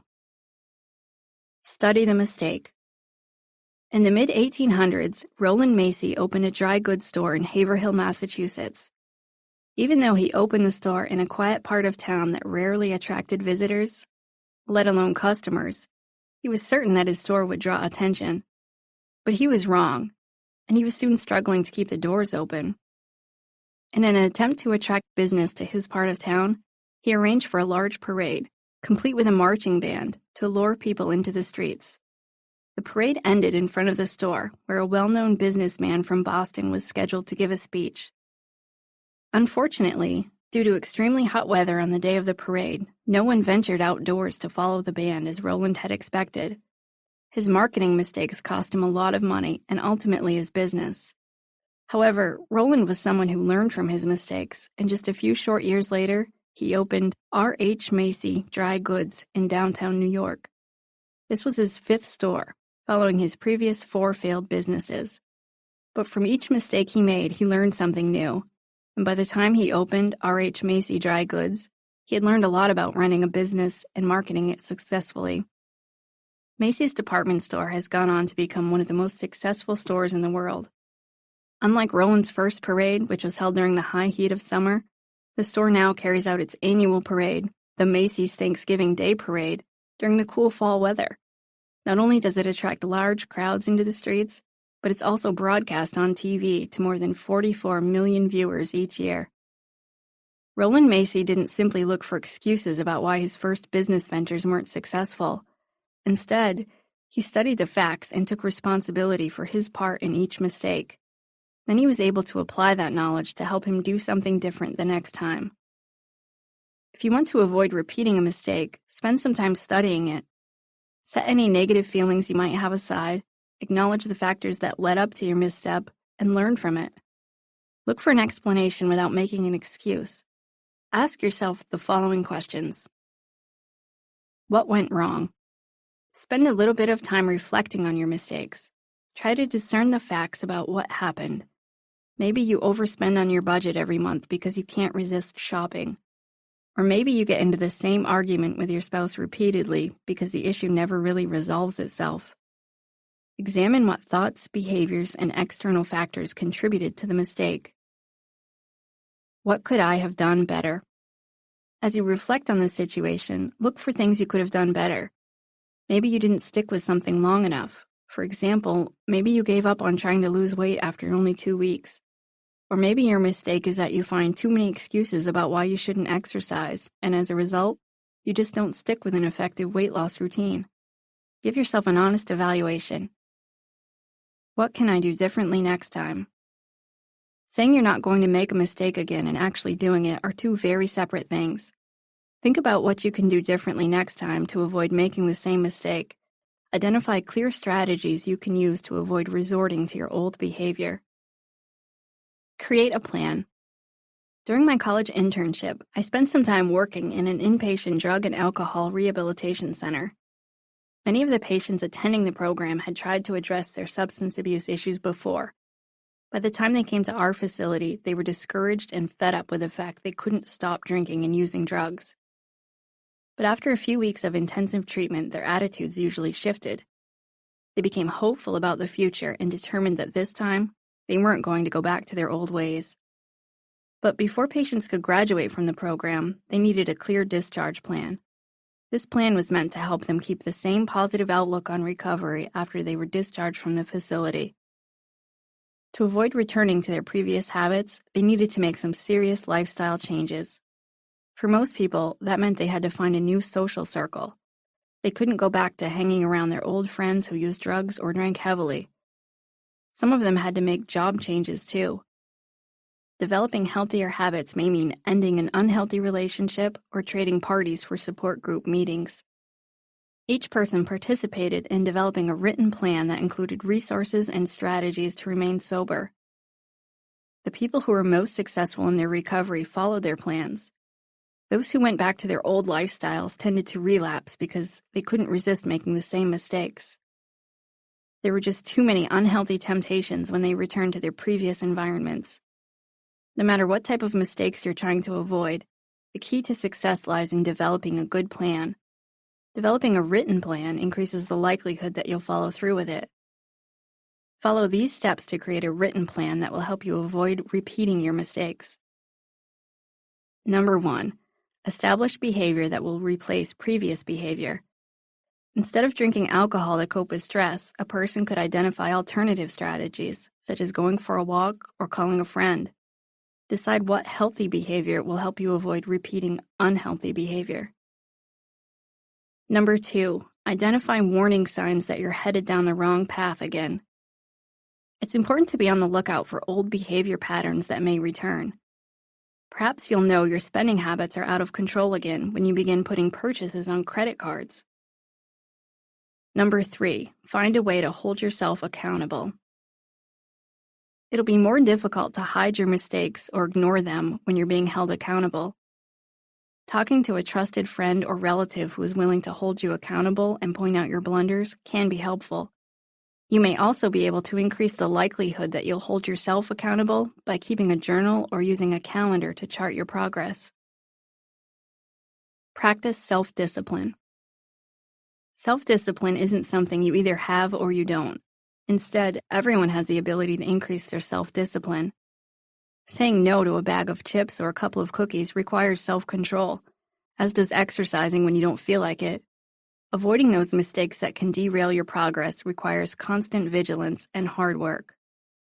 Here are some things to keep in mind when working to increase your self-control. Practice tolerating discomfort. Whether you're feeling lonely and you're tempted to text message that ex who isn't good for you, or you're craving a sweet treat that will blow your diet, practice tolerating the discomfort. Although people often convince themselves if they give in just this once, it will help, research shows otherwise. Each time you give in, you reduce your self-control. Use positive self-talk. Realistic affirmations can help you resist temptation in moments of weakness. Saying things like, "I can do this," or "I'm doing a great job working toward my goals," can help you stay on track. Keep your goals in mind. Focusing on the importance of your goals helps decrease temptations. So if you focus on how good you'll feel when your car is paid off, you'll be less tempted to make that purchase that will wreak havoc on the month's budget. Impose restrictions on yourself. If you know you're likely to spend too much money when you're out with friends, only take a small amount of cash with you. Take steps to make it difficult, if not impossible, for you to give in when you're faced with temptation. Create a list of all the reasons why you don't want to repeat your mistake. Carry this list with you. When you're tempted to resort to your previous behavior pattern, read this list to yourself. It can increase your motivation to resist repeating old patterns. For example, create a list of reasons why you should go for a walk after dinner. When you're tempted to watch TV instead of exercise, read the list, and it may increase your motivation to move forward. Learning from mistakes will make you stronger. After quitting school at the age of 12, Milton Hershey went to work at a print shop, but he soon realized he wasn't interested in a career in the printing business. So he went to work at a candy and ice cream shop. At the age of 19, he decided to open his own candy company. He gained financial support from his family and got the business off the ground. However, the company wasn't successful, and within a few years, he was forced to declare bankruptcy. Following his failed business attempt, he went to Colorado, where he hoped to get rich in the booming silver mining industry. But he arrived too late, and he struggled to find work. He eventually found a job with another candy maker.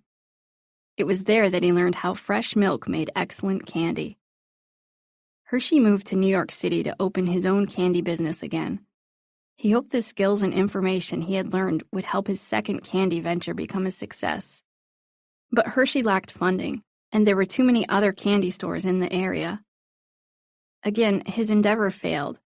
At this point, many people in his family who had helped fund his entrepreneurial efforts shunned him for his mistakes. But Hershey didn't give up. He moved back to Pennsylvania and opened a caramel-making company. He made candy during the day and sold caramels on the street during the evenings with a push cart. He eventually received a large order and was able to secure a bank loan to fill it. As soon as the order was paid for, Hershey was able to pay off the loan and launch the Lancaster Caramel Company. Soon, he became a millionaire and one of the most successful business people in his area. He continued to expand his business. He began making chocolate, and by 1900, he sold the Lancaster Caramel Company and opened a chocolate factory. Hershey worked tirelessly on perfecting his chocolate formula. He quickly became the only person in the United States to mass-produce milk chocolate, and soon he began selling chocolate all over the world. When sugar became scarce during World War I, Hershey established his own sugar refinery in Cuba. But as soon as the war ended, the sugar market collapsed. Once again, Hershey found himself in financial trouble. He borrowed money from the bank, but he had to mortgage his properties until the loan was paid off. Nevertheless, Hershey managed to get his business back in order, and he paid off the loan within 2 years. Not only did he build a thriving chocolate factory, but he created a thriving town. During the Great Depression, Hershey was able to keep his employees working. He created a variety of buildings in the town, including a school, a sports arena, and a hotel. The new construction employed many people. Throughout all his success, he also became a great philanthropist. Hershey's ability to learn from his mistakes helped him go from running failed candy businesses to owning the world's biggest chocolate company. Even today, the town known as Hershey, Pennsylvania is adorned with streetlights in the shape of Hershey's Kisses, and over 3 million visitors tour the Hershey's World Chocolate Factory to learn how Milton Hershey made chocolate go from a bean to a bar. When you view mistakes not as something negative, but instead as an opportunity to improve yourself, you'll be able to devote time and energy into making sure you don't repeat them. In fact, mentally strong people are often willing to share their mistakes with other people in an effort to help prevent them from making the same mistakes. In the case of Christy, she felt enormous relief once she was able to stop yelling at her children every day. She learned that it was normal for her kids to break the rules at times, but she had choices in how she responded. She felt like their home was a much happier place when they weren't yelling at one another. When Christy stopped repeating her discipline mistakes and she was able to impose effective consequences for her kids, she felt more in control of herself and of her life. Troubleshooting and common traps. There are usually many different ways to solve a particular problem. If your current method hasn't been successful, be open to trying something new. Learning from each mistake requires self-awareness and humility, but it can be one of the biggest keys to reaching your full potential. What's helpful? Acknowledging your personal responsibility for each mistake. Creating a written plan to prevent repeating the mistake. Identifying triggers and warning signs of old behavior patterns. Practicing self-discipline strategies. What's not helpful? Making excuses or refusing to examine your role in the outcome. Responding impulsively without thinking about alternatives. Putting yourself in situations where you are likely to fail. Assuming you can always resist temptation or deciding you're doomed to keep repeating your mistakes. Chapter 9. They don't resent other people's success. Resentment is like drinking poison and then hoping it will kill your enemies. Nelson Mandela. Dan and his family frequently attended social gatherings in their neighborhood. They lived in the type of community where backyard barbecues were common, and parents often attended each other's children's birthday parties. Dan and his wife even hosted get-togethers on occasion. From all accounts, Dan was a friendly, outgoing man who seemed to have it all together. He had a nice house and a good job with a reputable company. He also had a lovely wife and 2 healthy children. But Dan had a secret. He despised attending parties where he had to hear about Michael's impressive promotion or Bill's brand new car. It angered Dan that his neighbors could afford expensive vacations and the greatest toys on the market. Ever since he and his wife had decided that she should quit her job to become a stay-at-home parent a few years ago, money was tight. His efforts to keep up the appearance of financial abundance had left Dan deeply in debt. In fact, he was keeping secrets from his wife about the extent of their financial problems. But Dan felt he needed to keep up the charade that they could financially compete with the neighbors at all costs. Dan decided to seek help when his wife told him he needed to do something about his short fuse. When he initially came to therapy, he said he wasn't sure how therapy could help. He knew his irritability was caused by the fact that he was so tired all the time. And the reason he was so tired was because he had to work long hours to pay the bills. We talked about his financial situation and the reasons he felt compelled to work such long hours. At first, he blamed his neighbors for his long work days. He said they all prided themselves on having such nice things that he was forced to keep up with them. When I gently challenged whether he was forced to keep up with them, he agreed that he didn't have to, but he wanted to. Dan agreed to attend a few more therapy sessions, and over the next few weeks, his resentment toward his neighbors became apparent. When we explored some of the reasons why he was so angry with his neighbors, Dan revealed that he had grown up poor, and he never wanted his children to feel like he did as a child. He'd been teased and bullied because his family couldn't afford expensive clothing or toys like the other kids had. So he prided himself on keeping up with other people so he could offer his family a comparable lifestyle to those around him. Deep down, however, Dan valued time with his family more than his possessions. And the more we talked about the type of lifestyle he was living, the more disgusted he felt with himself. He knew he'd rather spend time with his family than work overtime to buy them more things. Slowly, Dan began to change the way he thought about his behavior, and he focused more on his own goals and his own values rather than keeping up with the neighbors. Dan's wife eventually joined him for a therapy session, and he revealed to her that he'd been borrowing money at times to pay the bills. She was understandably surprised to hear Dan's confession, but he shared with her his new plan to live according to his values and not above their means just to compete with the neighbors. She became supportive of him and agreed to hold him accountable throughout the process. It took a lot of work for Dan to change the way he thought about himself, his neighbors, and his overall status in life. But once he stopped competing with his neighbors and he began focusing on the things that were really important to him, He felt a lot less resentment towards others. He also became a lot less irritable. Green with envy. While jealousy can be described as, I want what you have, resentment over someone's success goes further. I want what you have, and I don't want you to have it. Fleeting and occasional jealousy is normal, but resentment is unhealthy. Do any of these statements sound familiar? You often compare your wealth, status, and appearance to the people around you. You feel envious of people who can afford nicer possessions than you can. It's difficult for you to listen to other people share their success stories. You think you deserve more recognition for your accomplishments than you actually receive. You worry that other people perceive you as a loser. It sometimes feels like no matter how hard you try, everyone else seems to be more successful. You feel disgust rather than joy toward people who are able to achieve their dreams. It's hard to be around people who make more money than you do. You feel embarrassed by your lack of success. You sometimes imply to others that you're doing better than you actually are. You secretly experience joy when a successful person encounters misfortune.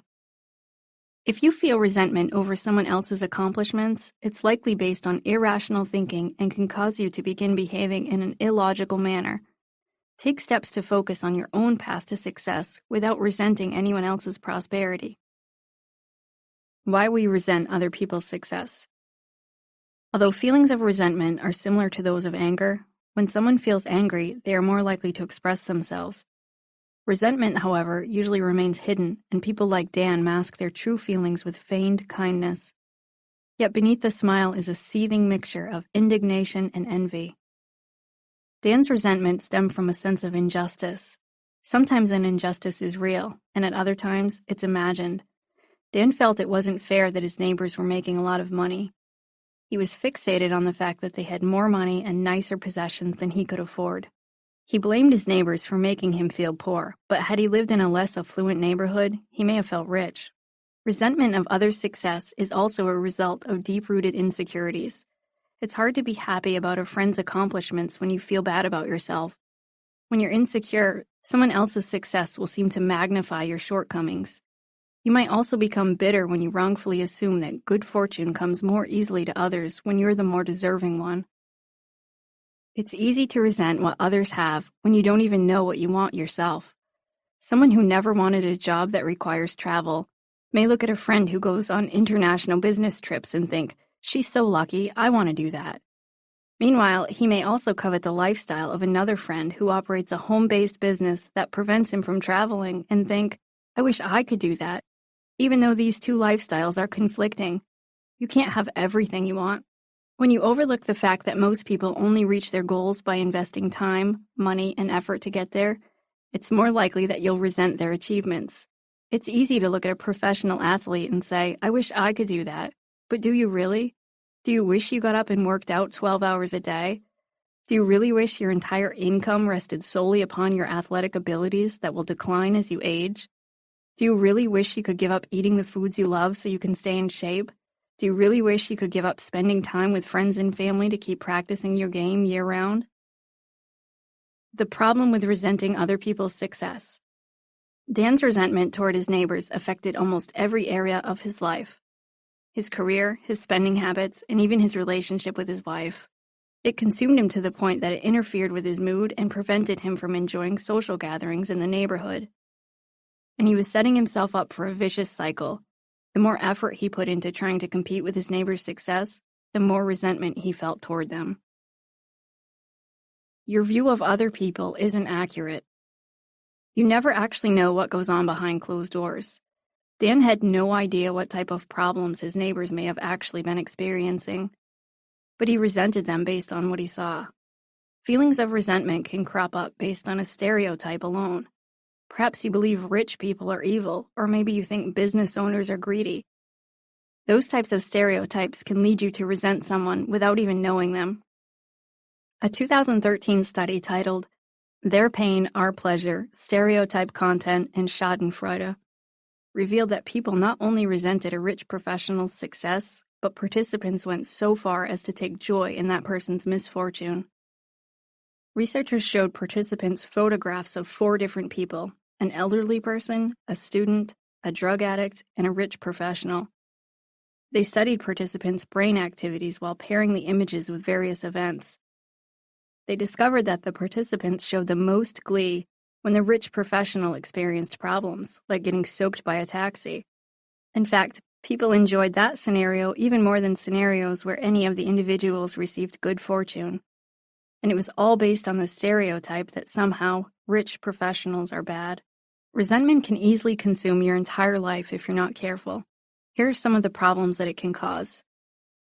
You'll stop focusing on your own path to success. The more time you spend focusing on someone else's achievements, the less time you have to work on your own goals.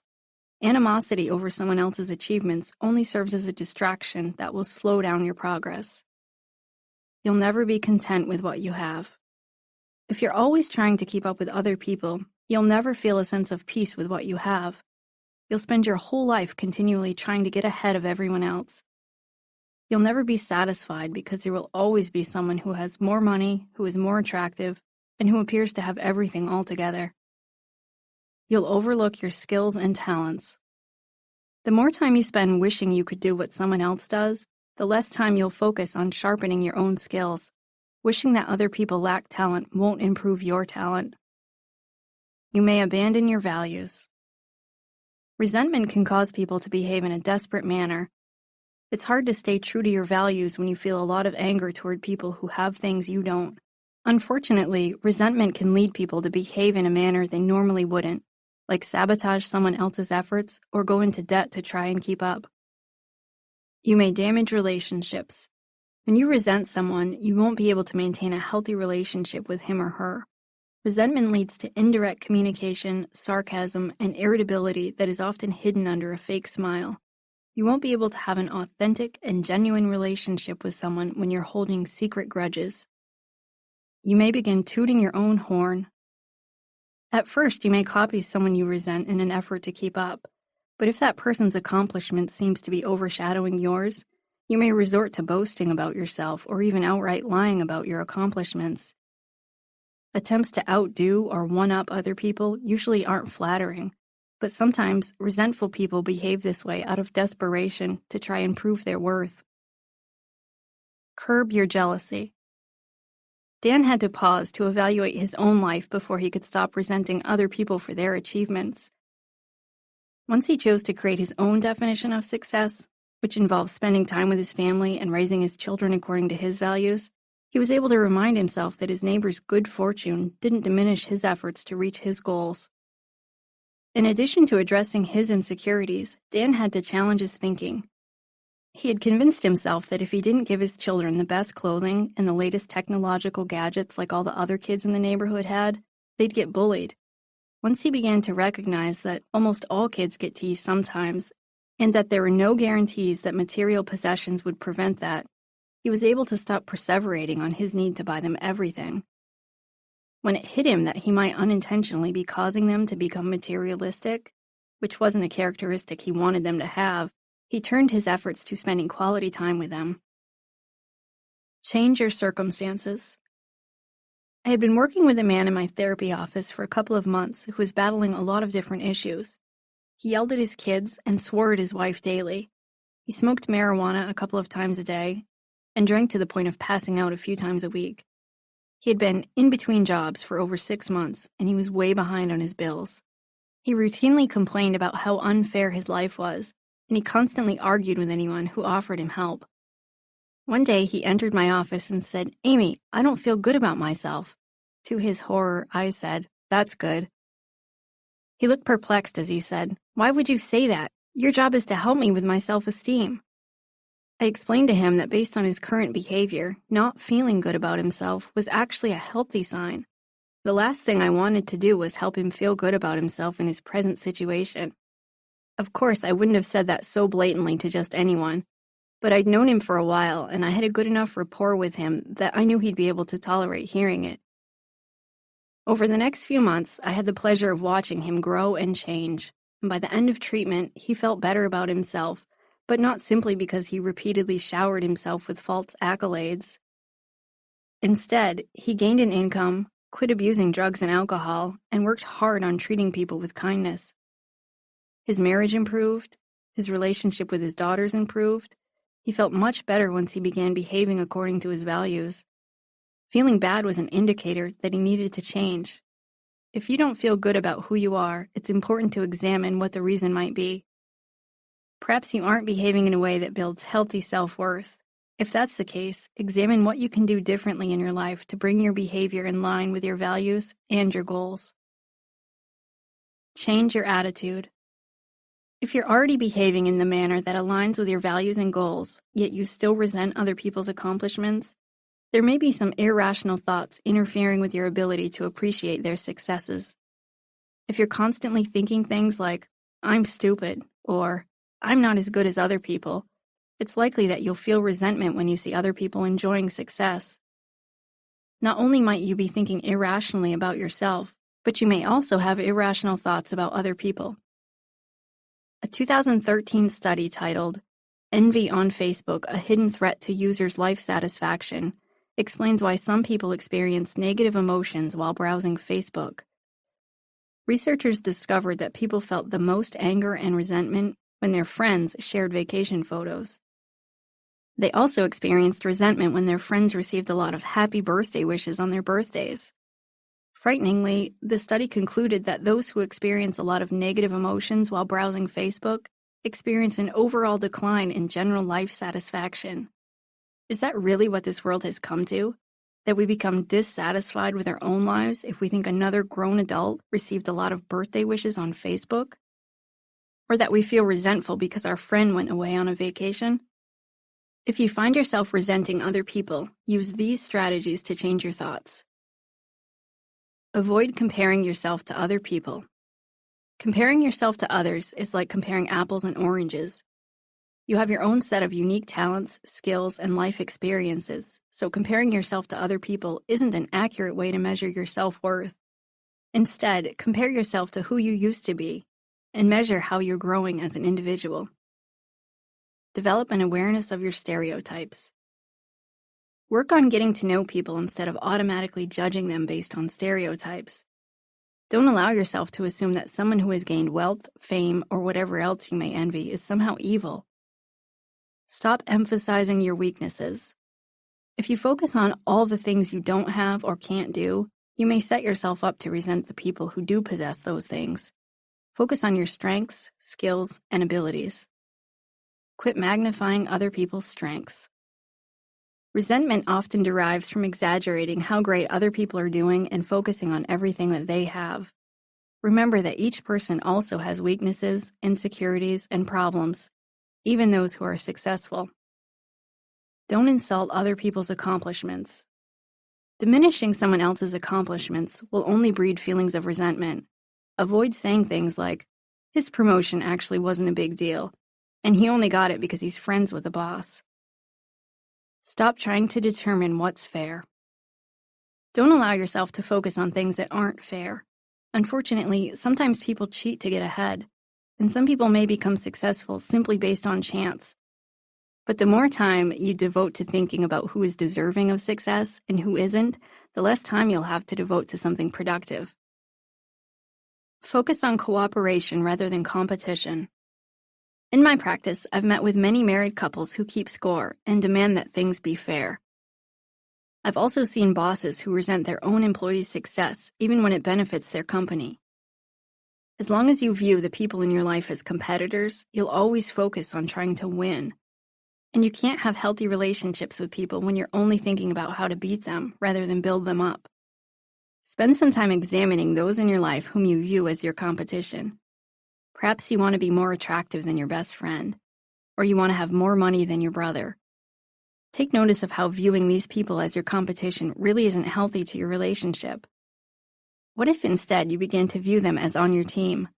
Including the people in your life who possess a variety of skills and talents can actually work to your advantage. If you've got a brother who is good with money, instead of trying to buy just as many expensive toys as he has, why not learn from his financial tips? If you've got a neighbor who is health conscious, why not ask her to share some recipes? Behaving in a humble manner can do wonders for how you feel about yourself, as well as other people. As we learned a chapter ago, Some of Milton Hershey's success was based on the fact that he learned from his mistakes, but his ability to accept the success of others also helped him along the way. He didn't even become resentful when one of his employees, H.B. Reese, began another candy company in the same town. While still working in the chocolate factory, Reese used the knowledge he'd gained from Hershey to invent his own candy. After a few years, Reese created chocolate-covered peanut butter cups, and he used the Hershey Chocolate Factory as his supplier of milk chocolate. Although Hershey could have easily viewed Reese as a competitor who was stealing customers away from his chocolate business, he instead supported Reese's business ventures. The two remained on good terms while both were selling candy in the same community. In fact, after both their deaths, the Hershey Chocolate Corporation and the Reese Candy Company merged, and Reese's Peanut Butter Cups remains one of Hershey's most popular products today. Clearly, the story could have ended quite differently. In fact, it may have ruined both their businesses had they not cooperated. But instead, the two men remained friendly and cooperative throughout their careers. When you're able to be happy about other people's accomplishments, you'll attract, rather than repel, successful people. Surrounding yourself with others who are working hard to reach their goals can be good for you. You may gain motivation, inspiration, and information that can help you along your journey. Create your own definition of success. Although many people equate success with money, clearly not everyone desires to be wealthy. Maybe your definition of success in life is being able to give back to the community by donating your time and skills. Perhaps you'll feel best about yourself when you work fewer hours and you're able to offer your time to people in need. If that's your definition of success, there's no need to resent someone who chooses to earn a lot of money because that's consistent with his or her definition of success. When people say, "I have everything I ever wanted, but I'm still not happy," it's often because they don't really have everything they ever wanted. They're living according to someone else's definition of success instead of being true to themselves. Take the case of Dan. He was working to have all the same material possessions his neighbors had, yet that wasn't making him happy. Instead, he and his wife had chosen for her to be a stay-at-home parent because that was more important to them than the extra money she would have earned while working. But he lost sight of his values and began copying his neighbors. To create your own definition of success, sometimes it's best to look at the big picture of your life and not just the phase that you're in right now. Imagine being at the end of your life looking back over the years. What answers to these questions would likely give you the biggest sense of peace? What were my biggest accomplishments in life? Would your biggest accomplishments likely involve money, the contributions you made to other people, the family that you built, the business you created, the fact you made a difference in the world? How would I know that I had accomplished those things? What evidence do you have that demonstrates you reached your goals? Did people tell you they appreciated your contributions? Do you have a bank account to prove you made plenty of money? What were the best ways I spent my time, money, and talents? Which memories in your life will likely be the most important to you? What types of activities will give you the most sense of pride and fulfillment? Write down your definition of success. When you're tempted to resent other individuals who are working toward their own definition of success, remind yourself of your definition. Everyone's path to success is different, and it's important to recognize that your journey is unique. Practice celebrating other people's accomplishments. If you're working toward your own definition of success and you've addressed your insecurities, you can celebrate other people's accomplishments without any feelings of resentment. You'll stop worrying that someone else's success will make you look bad once you accept that you aren't in direct competition. Instead, you'll feel genuinely happy for someone who reaches a new milestone, earns more money, or does something you haven't done. Peter Bookman is an excellent example of someone who celebrates other people's accomplishments, even though by some accounts, he should feel resentful. As a self-described serial entrepreneur, he's been involved in creating a variety of successful startup companies. He was the founder of the company that eventually became Fusion.io, a computer hardware and software systems company whose client list includes companies like Facebook and Apple. After 3.5 years helping to build the business, Peter was told the investors and board of directors had a different vision for the future than he had.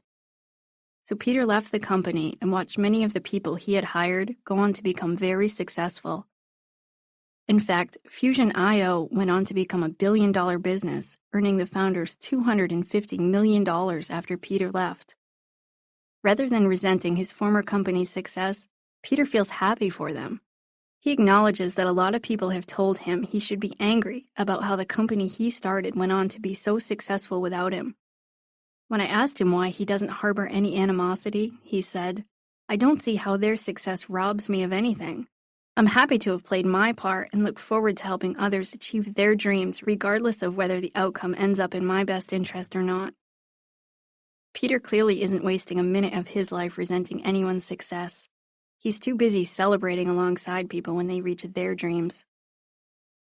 How embracing the accomplishments of others will make you stronger. By all accounts, Herb Brooks had been a successful hockey player throughout both high school and college, and in 1960 he became a member of the U.S. Olympic hockey team. 1 week before the Olympic Games began, however, Brooks became the last person cut from the team. He was left to watch his former teammates go on without him and win the first men's hockey gold medal in U.S. history. Instead of expressing anger at being cut from the winning team, Brooks approached the coach and said, "Well, you must have made the right decision. You won." Although many people may have been tempted to quit playing hockey altogether, Brooks wasn't ready to give up. He continued on to play in the 1964 and 1968 Olympic Games. His teams never reached the same level of success as the year in which he was cut from the team, but his hockey career didn't end there. Once he retired as a player, he went on to be a coach. After coaching at the collegiate level for several years, he was hired to coach the Olympic team. When choosing players for his team, he looked for players who could work well together. He didn't want any one player attempting to steal the spotlight. Brooks's team entered the 1980 Olympics as underdogs, while the Soviet Union national team had won the gold medal 6 out of the last 7 Olympic Games. But with Brooks's coaching, the United States beat the Soviets 4-3. Their stunning upset became known as the Miracle on Ice. From there, they went on to defeat Finland and took the gold medal. Herb left the ice as soon as his team won, and he disappeared from the cameras. He was known for taking off right after the game, rather than staying to celebrate the team's victories. He later told reporters he wanted to leave the ice to his players who deserved it. He didn't want to steal their spotlight. Not only did Herb Brooks not resent those who were successful, but he also supported them in their efforts. He didn't want to force anyone to share their success with him, but instead was humbly willing to give others all the glory. "Write your own book instead of reading someone else's book about success," he famously told his players. When you stop resenting people for their success, you'll be free to work toward your own goals. You'll have the desire to live according to your own values, and you won't feel offended or cheated by people living according to theirs. Dan felt a sense of peace and liberation as soon as he began focusing on reaching his own definition of success. Rather than compete with his neighbors, he began competing with himself. He wanted to challenge himself to be a little better each day. Just like in the case of Dan, living an authentic lifestyle is essential to anyone who wants true success in life. Troubleshooting and common traps. Sometimes it's easy to avoid feeling resentful of others when you're doing really well. But there will likely be times in life when you're going to struggle. That's when it can be most difficult to not resent other people. It takes hard work and persistence to keep your feelings in check when you're struggling to reach your goals while those around you are reaching theirs. What's helpful? Creating your own definition of success. Replacing negative thoughts that breed resentment with more rational thoughts. Celebrating other people's accomplishments. Focusing on your strengths. Cooperating rather than competing with everyone. What's not helpful? Chasing after everyone else's dreams. Imagining how much better everyone else's lives are. Constantly comparing yourself to everyone around you. Diminishing other people's achievements. Treating everyone like they're your direct competition. Chapter 10. They don't give up after the first failure. Failure is part of the process of success. People who avoid failure also avoid success. Robert T. Kiyosaki. Susan came to see me for counseling because she said she felt like her life wasn't as fulfilling as she thought it should be. She was happily married, and she and her husband had a beautiful 2-year-old little girl. Susan had a stable job as a receptionist at the local school, and she and her husband were doing just fine financially. Susan said she actually felt a little selfish for not feeling happier because she knew she had a good life. During the first couple of therapy sessions, Susan revealed that she had always wanted to be a teacher. After high school, she had actually gone on to study education in college. Even though the university she had attended was only a few hours away from home, she was miserably homesick. She was painfully shy, and she struggled to make new friends. She found the classes to be difficult and overwhelming. So halfway through her first semester, Susan dropped out of college. Shortly after returning home, she got the school receptionist job, and she'd worked there ever since. Although it wasn't her dream job, she thought it was as close to becoming a teacher as she'd ever get. But it was clear from talking to Susan that she still yearned to be a teacher. She just didn't have the confidence that she could do it. When I first broached the subject of going back to college, Susan insisted she was too old. But she changed her mind when I showed her a recent news headline about a woman who earned her high school diploma at the age of 94. We spent the next few weeks talking about what held her back from studying education. She said that she had simply decided that she wasn't college material. After all, she'd failed the first time, and she felt certain she wasn't smart enough to pass college classes now that she'd been out of school for so long. Over the next few weeks, we discussed her thoughts about failure and whether it was true that if she failed once, she'd fail again. We discovered an obvious pattern in Susan's life. Whenever she wasn't successful on her first attempt at anything, she gave up. When she didn't make her high school basketball team, she quit playing sports. When she gained back the 15 pounds she'd lost dieting, she quit trying to lose weight. The list went on as she discovered how her beliefs about failure influenced her choices. In the meantime, I encouraged her to look around at college options, even if she never planned to go back to school, because college has changed a lot in the last 15 years. She was pleased to discover that there were many alternatives to being a full-time college student, and within a matter of weeks, she signed up to take some online college classes. She was thrilled to think that classes wouldn't require much time away from her family, and she could attend on a part-time basis. Soon after she began taking classes, she announced that she felt like she'd found what she was missing. Simply working toward a new professional goal seemed to be just the challenge she needed to help her feel fulfilled. She ended therapy shortly after with a new sense of hope about her future and a new outlook on failure. If at first you don't succeed. While some people are motivated by failure to do better the next time, other people simply give up. Do any of these points resonate with you?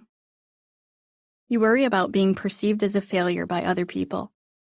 You only like to participate in things when you're likely to excel. If your first attempt at something doesn't work out well, you're not likely to try again. You believe the most successful people were born with the natural talent to succeed.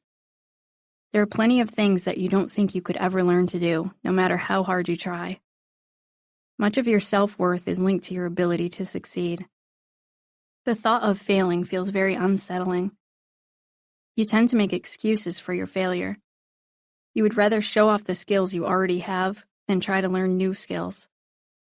Failure doesn't have to be the end. In fact, most successful people treat failure as just the beginning of a long journey to success. Why we give up. Susan, like many of us, felt that if she failed once, she'd most certainly fail again, so she didn't bother trying. Although she knew she was missing something from her life, it never occurred to her that she could try taking college classes again because she assumed she just wasn't college material. Susan is certainly not alone. It's likely that almost everyone has given up on something after a failed first attempt. Fear is often at the heart of our unwillingness to try something again after we failed at it already, but not everyone shares the same fears about failure. One person may worry that he'll disappoint his parents, while another person may worry that she's too fragile to handle another setback.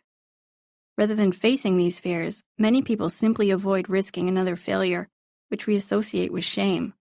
Some of us try to hide our failures. Others devote a lot of energy into making excuses for them.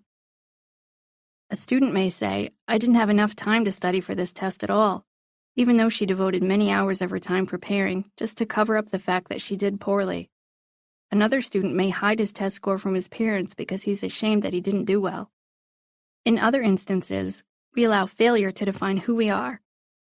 To Susan, her failure to finish college meant she wasn't smart enough to get an education.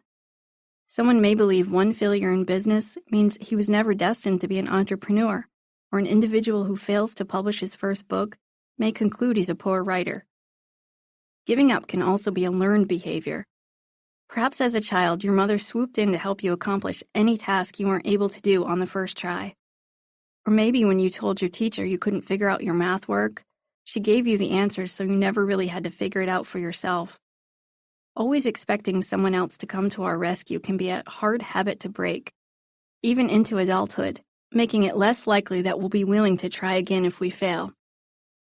Finally, many people give up because they have a fixed mindset about their abilities.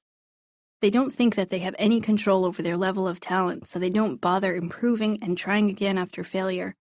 They think if you weren't born with a God-given talent to do something, there's no use in trying to learn. The problem with giving in to failure. Susan spent a lot of time thinking things like, I'm not smart enough to be a teacher, and I could never help students succeed because I'm a failure.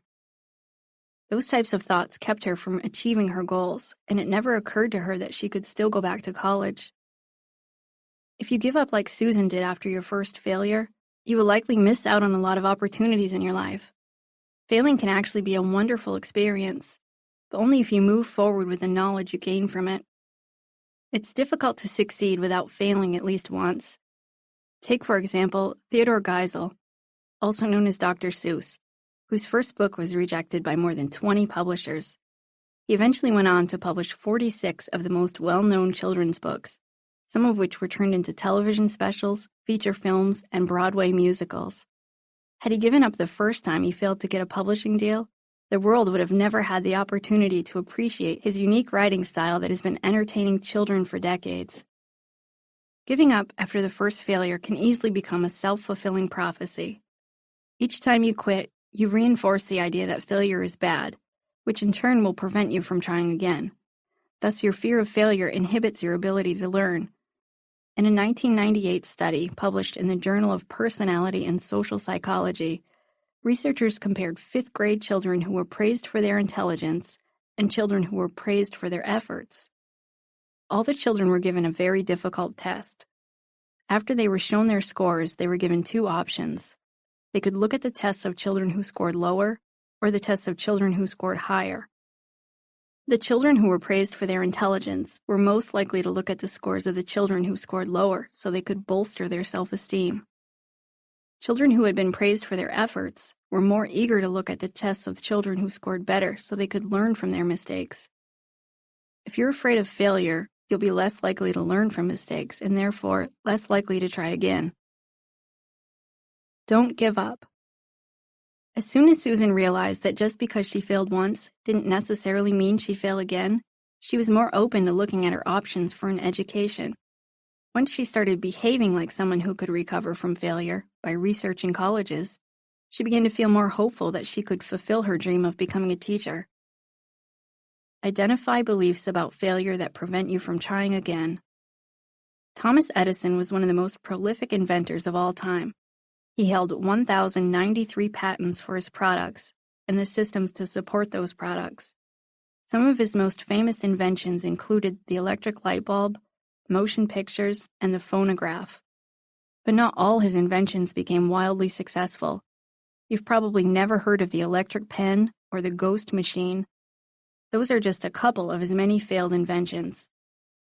Edison knew that a certain number of his inventions were bound to fail, and when he created a product that either didn't work or didn't seem to be a hit with the market, he didn't view himself as a failure.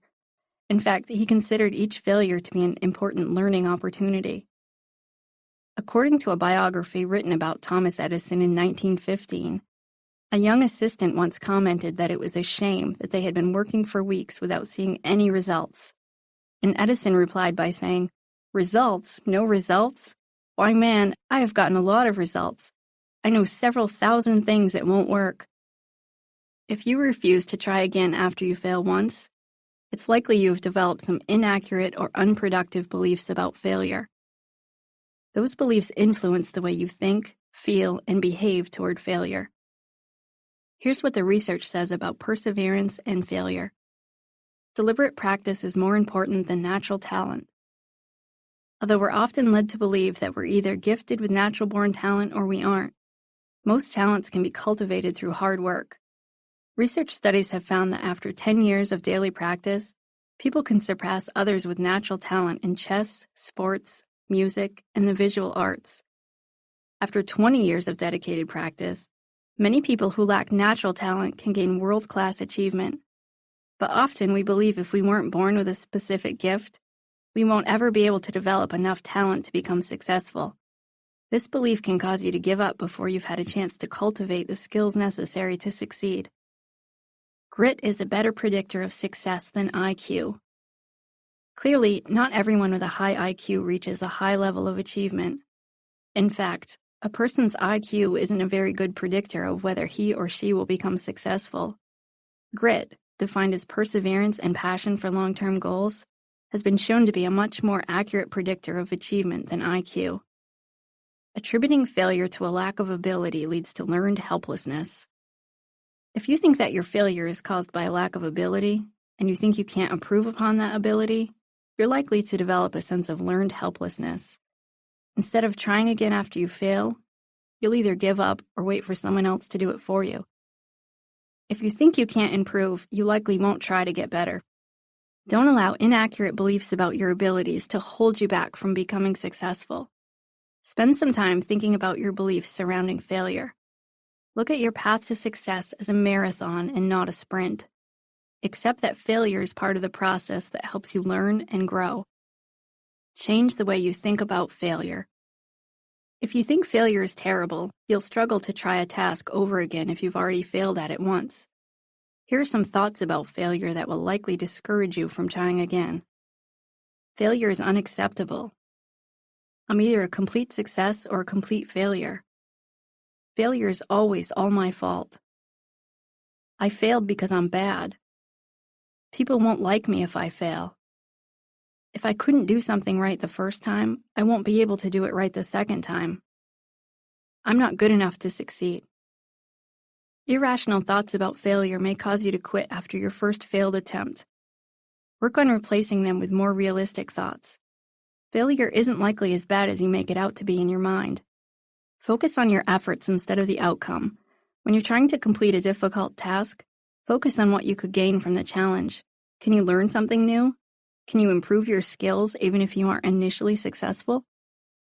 By thinking about what you can learn from the experience, you'll be more likely to accept that failure is part of the process. Self-compassion, and not necessarily high self-esteem, may be the key to reaching your full potential. While being too hard on yourself can lead to the resignation that you're just not good enough, and being too easy on yourself may lead to excuses for your behavior, self-compassion strikes just the right balance. Self-compassion means viewing your failures kindly yet realistically. It means understanding that everyone has shortcomings, including you, and that failure doesn't decrease your worth as a person. When you take a compassionate approach to your own weaknesses, you'll be more likely to recognize there is room to grow and improve. In a 2012 study titled Self-Compassion Increased Self-Improvement Motivation, students were given a chance to improve failed test scores. One group of students took a self-compassionate view of their failure, while the other group focused on bolstering their self-esteem. The results found that the students who practiced self-compassion studied 25% longer and scored higher on the second test, compared with the students who focused on increasing their self-esteem. Avoid making your entire self-worth contingent upon high achievement, or you'll be less likely to risk doing things where you may fail. Replace the irrational thoughts with these realistic reminders. Failure is often part of the journey to success. I can handle failure.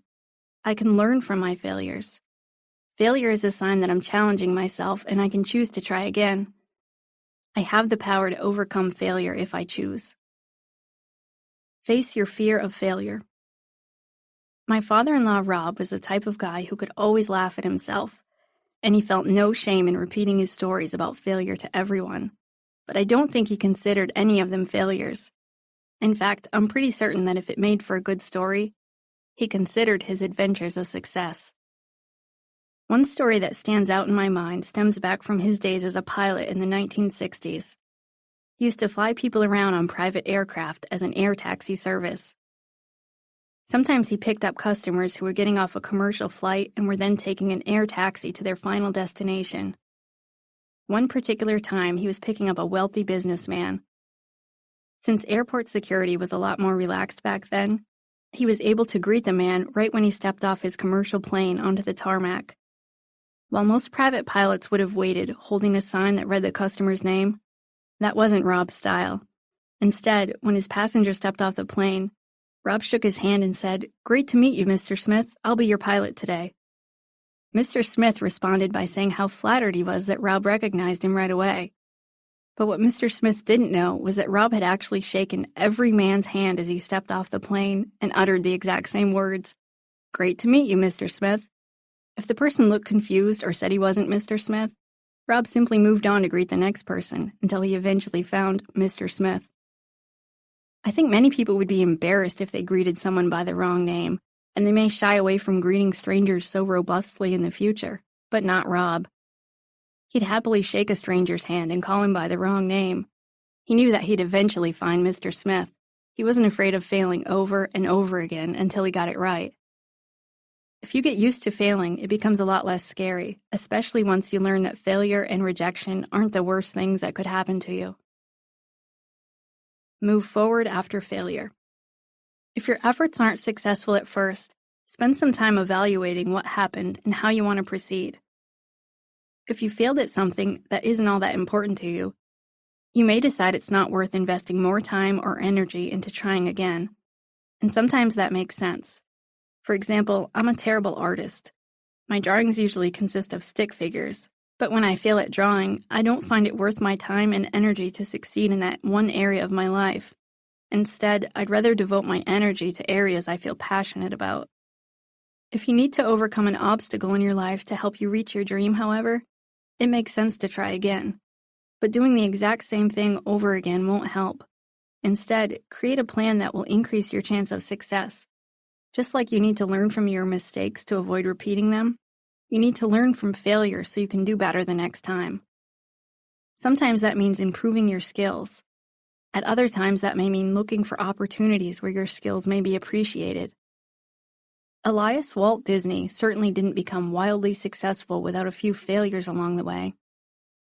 He originally opened a business called Laugh-O-Gram, where he contracted with the Kansas City Theater to screen his 7-minute fairy tales that combine live action with animation. Although his cartoons became popular, Walt was deeply in debt and was forced to declare bankruptcy just a few short years later. But that didn't stop Walt. He and his brother moved to Hollywood to begin the Disney Brothers studio. They got a deal with a distributor who was expected to distribute a cartoon character Walt created, Oswald the Lucky Rabbit. But within a few years, the distributor stole the rights to Oswald and several of his other cartoon characters. The Disney Brothers quickly produced 3 of their own cartoons featuring one of the characters Walt had invented, Mickey Mouse, but they failed to find distribution for it. It wasn't until sound was incorporated into film that they were able to put it into production. Soon after, the Disney Brothers' success soared. Despite the fact that it was the middle of the Great Depression, Walt began producing films that generated huge amounts of revenue. From there, he and his brother built Disneyland, a $17 million theme park. It became a huge success, and they were able to use the profits to begin building Disney World. Sadly, Walt passed away before the theme park was finished. A man who went bankrupt after a failed business venture in the cartoon industry became a multi-millionaire within a few years during the Great Depression. The same cartoons that received repeated rejections from people who didn't think they would ever be a success earned him more Academy Awards than any other person in history. Even though Walt passed away almost 50 years ago, the Disney Company remains a thriving, billion-dollar corporation, and Walt's cartoon character, Mickey Mouse, remains the primary symbol of Disney. Clearly, Walt was a man who used his failures to motivate him to become successful. Bouncing back after failure will make you stronger. Wally Amos worked as a talent agent who was known for sending his homemade chocolate chip cookies to celebrities in an effort to entice them to sign on with him. At the urging of his friends, he eventually quit working as an agent and devoted his life to baking cookies. With financial support from some of his celebrity friends, he opened his first gourmet cookie shop and called it Famous Amos. The store became wildly popular and the business expanded quickly. Amos opened several more stores across the country over the next decade. His success earned him national attention, including an award of entrepreneurial excellence from President Ronald Reagan. But as a high school dropout without any formal training, Amos lacked business knowledge, and his million-dollar empire began to struggle. He attempted to hire people who could help, but unfortunately, they also lacked the ability to turn the company around. Eventually, Amos was forced to sell his company. And not only had he experienced financial trouble with his business, but he also experienced a major financial crisis in his personal life. He lost his home to foreclosure. A few years later, he attempted to launch a new cookie company, Wally Amos Presents Chip and Cookie. But the company executives who had purchased Famous Amos sued him for using his own name. He changed the name of his new business to Uncle No Name. His new cookie company faced steep competition, and he wasn't able to make it successful. As his debt rose to over $1 million, he was forced to file bankruptcy. Finally, Amos opened a muffin company, but this time he left the day-to-day operations to a partner who had expertise in food distribution. He'd learned from his previous failures that he needed help operating the business. His new business hasn't soared to the heights of his cookie business, but the company remains viable to this day. Eventually, Amos found another break. Keebler acquired his original brand of Famous Amos cookies, and management hired him to be the product's spokesperson. Although he could have been bitter about the fact that the company he founded had achieved tremendous success now that he no longer owned it, Amos gratefully and humbly returned to urging people to buy the cookies he had begun making over 30 years ago. He's also found success as an author and a motivational speaker. Failure can build character by challenging you in new ways. It can help you identify areas in your life that need work, as well as hidden strengths you've never before recognized. In Susan's case, once she enrolled in college, she gained confidence in her ability to handle future setbacks. She no longer viewed failure as final, but instead thought of it as a way to improve herself. Learning how to persevere despite failure increases your mental strength over time as you recognize how failure can improve your performance. Understanding that you will be okay, even if you fail repeatedly, offers much peace and contentment in life. You'll no longer worry about being the best or feeling like you have to achieve the most to be appreciated. Instead, you can rest assured that with each failure, you're becoming better. Troubleshooting and common traps. Sometimes people are comfortable with failure in some areas of their lives, but not others. A person may be used to failing to close deals as a salesperson, but may be very upset if she fails to become elected to city council. Identify the areas in your life where you may be more apt to give up after failure and focus on how you can learn from all the failures you experience. If you're not used to trying again after you fail, facing your fears head-on can be difficult at first. You're likely to feel a range of emotions, and your thoughts may discourage you from trying again. With practice, however, you'll be able to discover how failure can be an important step in becoming successful. What's helpful? Viewing failure as a learning opportunity. Resolving to try again if your first attempt was not successful. Facing your fear of failure. Developing a new plan to increase your chance of success. Identifying and replacing irrational thoughts about failure. Focusing on improving your skills rather than showing them off. What's not helpful? Allowing failure to stop you from reaching your goals. Considering future attempts to be a lost cause if your first attempt wasn't successful. Quitting because you don't want to tolerate discomfort. Defining a task as impossible because it didn't work the first time. Allowing yourself to think that failure is worse than it is. Refusing to participate in tasks where you are not likely to excel. Chapter 11. They don't fear alone time. All man's miseries derive from not being able to sit quietly in a room alone. Blaise Pascal. Vanessa had asked her doctor for medication to help her sleep, but he'd recommended she try counseling first. Although she wasn't certain how counseling could help, Vanessa agreed to come and see me. She explained how she just couldn't seem to shut her mind off at night. Despite feeling exhausted, she'd often lie awake with her mind racing for several hours after she'd tried to go to sleep. Sometimes she'd second-guess certain things she'd said throughout the day, while at other times she worried about all the things she had to do tomorrow. And sometimes she had so many thoughts running through her head all at once that she didn't even know what exactly she was thinking about. During the day, Vanessa said she didn't experience any worrisome thoughts. She worked as a real estate agent, and her days were busy and often very long. When she wasn't officially working, she could be found dining out with friends or networking with other young professionals. The line between work and play was often blurred as she frequently received business referrals through social media or through various groups that she belonged to. She loved her active lifestyle and she enjoyed being constantly on the go. Although her job brought a lot of stress, she found her work to be quite fulfilling and she was very successful in sales. When I asked her how often she spent any time alone, or how often she ever gave herself an opportunity to just sit and think, she said, "Oh, never. I don't ever want to waste 1 second of my day not being productive." When I suggested to her that the reason she may be struggling to turn her mind off at night was because she didn't give her brain any time to process things during the day, she initially laughed. She said, "It's not that. I have plenty of time to think during the day. Sometimes I'm thinking about a whole bunch of things at once." I explained to her that her brain may need some downtime, a chance to unwind, and I suggested she schedule some alone time in her day. Although she wasn't convinced solitude could help her sleep better, she agreed to try it as an experiment. We discussed the various ways she could spend some time being alone with her thoughts. She agreed to try journaling for at least 10 minutes a day before bed without any distractions, no TV, no cell phone, and no radio playing in the background. When she returned the following week, she said she found the silence to be a little uncomfortable, but she enjoyed journaling and thought it was helping her fall asleep a little faster. Over the next few weeks, she tried several other activities, including meditation and mindfulness exercises. To her surprise, she found a few minutes of meditation each morning to be one of the highlights of her day.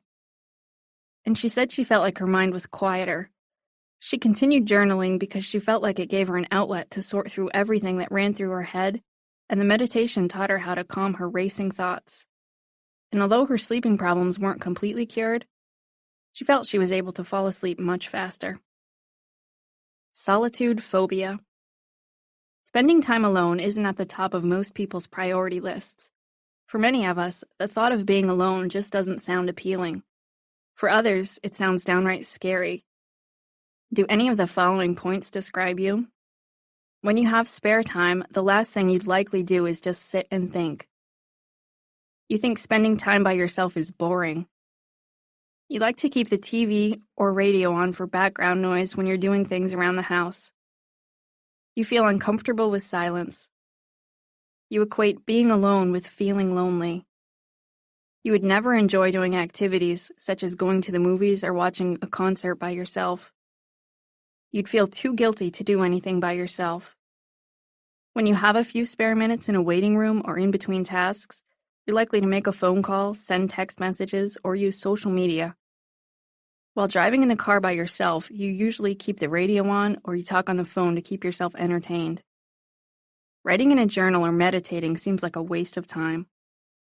You don't have time or opportunity for solitude.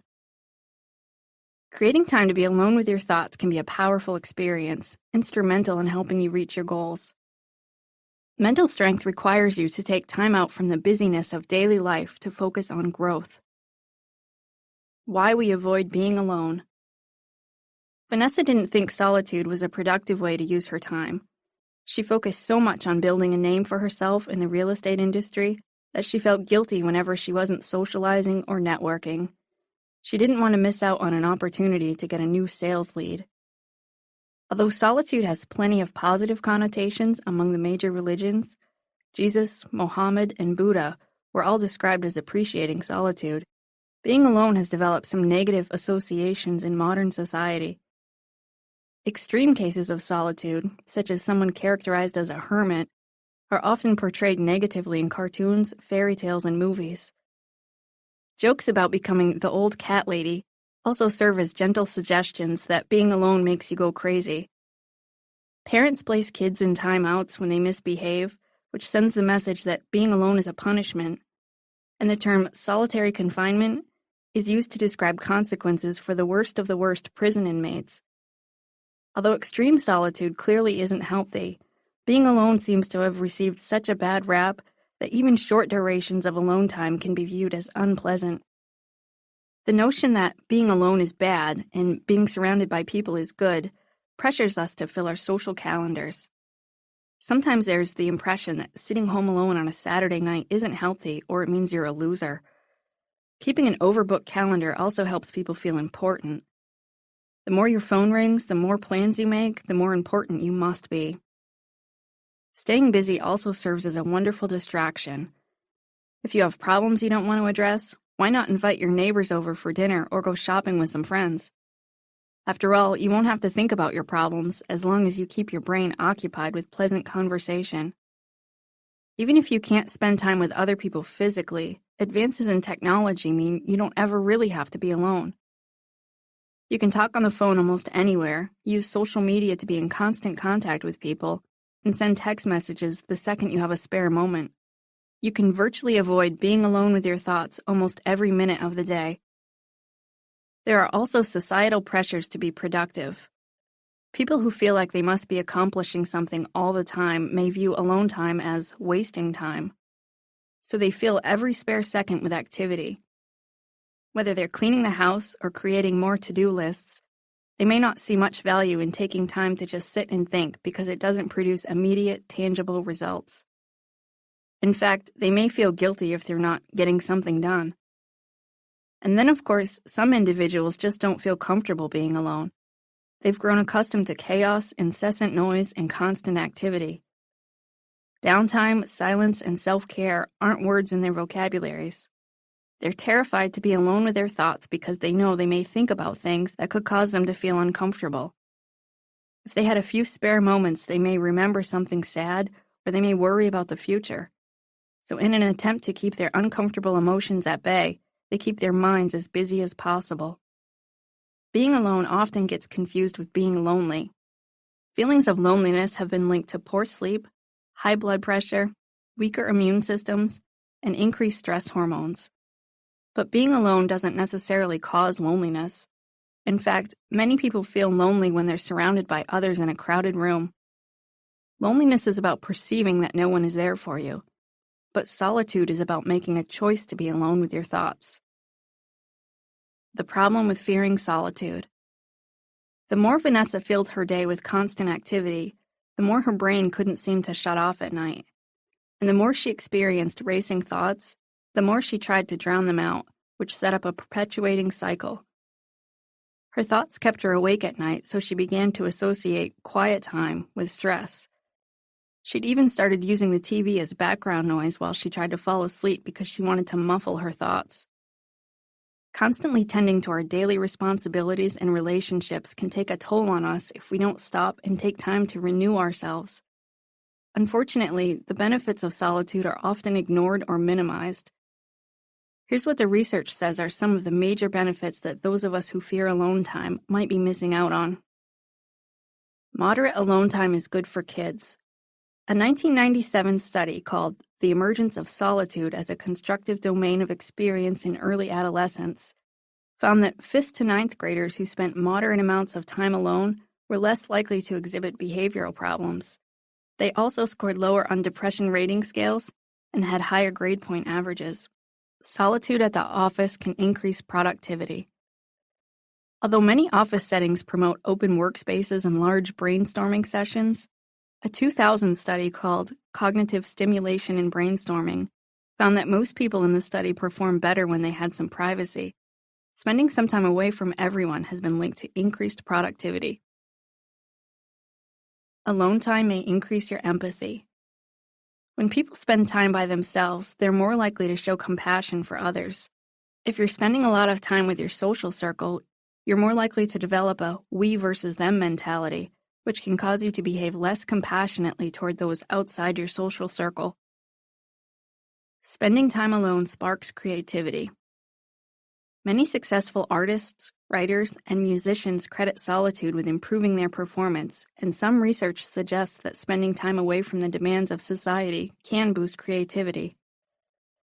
Solitary skills are good for mental health. Although there's often a lot of emphasis on the importance of social skills, evidence suggests solitary skills may be equally important for health and well-being. The ability to tolerate alone time has been linked to increased happiness, life satisfaction, and improved stress management. People who enjoy alone time also experience less depression. Solitude offers restoration. Alone time provides an opportunity to recharge your batteries. Research shows that spending time alone in nature offers rest and renewal. Although it can be a challenge to slow down and take time out for yourself, there can be serious consequences if you don't. My good friend Alicia experienced an extreme consequence just a few years ago. I didn't know her back then, so I was surprised to hear how stress took such a cumulative effect on her life when she neglected to take care of herself. She'd just given birth to her first child and was working 25 to 30 hours a week at a job that she didn't exactly love. She just returned to college full-time because she felt bad that she hadn't yet finished her degree. She also felt a lot of guilt over the fact that her hectic schedule required her to be away from her baby much of the time.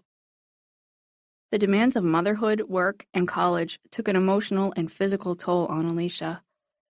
She experienced constant anxiety, and at times, she felt like she couldn't even breathe. She began breaking out into hives, and she lost her appetite. But she ignored the warning signs that her stress was reaching dangerously high levels, and she pressed onward. The day her stress finally caught up with her started out like any other day, or so she's been told. She has no recollection of it.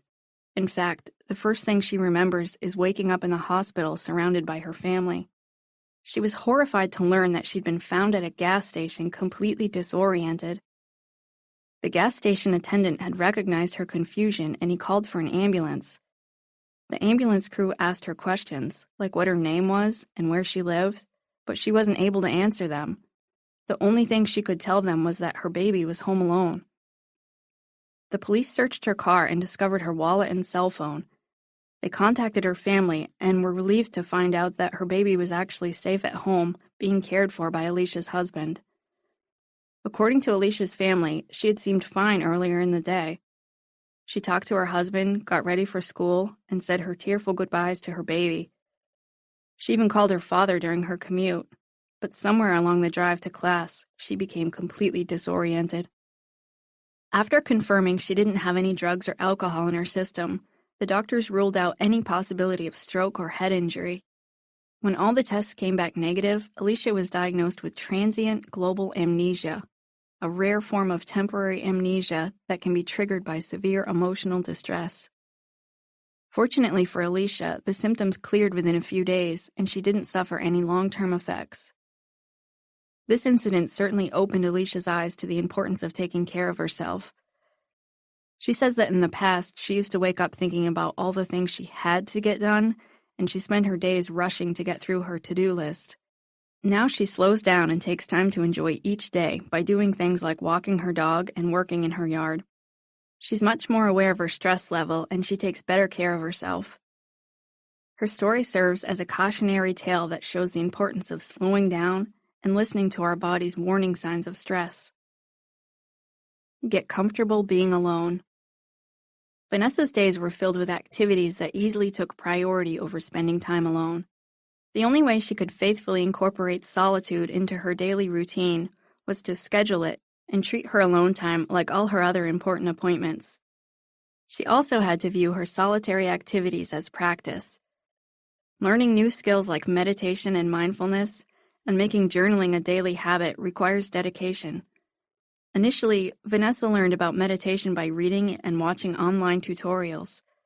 But when she realized that she actually enjoyed it, she expressed an interest in taking a meditation class. She felt like the more skills she learned, the better equipped she'd be to quiet her mind at night. Practice tolerating silence. Most of us are used to having a lot of noise surrounding us during the day.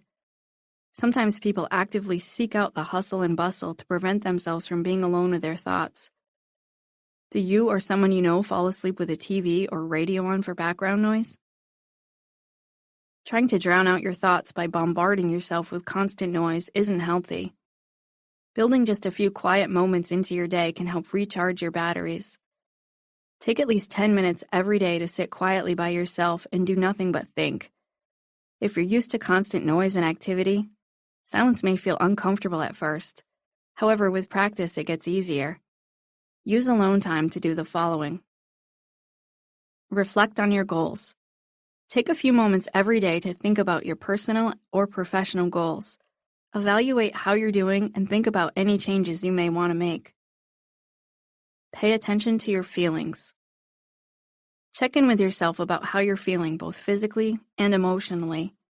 Think about your stress level. Evaluate whether you're taking good enough care of yourself and think about any ways you could improve your life. Set goals for the future. Don't stop daydreaming about what you may want the future to look like. The first step to creating the type of life you want is deciding how you want the future to look. Write in a journal. Journaling can be a powerful tool in helping you to better understand and learn from your emotions. Research studies show that writing about experiences and the emotions surrounding those experiences boosts immune systems, decreases stress, and improves mental health. We live in a world where we can be constantly connected to people, but digital connectivity means we have fewer opportunities to be alone with our thoughts. Reaching for your phone to check messages, scrolling through social media accounts, and reading online news stories can take up a lot of your time. Just spending a few minutes here and a few minutes there can add up to several hours a day. Constant communication interrupts your daily activities and can lead to increased stress and anxiety. Take a break from technology and incorporate some more quiet time in your daily life by trying the following. Turn off the TV when you're not actually watching it. Ride in the car without playing the radio. Go for a walk without taking your cell phone. Shut off all your electronics once in a while just to take a break. Schedule a date with yourself. The key to making alone time helpful is that it has to be a choice. Elderly people who live alone and are rather isolated from society, for example, are more likely to feel lonely and less likely to benefit from solitude. But for people who live busy lives that include lots of social interaction, scheduling some alone time can provide an opportunity for rest and renewal. If you feel uncomfortable with the idea of spending time alone, the key is to create positive experiences with solitude. In addition to squeezing in a few minutes of alone time every day, schedule a date with yourself at least once a month. By referring to it as a date, it can remind you that you're choosing to do something on your own, not because you lack social relationships, but because it's a healthy thing to do. A 2011 research study titled, "An Exercise to Teach the Psychological Benefits of Solitude, The Date with the Self," found that the vast majority of people who scheduled a date alone experienced calmness and serenity. They enjoyed the freedom to do whatever they wanted without any social constraints or expectations. The few participants who didn't find the experience enjoyable weren't yet comfortable being alone. However, increasing their exposure to alone time may help make it a more enjoyable activity for them in the future. While fishing in a boat in the middle of the lake may offer one person a peaceful and rejuvenating experience, many other people would find the exercise to be dreadful. If you despise something, you aren't likely to keep it up long term. It's best to find some solitary activities that you enjoy so you can work them into your routine. If you appreciate nature, consider spending time in the woods. If you love a good meal, go to a restaurant of your choice. You don't have to stay home to appreciate solitude. Instead, choose to do something that you may not normally do when you're with people. Just make sure you don't bury your nose in a book or spend the time text messaging someone. The point of a date with yourself is to be alone with your thoughts. Learn meditation. Although once upon a time, meditation was considered something that only monks or hippies did, it's starting to gain more mainstream acceptance. Many doctors, CEOs, celebrities, and politicians now appreciate the powerful impact meditation has on their mental, physical, and spiritual health. Research shows that meditation alters your brain waves, and over time, your brain physically changes. Studies have shown that regions of the brain associated with learning, memory, and emotion regulation actually begin to thicken after just a few months of meditation. Meditation has been linked to a variety of emotional benefits, including helping those who practice to reduce negative emotions and to gain a new perspective on stressful situations. Some studies report meditation decreases anxiety and depression, not to mention the spiritual benefit. While some claim meditation alone offers the path to enlightenment, others encourage combining prayer with meditation. Additional research says meditation may help with a variety of physical health issues, including asthma, cancer, sleep problems, pain, and heart disease. Although some of the research has been questioned by medical experts, there's certainly no denying that meditation can have a strong influence over your body. Just ask Wim Hof. Hof has been nicknamed the Iceman because of his ability to use meditation to tolerate extreme cold. This middle-aged Dutchman holds over 20 world records for the amazing feats he's accomplished, including being immersed in ice for well over an hour. He has climbed Mount Kilimanjaro, run marathons in the polar circle, and even hiked halfway up Mount Everest before his trip was cut short due to a foot injury, all while wearing shorts. Skeptical researchers have performed a variety of tests on him because many believed his feats must somehow be fraudulent, but scientists concluded he's able to maintain a consistent body temperature when he meditates, despite being exposed to extreme temperatures. Hof has even begun teaching other people how to control their own thermostats through meditation. Although being able to withstand being placed in an ice bath for an hour isn't a skill most of us need, or want for that matter, Hof's story certainly demonstrates the incredible connection between the mind and body. There are several different types of meditation, so it may be helpful to conduct some research to find out which would be the best match for you. It doesn't have to be a long or formal process. Instead, meditation can just be something you do for 5 minutes each day to calm your mind and develop a better sense of self-awareness. Steps to simple meditation. In its simplest form, you can perform meditation in just a few easy steps anytime and anywhere. Sit in a relaxed position.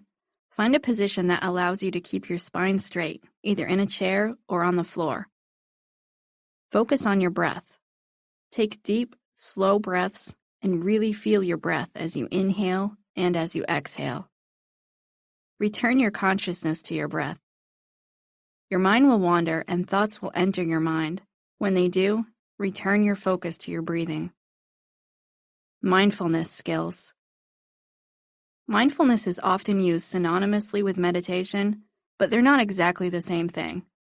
Mindfulness is about developing an acute awareness of what is happening within the moment without forming judgment. In today's world, we're tempted to multitask almost every minute of the day. We send text messages while we're walking the dog, we listen to the radio while we're cleaning the kitchen, or we try to carry on a conversation with someone while we're typing on our laptops. Instead of being mindful of what we're doing, we're zoned out. Our mind wanders in the midst of a conversation. We can't remember what we did with our car keys even though we just had them in our hands, and we can't recall whether we washed our hair already while we're in the shower. The research on mindfulness shows a lot of similar benefits to meditation: reduced stress, fewer depressive symptoms, improved memory, decreased emotional reactivity, and even improved satisfaction in relationships. Many researchers suggest mindfulness could be the key to finding happiness. It's also been linked to improved physical health benefits, such as increased immune functioning and decreased inflammation from stress. Instead of thinking about what is right or wrong, or how things should be, mindfulness allows you to accept your thoughts for what they are in the moment. Mindfulness raises your awareness and helps you zone in on each activity you're doing throughout the day. It encourages you to become more comfortable with being alone with your thoughts, while also helping you to live in the moment. Just like with meditation, you can learn mindfulness skills through books, videos, workshops, and retreats. It's taught differently by different people, So if one method of teaching doesn't work for you, explore other opportunities to learn more about mindfulness. The key to developing the skills is to remember that they take practice and dedication. But learning these skills can change the quality of your life and provide you with a new perspective on solitude. Ways to practice mindfulness. Many different exercises can help you begin practicing mindfulness. The more you practice, the more you'll become fully aware and fully awake throughout your daily activities. Here are just a few exercises that can help you develop mindfulness. Scan your body. Slowly paying attention to each part of your body from the tips of your toes to the top of your head. Look for areas of your body that may be tense and practice letting go of that tension and relaxing your muscles. Count to 10. Close your eyes and practice slowly counting to 10. Notice as your mind will likely begin to wander along the way. Refocus your attention back to slowly counting. Consciously observe. Find an everyday object you have lying around the house, like a pen or a cup. Hold the object in your hand and focus all your attention onto it.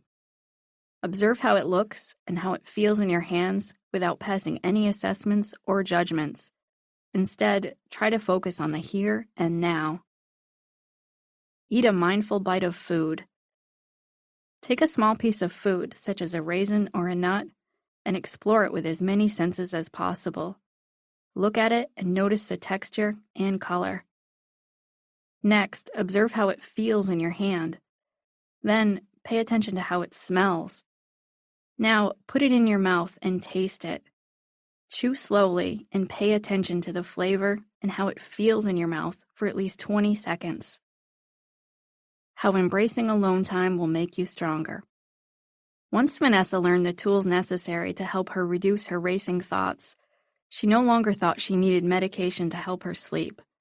Instead, she could use meditation and mindfulness to quiet her mind before she went to sleep. She also noticed how her skills made a difference in her professional life. Throughout the day, her focus was better. She felt like she was able to be more productive, and she no longer felt as disorganized, despite her chaotic schedule. Learning skills to quiet your mind and be alone with your thoughts can be a powerful and life-changing experience. In his book, 10% Happier, Dan Harris describes how meditation changed his life.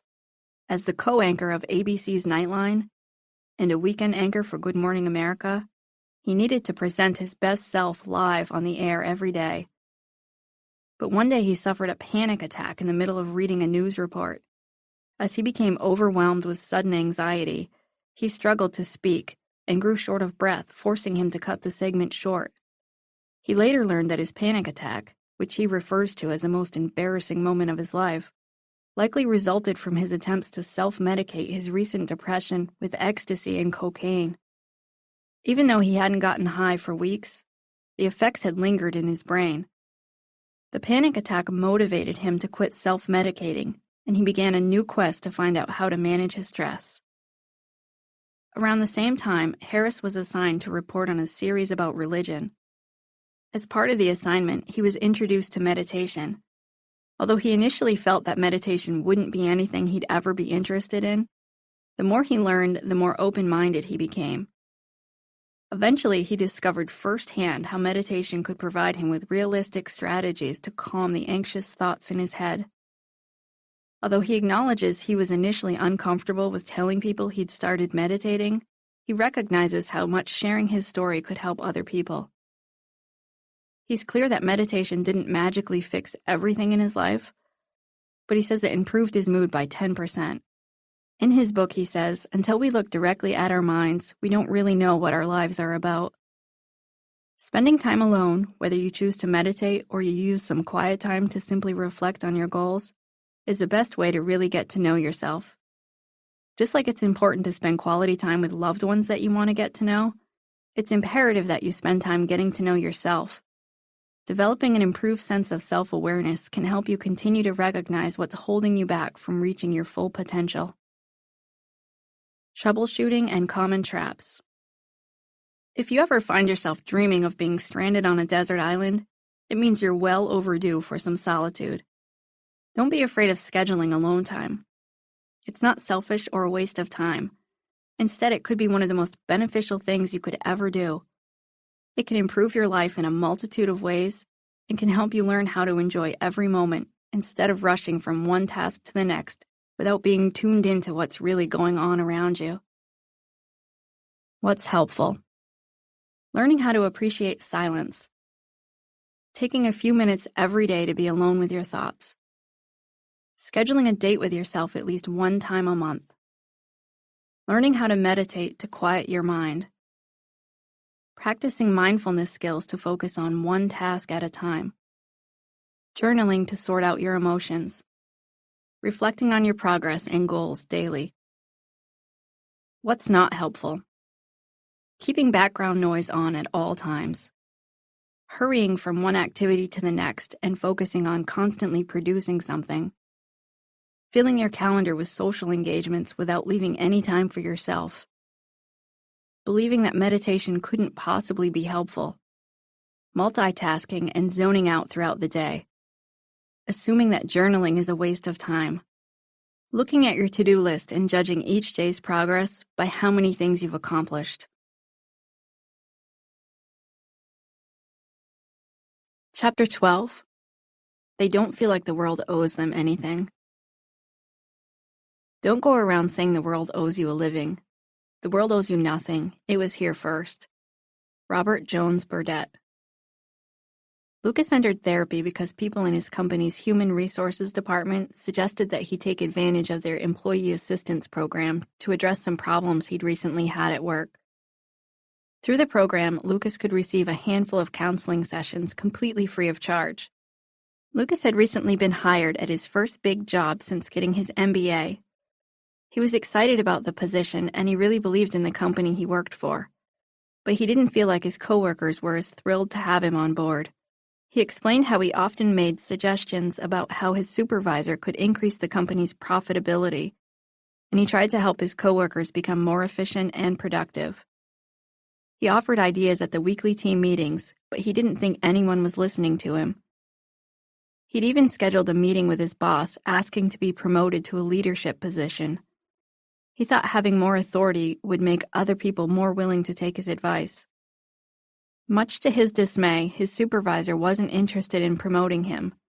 Instead, the supervisor told Lucas to tone it down if he wanted to remain employed, because his fellow coworkers were already complaining about his attitude. Following the meeting, Lucas had gone to his company's human resources office to complain, and it was then that they recommended he receive some counseling. As Lucas and I talked, he said he felt he deserved a promotion. Even though he was new to the company, he was certain he had great ideas about how to make the business more profitable, and he figured he should be paid more than his current salary.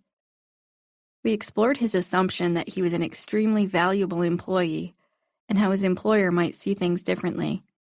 We also discussed the consequences of making such a bold assumption. He recognized that his inference was clearly causing some problems for him at the office. His coworkers, and most likely his supervisor, were annoyed. Once Lucas was able to see how his know-it-all attitude was rubbing people the wrong way, we discussed what it was probably like for his coworkers to work with him. Some of them had been with the company for decades and were slowly trying to work their way up the corporate ladder. Lucas said he understood how some of them might feel frustrated when someone who was fresh out of college started offering them advice. He admitted that he often thought of them as stupid, and we discussed how these types of thoughts would only fuel his desire to behave in a bossy manner. He participated in trying to reframe those thoughts so that he could recognize the value that long-term employees offered the company. Instead of viewing his coworkers as stupid, he reacted by telling himself that they simply did things differently.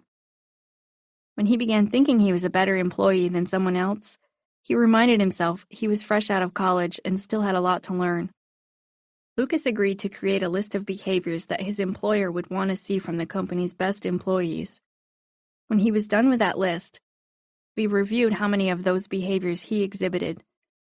He acknowledged that he didn't do all of the things on the list, like support other employees or show respectful behavior.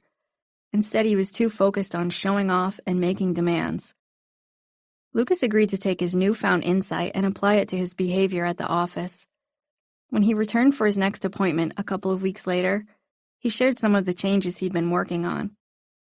He said he had stopped offering so much unsolicited advice to others.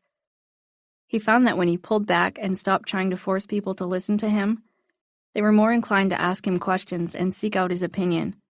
He thought this was definitely a step in the right direction, and he felt confident he could continue to work on being a valuable employee rather than the invaluable resource he had previously assumed he was. Center of the universe. We're all inclined to want our fair share in life. However, the belief that you're owed something simply because of who you are or what you've been through isn't healthy. Do you respond positively to any of the following points? You think you perform better than average at most tasks, like driving or interacting with other people. You're more likely to talk your way out of problems rather than accept the consequences. You believe you were born to be successful. You think your self-worth is tied to your material wealth. You believe you deserve to be happy. You think you've dealt with your share of problems in life and it's your turn to have good things happen to you. You enjoy talking about yourself more than hearing about other people. You think you're smart enough to succeed without having to work hard. You sometimes buy things you can't afford, but justify it by telling yourself that you're worth it. You consider yourself an expert in many things. Believing that you shouldn't have to work as hard or shouldn't have to go through the same process as everyone else because you're the exception to the rule isn't healthy. But you can learn how to stop complaining about not getting what you deserve and start focusing on how to become mentally strong enough that you'll no longer feel entitled.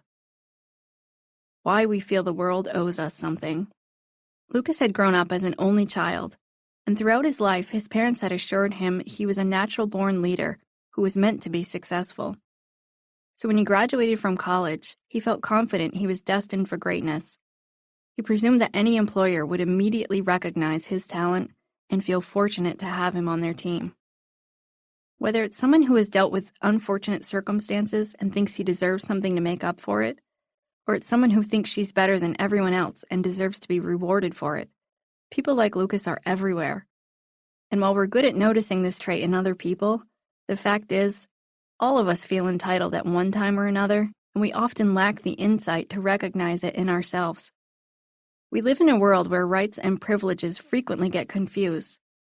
Often people think they have the right to be happy or a right to be treated respectfully, even if it means they have to infringe on others' rights to get what they want. Instead of trying to earn privileges, they behave as if society is somehow indebted to them. Advertising tempts us to buy products by promoting self-indulgence and materialism. The idea that you deserve it, whether you can afford it or not, leads many among us to go deeply into debt. A feeling that the world owes you something isn't always about a sense of superiority. Sometimes it's about a sense of injustice. A person who had a difficult childhood, for example, may max out his credit cards as he buys himself all the things he never had as a kid. He may think the world owes him the opportunity to have nice things since he missed out on a lot as a youngster. This type of entitlement can be just as detrimental as when people think they're superior. Jean Twenge, a psychologist and author of Generation Me and the Narcissism Epidemic, has conducted many studies on narcissism and entitlement. Her studies have found that younger generations have an increased desire for material wealth and a decreased desire to work. She suggests several possible reasons for this disconnect, including the focus on helping kids develop self-esteem has gone overboard. School programs aimed at improving self-esteem teach kids that they're all special. Allowing children to wear shirts that say things like, "It's all about me," or telling them repeatedly, "You're the best," fuels their inflated beliefs about self-importance. Overindulgent parenting prevents children from learning how to accept responsibility for their behavior. When kids are given whatever they want and they don't have to experience consequences for misbehavior, they don't learn the value of earning things. Instead, they're given an overabundance of material possessions and accolades regardless of their behavior. Social media fuels mistaken beliefs about self-importance. Young people can't imagine a world without selfies and self-promotional blogs. It's unclear if social media actually fuels narcissism or it simply serves as an outlet for people to announce their underlying beliefs about superiority. But there is evidence that suggests people turn to social media to boost their self-esteem. The problem with a sense of entitlement. Lucas's sense of entitlement certainly wasn't winning him any friends at the office. It also wasn't likely to help him gain a promotion anytime soon. An entitlement mentality prevents you from earning things based on merit. You'll be less likely to work hard when you're busy complaining that you're not getting what you're owed. Instead, you'll expect that you should have things based on who you are or what you've been through. You won't be able to accept responsibility for your behavior when you're focused on trying to stake your claim over what you think the world owes you. You'll also make unrealistic demands of people or be too focused on gaining what you think you deserve to be able to contribute to a relationship in a meaningful way. If you're always demanding, "I deserve to be cared for and treated well," you may have trouble offering the type of love and respect that will attract a partner who treats you kindly. When you're focused on yourself, it is extremely challenging to be empathetic. Why donate time and money to other people if you're always thinking things like, "I deserve to buy nice things for myself"? Instead of experiencing the joy of giving, you'll be too fixated on what you're not getting. When you don't get everything you want, entitlement can lead to feelings of bitterness, as you'll think you were somehow victimized. Instead of enjoying all that you have and all that you're free to do, you'll focus on all the things you don't have and all the things you can't do. You'll likely miss out on some of the best things in life. Get over yourself. Lucas needed to understand how his sense of entitlement affected him and those around him. Once his eyes were open to the way that other people perceived him, he was able to begin changing the way he thought about his coworkers, as well as the way he behaved toward them. A willingness to work hard, combined with some humility, helped Lucas remain employed. Develop self-awareness of your sense of entitlement. We see it all the time in the media, wealthy people, celebrities, and politicians acting like the normal laws and rules don't apply to them because they're special. Or take, for instance, the teenage boy who was placed on trial for murder after killing 4 people in a drunken driving accident in Texas. The defense team suggested the boy was suffering from affluenza, meaning he thought he was above the law. The argument was that the teenager shouldn't be held responsible because he grew up in a wealthy family with parents who had coddled him and never required him to accept any responsibility for his behavior. The teen was ultimately sentenced to a substance abuse rehabilitation program and probation, and he didn't receive any jail time. It's these types of stories that make us question whether we as a society are becoming more tolerant of the idea that the world does owe certain people more than others. More subtle versions of entitlement have also become commonplace. If you don't land that dream job, the common reaction from friends is usually something along the lines of, "Well, something better will come your way," or "You deserve something good to happen to you after all this." But even though these statements are made with the best of intentions, the world doesn't really work like that. No matter whether you're the smartest person on the planet or you've persevered through some of life's roughest circumstances, you don't become more deserving of good fortune than anyone else. Try to become more aware of these subtle moments of entitlement. Look for thoughts that indicate you have some underlying beliefs about what the world owes you, such as, "I deserve better than this. I'm not following that law because it's stupid. I'm more valuable than this. I was meant to be highly successful. Good things will come my way. There's always been something really special about me." Most people who feel a sense of entitlement lack self-awareness. They think everyone else perceives them the same way they perceive themselves. Pay attention to the thoughts that you have and keep these truths in mind. Life isn't meant to be fair. There isn't a higher power or any person on earth who ensures that all humans are dealt a fair or equal hand. Some people have more positive experiences than others. That's life, and it doesn't mean you're owed anything if you were dealt a bad hand. Your problems aren't unique. Although no one else's life is exactly like yours, other people experience the same type of problems, sorrows, and tragedies as you. There are likely many people on the planet who have overcome worse. No one promised life would be easy. You have choices in how you respond to disappointments. Even if you can't change the situation, you can choose how to respond. You can decide to deal with problems, circumstances, or tragedies that come your way without developing a victim mentality. You aren't more deserving. Although you're different from everyone else, there's nothing about you that makes you better than other people. There's no reason that you should inherently have good things happen to you, or that you shouldn't have to put in time and effort to reap the benefits. Focus on giving, not taking. I first heard about Sarah's House from a radio commercial that was advertising an upcoming fundraising event. It wasn't until later that I learned that Sarah and I had actually grown up in the same town. In fact, I'd seen her before. The last night of my mom's life, we were at a basketball game, and I recall a set of twins playing on the team. One of them was Sarah Robinson. I've since met Sarah's twin sister, Lindsay Turner, and she's told me all about Sarah. When Sarah was 24, she was diagnosed with a brain tumor. She underwent surgery and chemotherapy for a year and a half before losing her battle to cancer. Throughout the course of her treatment, Sarah didn't focus on how unfair it was that she got cancer. Instead, she was too busy focusing on her mission to help other people. Sarah met other cancer patients at her treatment center, and she was horrified to learn that many of them had to drive a great distance to get treatment. Living in rural Maine meant some patients were making a 5-hour round-trip drive 5 days a week for 6 weeks at a time because they couldn't afford hotel rooms. Some of them were even sleeping in their vehicles at the Walmart parking lot. She knew this wasn't a good way for anyone to fight a battle for their life.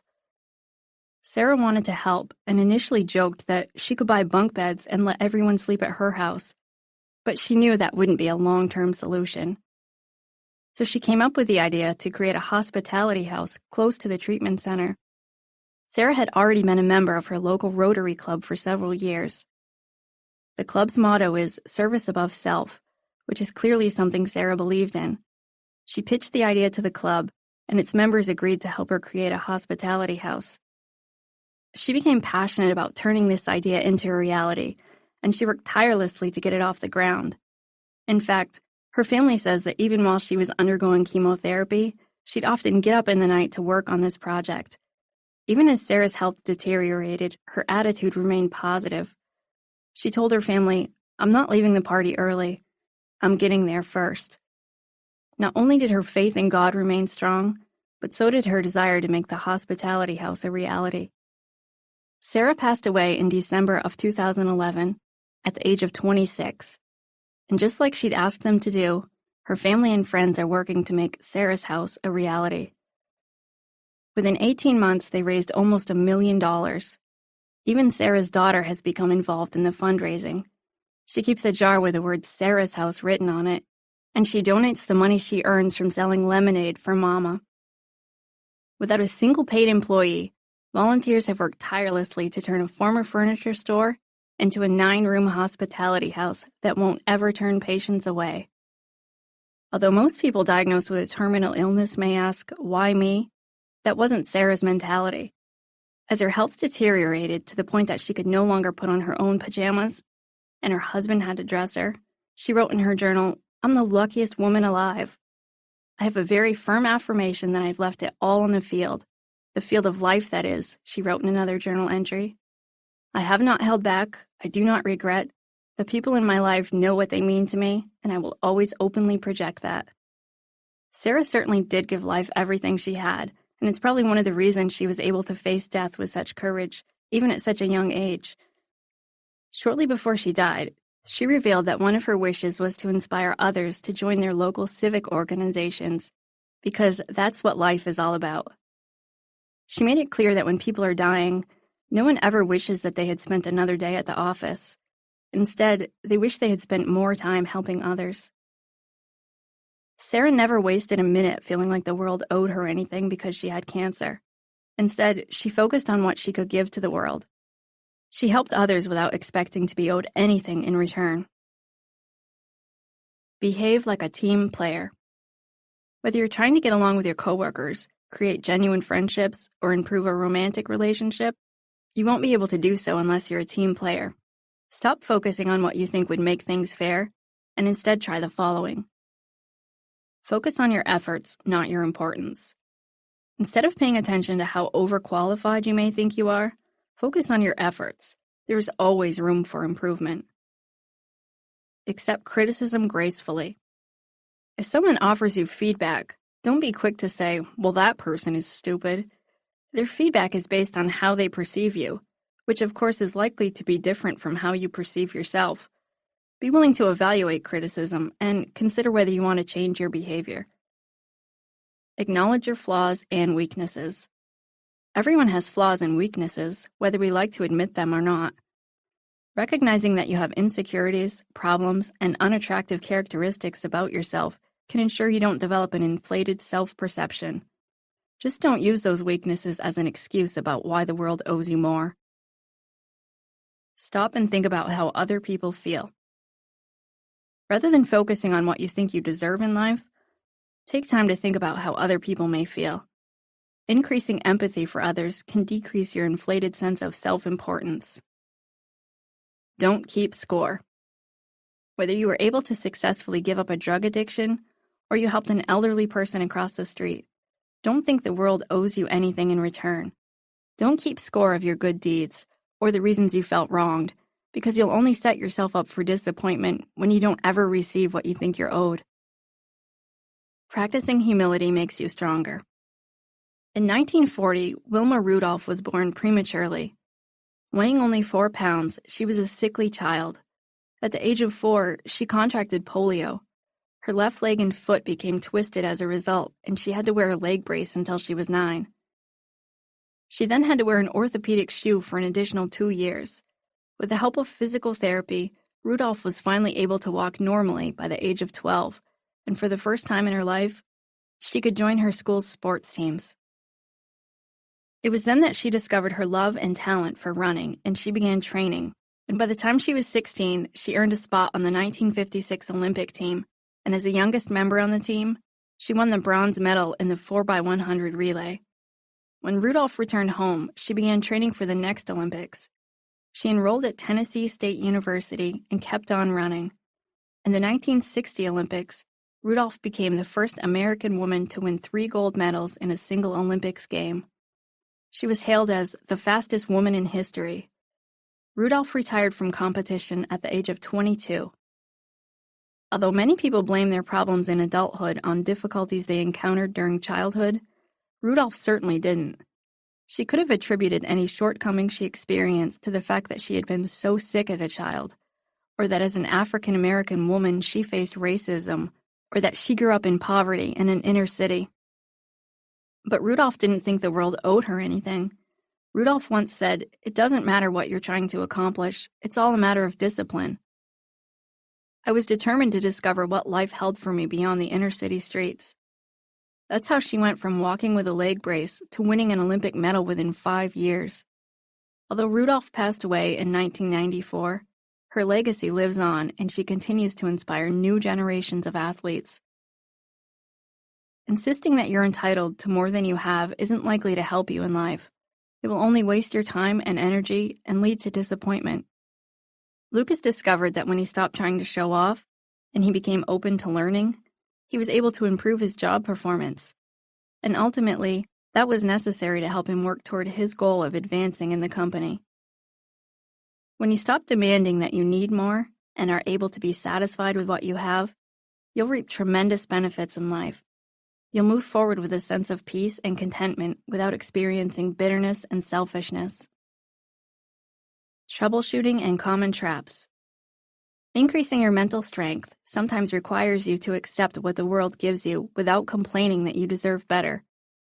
And although it's tempting to say we don't ever feel like the world owes us anything, after all, it's not a very attractive quality. There are times that we all think we're owed more in some fashion.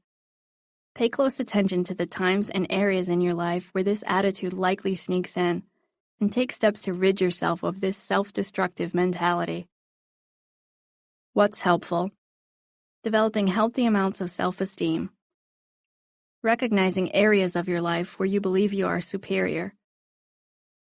Focusing on what you have to give rather than what you want to take. Giving back to other people in need. Behaving like a team player. thinking about other people's feelings. What's not helpful? Becoming overconfident in yourself and your abilities. Insisting you are better than most people at almost everything. Keeping score about all the things you think you deserve in life. Refusing to give to others because you think you don't have what you deserve. Looking out for what's best for you all the time. Only taking your own feelings into consideration. Chapter 13. They don't expect immediate results.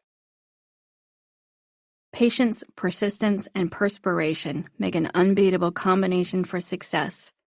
Napoleon Hill. Marcy couldn't identify any specific reason why she was unhappy in her life, but she described an overall sense of dissatisfaction. She explained her marriage was okay, and she had a fairly healthy relationship with her 2 children. She didn't really mind her job, but it certainly wasn't her dream career. She just didn't feel as happy as she'd like to be, and she thought she might be more stressed than the average person, but she couldn't offer any specifics. She'd spent years reading self-help book after self-help book, but none of them were really life-altering. And the 3 sessions of therapy she'd tried a couple of years ago hadn't really changed her life either. She was pretty certain that more therapy wouldn't help, but she thought if she could show her doctor that she'd tried it for a few sessions, he might be willing to prescribe medication that would make her feel better. She was upfront in saying she didn't really have any time or energy to devote to therapy at this point in her life. I acknowledged to Marcy that she was right. If she didn't want to put in any effort, therapy wouldn't do any good, but I also explained that medication usually wasn't a quick fix either. In fact, most antidepressants take at least 4 to 6 weeks before people notice any type of change. Sometimes it takes many months to find the right medication and the right dosage, and some people never experience any type of relief at all. I clarified that therapy didn't need to be a lifelong commitment. Instead, short-term therapy could be effective. It wasn't the amount of sessions that made the difference. It was the amount of work she did that would determine how successful therapy would be and how quickly she'd see results. Armed with that new knowledge, Marcy said she'd need to spend some time thinking about her options. Within a few days, she called back and said she wanted to give therapy a try, and she was willing to make it a priority in her life. Within the first few sessions, it became clear that Marcy expected immediate results in many areas of her life. Whenever she tried anything new, whether it was an exercise class or a hobby, she gave up quickly if she wasn't seeing the results she wanted. She sometimes tried to improve her marriage because she really wanted a wonderful relationship, and not just a so-so one. For a few weeks, she'd work on being the best wife she could be, but when she didn't experience marital bliss right away, she'd give up. Over the next few weeks, we discussed how her expectations of immediate gratification had affected her not just personally, but also professionally. She'd always wanted to get her master's degree so she could advance in her career, but she felt like it would take forever, so she didn't bother. Now that she put off her 2-year degree for another 10 years, she felt more frustrated about it than ever. Marcy kept attending therapy, and over the next few months, she discovered strategies to help her tolerate frustration and learn patience. She began looking at several goals she wanted to reach, including furthering her education and improving her marriage. As she identified small action steps she could take, we discussed how she could measure her progress. Marcy tackled her new goals with a new attitude. She knew it would take time to see major results, and she prepared herself for that. She noticed that her newfound resolve to create change helped improve her life as she gained new hope for the future and her ability to move forward one step at a time.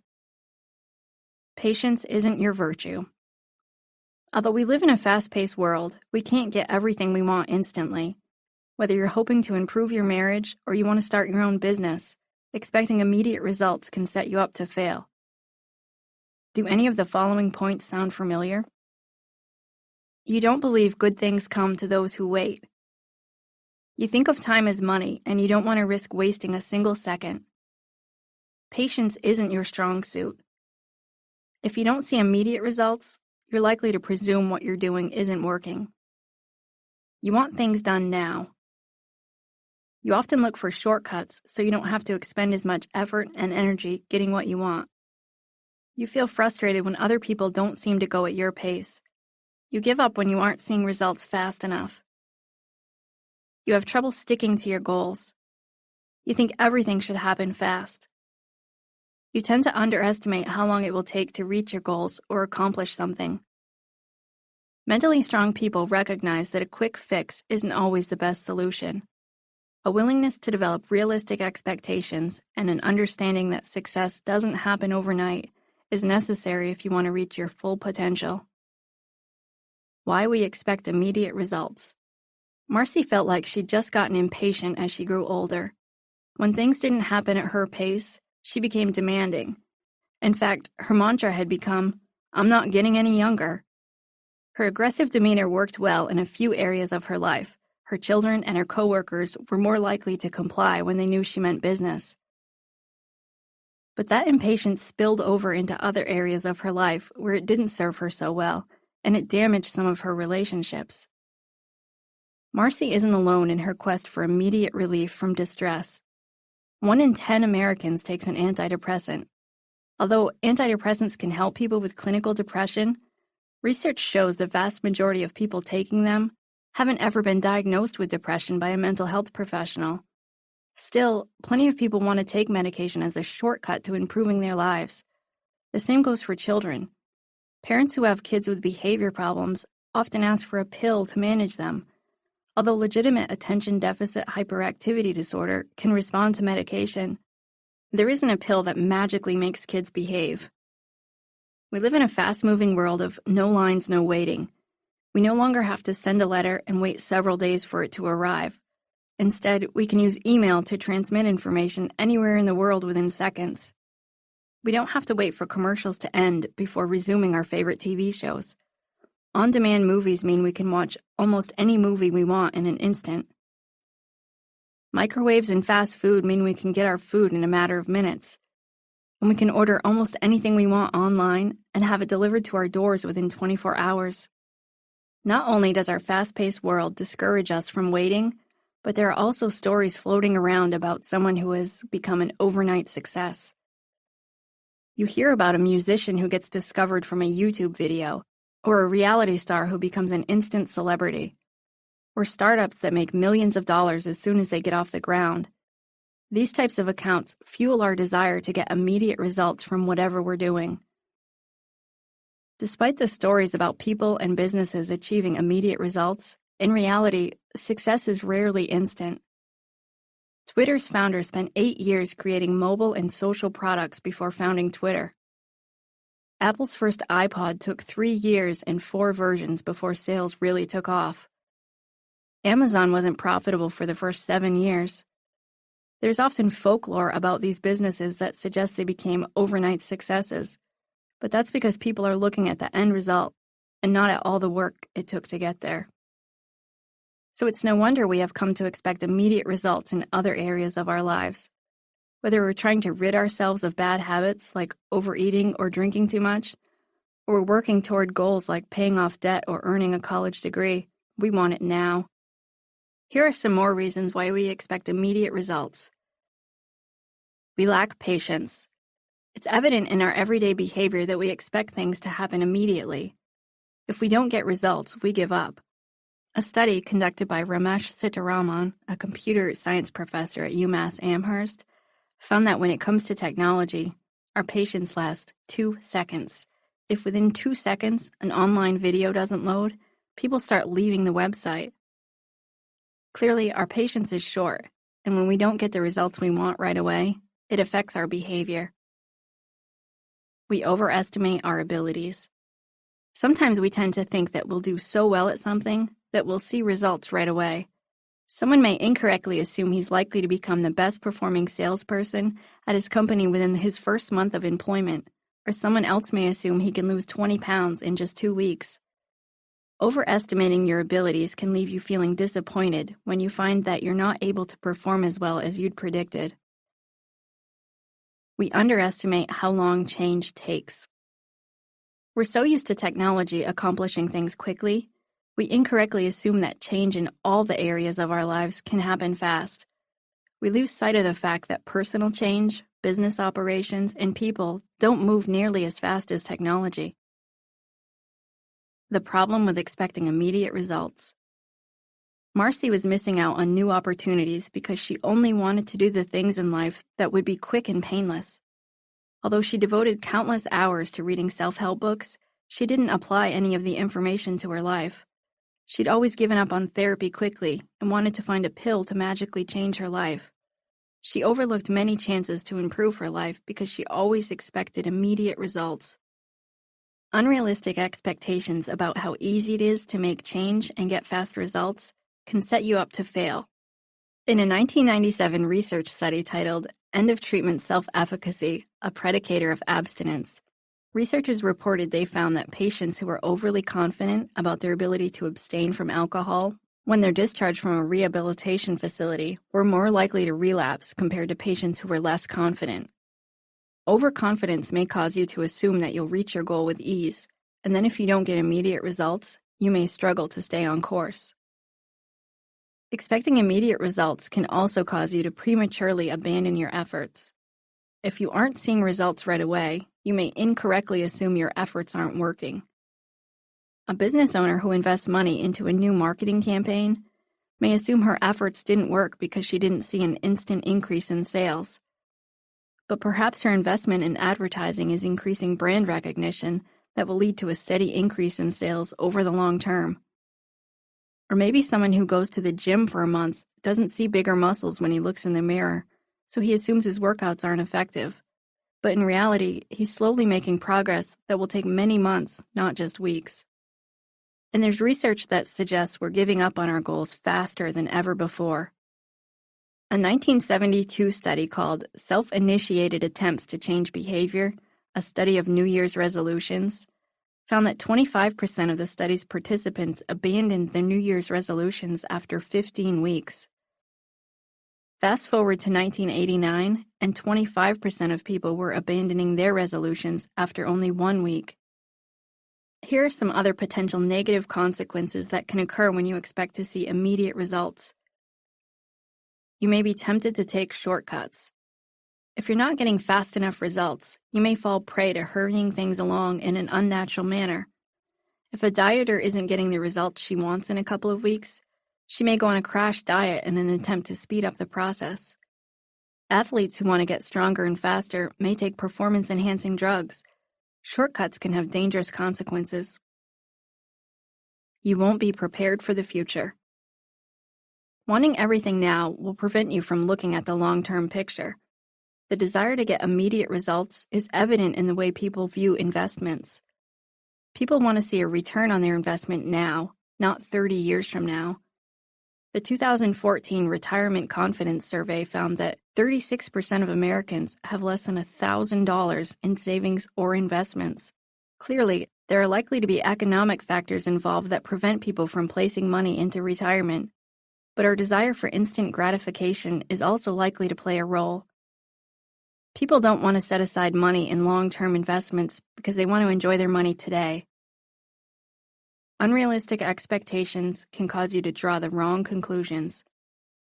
If you expect immediate results, you may be tempted to assume you've seen enough to develop a conclusion, but in reality, you may not have given it enough time to get an accurate picture. A person who is unable to get a business off the ground in a year may decide he's a complete failure in the business world because he didn't make any money. But in reality, he just didn't give his startup enough time to turn it into a viable business venture. It leads to negative and uncomfortable emotions. When your expectations aren't met, you're likely to become disappointed, impatient, and frustrated.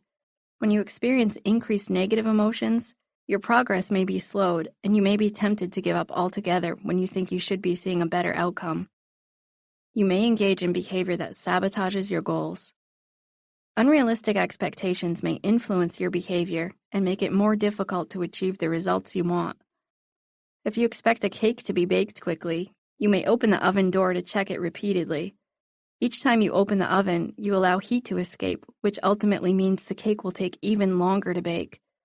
When you expect things to happen fast, your behavior may interfere with your efforts before you even realize it. Commit to the long haul. Once Marcy accepted that she wouldn't see immediate results, she had to decide whether to commit to making changes in therapy. She was tired enough of other things not working that she agreed to try therapy, and she knew that a partial commitment wasn't going to help. By the end of treatment, she also recognized that self-improvement, like other changes in life, doesn't happen immediately, and she'd need to continue to devote time and energy to personal growth over the course of her life. Create realistic expectations. You won't pay off $100,000 in debt on a $50,000 income in 6 months. You can't lose 25 pounds in time for swimsuit season if you wait until May to begin exercising. And you probably won't climb the corporate ladder during your first year at the office. But if you have these types of expectations, you may never reach your goals. Create realistic expectations that will keep you energized over the long haul. Here are some strategies to create realistic expectations about any goal. Don't underestimate how difficult change is. Accept that doing something different, striving to reach a goal, or giving up a bad habit will be hard. Avoid placing a definite time limit on reaching your goal. It's helpful to create an estimated time limit on when you should see results, but avoid creating a definitive timeline. For example, some people claim you can establish a good habit or break a bad habit in a certain number of days. The magic numbers seem to be either 21 or 38 days, depending on which study you read. But if you step back and think about it, clearly that's not reality. It would only take me about 2 days to get used to eating ice cream for dessert every day, and about 6 months to get out of the habit of having a cup of coffee with my breakfast. So don't assign a timeline based on what you think should be. Instead, be flexible and understand that a lot of factors will influence when you see results. Don't overestimate how much better the results will make your life. Sometimes people think, if I lose 20 pounds, every aspect of my life will be much better. But when they begin losing weight, they don't see the miraculous results they had imagined. They experience disappointment because they overestimated and exaggerated the outcome. Recognize that progress isn't always obvious. Several other therapists and I used to facilitate a parenting group. The parents who attended mostly had preschool-aged children, and the most common behavior problem they wanted to address was temper tantrums. Of course, young children are notorious for their ability to throw themselves down on the ground, scream, and kick when they're not getting what they want. So as part of the program, parents were encouraged to ignore attention-seeking behaviors. Despite warnings that behaviors would sometimes get worse before they got better, parents frequently became convinced that ignoring just didn't work. When asked how they knew it wasn't working, they'd say things like, "He just started screaming louder," or, "She got up and ran over to me and threw herself back on the ground to continue her tantrum right in front of me." What these parents hadn't yet realized was that their attempts at ignoring were working. The kids were getting the message that their parents weren't going to give in to them anymore, and these savvy little 4-year-olds were upping their game. They figured if mom or dad wasn't giving in when they screamed a little, they'd better scream louder to get what they wanted. And each time parents gave in, it reinforced the kids' temper tantrums. But if parents could ignore attention-seeking behaviors consistently, their kids would learn that temper tantrums weren't an effective way to get what they wanted. Parents often needed reassurance that just because their child's behavior seemed to be getting worse, it didn't mean their parenting strategies weren't effective. Progress toward your goal might not always be in a straight line. Sometimes things have to get worse before they can get better. And other times, you might feel like you take 2 steps forward and 1 step back. If you can remember to look at your long-term goals, however, it will help you put setbacks into perspective. Before you set out to reach your goal, whether you want to start a new business or you want to learn meditation, consider how you'll measure progress by asking yourself the following questions. How will I know if what I'm doing is working? What is a realistic time frame to see initial results? What kind of results can I realistically expect to see within 1 week, 1 month, 6 months, and 1 year? How will I know that I'm staying on track toward my goal? Practice delaying gratification. Delayed gratification is something that some people seem to be better at than others. But the truth is, everyone can fall prey to the lure of instant gratification. Immediate gratification is at the heart of many problems, including some major physical and mental health issues, financial problems, and addictions. While one person might not be able to resist a cookie that isn't on his diet, someone else might not be able to put down the alcohol that causes so many problems in her life. Even people who are good at delaying gratification in some areas of their lives are likely to have weaknesses in others. Take, for example, the case of Daniel Rudy Rudiger, whose inspirational story was turned into a movie in the early 1990s. His was the ultimate story of an underdog who persevered through hard work and dedication. As a third child of 14 children, Rudy had dreamed of someday going to Notre Dame, but he struggled with dyslexia and had a difficult time academically. He applied to Notre Dame but was rejected 3 times, so he enrolled in nearby Holy Cross College. After 2 years of hard work, he was finally accepted to Notre Dame in 1974. Not only did he aspire to be a successful student, but he also dreamed of playing on the football team. But at only 5'6" and 165 pounds, he didn't look like a contender. Notre Dame, however, allowed members of the student body to become walk-on candidates. So Rudy earned a spot on the practice team, whose purpose was to help the varsity team prepare for upcoming games. Rudy practiced hard and poured his heart into each football practice. His dedication and hard work earned the respect of his coaches and teammates. During the last game of his senior year, he was allowed to play defense in the final few minutes of the game. Just like he always had done in practice, Rudy put everything he had into the game and he successfully tackled the quarterback. Rudy's teammates were so proud of him that they carried him off the field in celebration amidst cries of, "Rudy, Rudy, Rudy." Clearly, Rudy seemed like a person who could successfully delay gratification. He spent years working hard to achieve his goals, and he certainly didn't expect immediate results. He only saw a few minutes of actual playing time during a single football game.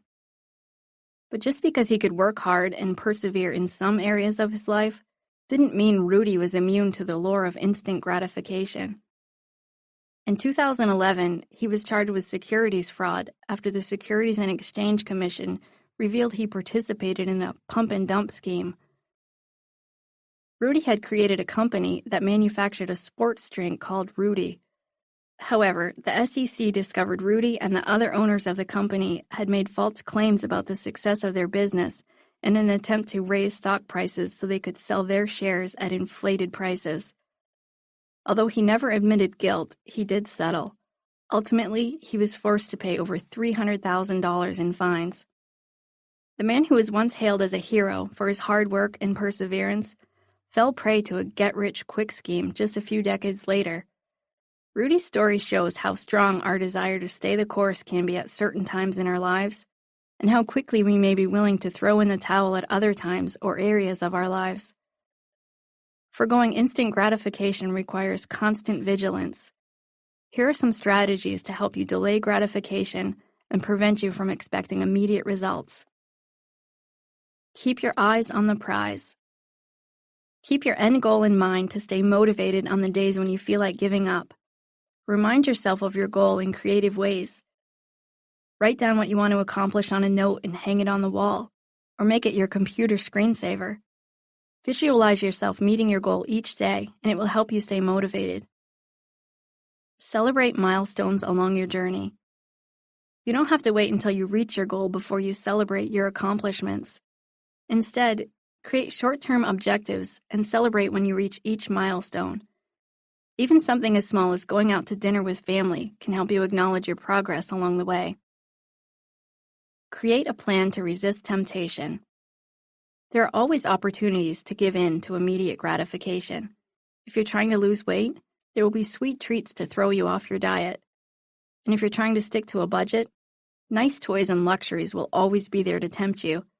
Create a plan ahead of time that will help you steer clear of temptations that may throw you off course and prevent you from becoming successful. Deal with feelings of frustration and impatience in a healthy manner. Some days you will feel like giving up, questioning whether you should continue. Just because you feel angry, disappointed, and frustrated doesn't mean you should quit. Instead, find healthy ways to cope with those feelings and expect that they will be part of the process. Pace yourself. No matter what you're doing, you'll be at risk for burnout if you expect immediate results. Pace yourself so you can be methodical in your attempts to move forward toward reaching your goals. Learning the value of a slow and steady pace can help you gain patience and ensure that you're on the right track rather than rushing as fast as you can to get what you want. Delaying gratification makes us stronger. James Dyson's journey began in 1979. When he became frustrated that his vacuum cleaner lost suction, he set out to build a better vacuum cleaner that would use centrifugal force instead of a bag to separate the air from the dirt. He spent 5 years building prototype after prototype, over 5,000 in all, until he was satisfied with the product. Once he had created a vacuum cleaner he believed in, his journey was still far from over.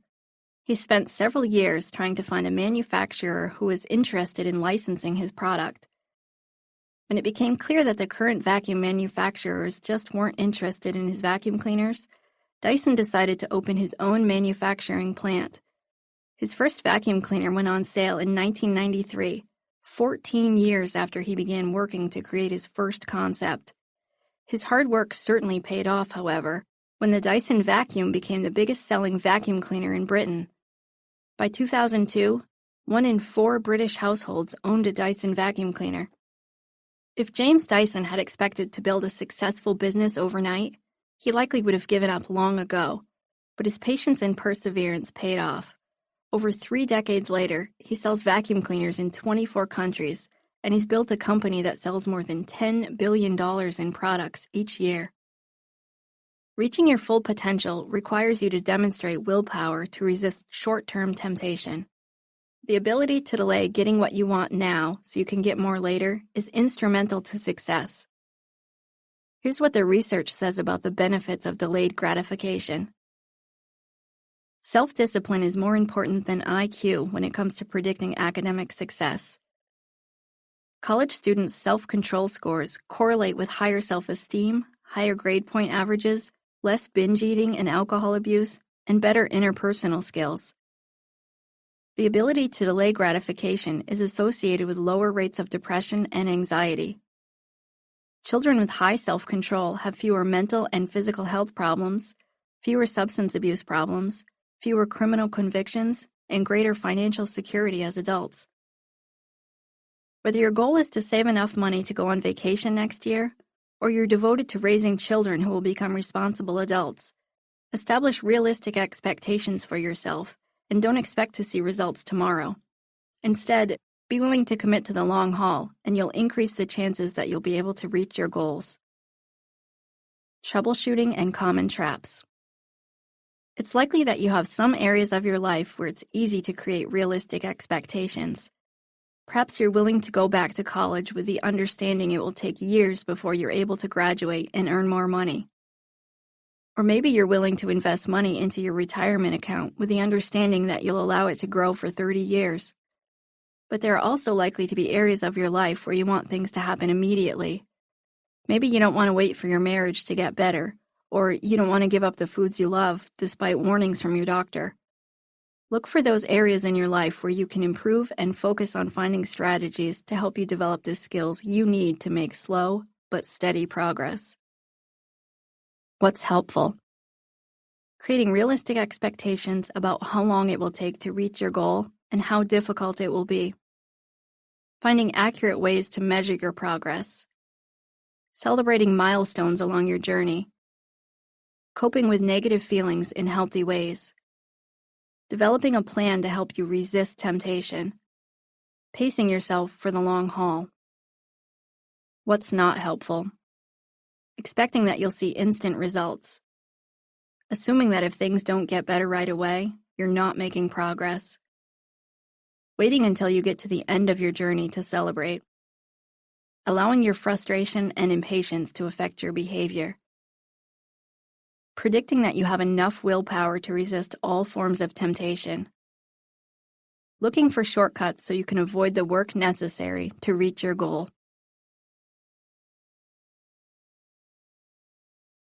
Maintaining mental strength. Increasing your mental strength isn't about simply listening to this book or declaring that you're tough. Instead, it's about incorporating strategies into your life that will help you reach your full potential. Just like you need to work to maintain your physical strength, mental strength requires ongoing maintenance, and there's always room for improvement. If your mental muscles aren't being maintained or strengthened, they'll begin to atrophy. No one is immune to making mistakes and having bad days. There will be times when your emotions get the best of you, times when you believe thoughts that aren't true, and times when you engage in self-destructive or unproductive behavior. But those times will grow fewer and farther between when you're actively working to increase your mental strength. Coach yourself. Just like any good coach should provide a combination of support and advice to help you get better, be willing to do that for yourself. Look at what you're doing well and build on your strengths. Identify areas that need improvement and challenge yourself to get better. Create opportunities for growth, but understand that you'll never be perfect. Try to improve a little each day by following these steps. Monitor your behavior. Look for times when your behavior sabotages your efforts to build mental strength. For example, repeating the same mistakes, shying away from change, or giving up after the first failure. Then, identify strategies to help you behave in a more productive manner. Regulate your emotions. Be on the lookout for times when you're feeling sorry for yourself, fearing calculated risks, feeling like the world owes you something, fearing alone time, resenting other people's success, or worrying about pleasing everyone. Don't allow those types of feelings to hold you back from reaching your full potential. Remember, if you want to change how you feel, you have to change how you think and behave. Think about your thoughts. It takes some extra effort and energy to really evaluate your thoughts, but overly positive or exaggeratedly negative thoughts will influence how you feel and behave and can interfere with your quest for mental strength. Examine whether your thoughts are realistic before determining a course of action so you can make the best decisions for yourself. Identify beliefs and thoughts that will hold you back, such as those that encourage you to give away your power, waste energy on things you can't control, dwell on the past, or expect immediate results. Replace them with more realistic and productive thoughts. Just like a good trainer at the gym encourages a healthy lifestyle outside of the gym, being a good coach means you'll need to create a lifestyle conducive to building mental strength. It's impossible to build mental strength if you're not taking care of yourself physically. Not eating right and not getting enough sleep make it difficult to manage your emotions, think clearly, and behave productively. So take steps to ensure that you're creating an environment that will set you up for success. Although acquiring mental strength is a personal journey, you don't have to go it completely alone. It's hard to become your best self without help from other people. Ask for help when you need it and surround yourself with supportive people. Sometimes other people can offer tips and strategies about what helps them, and you may be able to apply those to your life in a way that helps you along your journey. If you find that your friends and family aren't able to provide you with the type of support that you need, seek professional help. A trained counselor can assist you in your efforts to create change. As your mental strength increases, you'll become more aware that not everyone is as interested in increasing their mental strength. Clearly, you can't force anyone else to change his or her life. That's up to that individual. But rather than complain about people who aren't mentally strong, commit to being a healthy role model for others. Teach your children how to be mentally strong because clearly, they're not learning these skills in the outside world. But if you work on striving to be your best, people around you, including your children, will take notice. Fruits of your labor. Lawrence Lemieux is a Canadian sailor who competed in 2 Olympic Games. He'd been sailing since he was a child, and in the 1970s, he fell in love with solo racing. He worked hard to improve his skills, and he began racing competitively. In 1988, he traveled to the Seoul Olympics, where the chance of earning a medal looked promising. On the day of the race, the conditions were quite challenging. Strong winds combined with fast-moving ocean currents made for unusually large waves. Despite the challenges, Lemieux took an early lead, but the 8-foot waves made it impossible to see the fluorescent buoys that outlined the course, and he missed one of the markers. He was forced to backtrack to the buoy he'd missed before resuming his spot in the race. Despite being slowed down, he managed to maintain second place and was still a strong contender for a medal. As he continued back on course, however, he spotted the Singaporean two-man team's overturned dinghy. One man was badly injured and clinging to the hull, and the other man was drifting away from the boat. Given the conditions of the sea, Lemieux knew that this man could easily float away before he was rescued by a safety boat. Despite decades of training for this one goal, Lemieux gave it all up within a split second. Without hesitation, he turned his boat around and rescued the Singaporean sailors and waited with them until the Korean Navy safely picked them up. Lemieux resumed the race, but it was too late for him to win a medal. He finished in 22nd place. At the awards ceremony, the president of the International Olympic Committee awarded Lemieux the Pierre de Coubertin Medal for sportsmanship for his self-sacrifice and courage. Clearly, Lemieux's self-worth wasn't dependent on the fact that he had to win the gold medal to feel like a success. He didn't feel as though the world, or the Olympics, owed him anything. Instead, he was mentally strong enough to live according to his values and do what he felt was right, even if it meant he wouldn't be able to reach his original goal. Developing mental strength isn't about having to be the best at everything. It also isn't about earning the most money or achieving the biggest accomplishments. Instead, developing mental strength means knowing that you'll be okay, no matter what happens. Whether you're facing serious personal problems, a financial crisis, or a family tragedy, you'll be best prepared for whatever circumstances you encounter when you're mentally strong. Not only will you be ready to deal with the realities of life, but you'll be able to live according to your values, no matter what life throws your way. When you become mentally strong, you will be your best self, have the courage to do what's right, and develop a true comfort with who you are and what you are capable of achieving.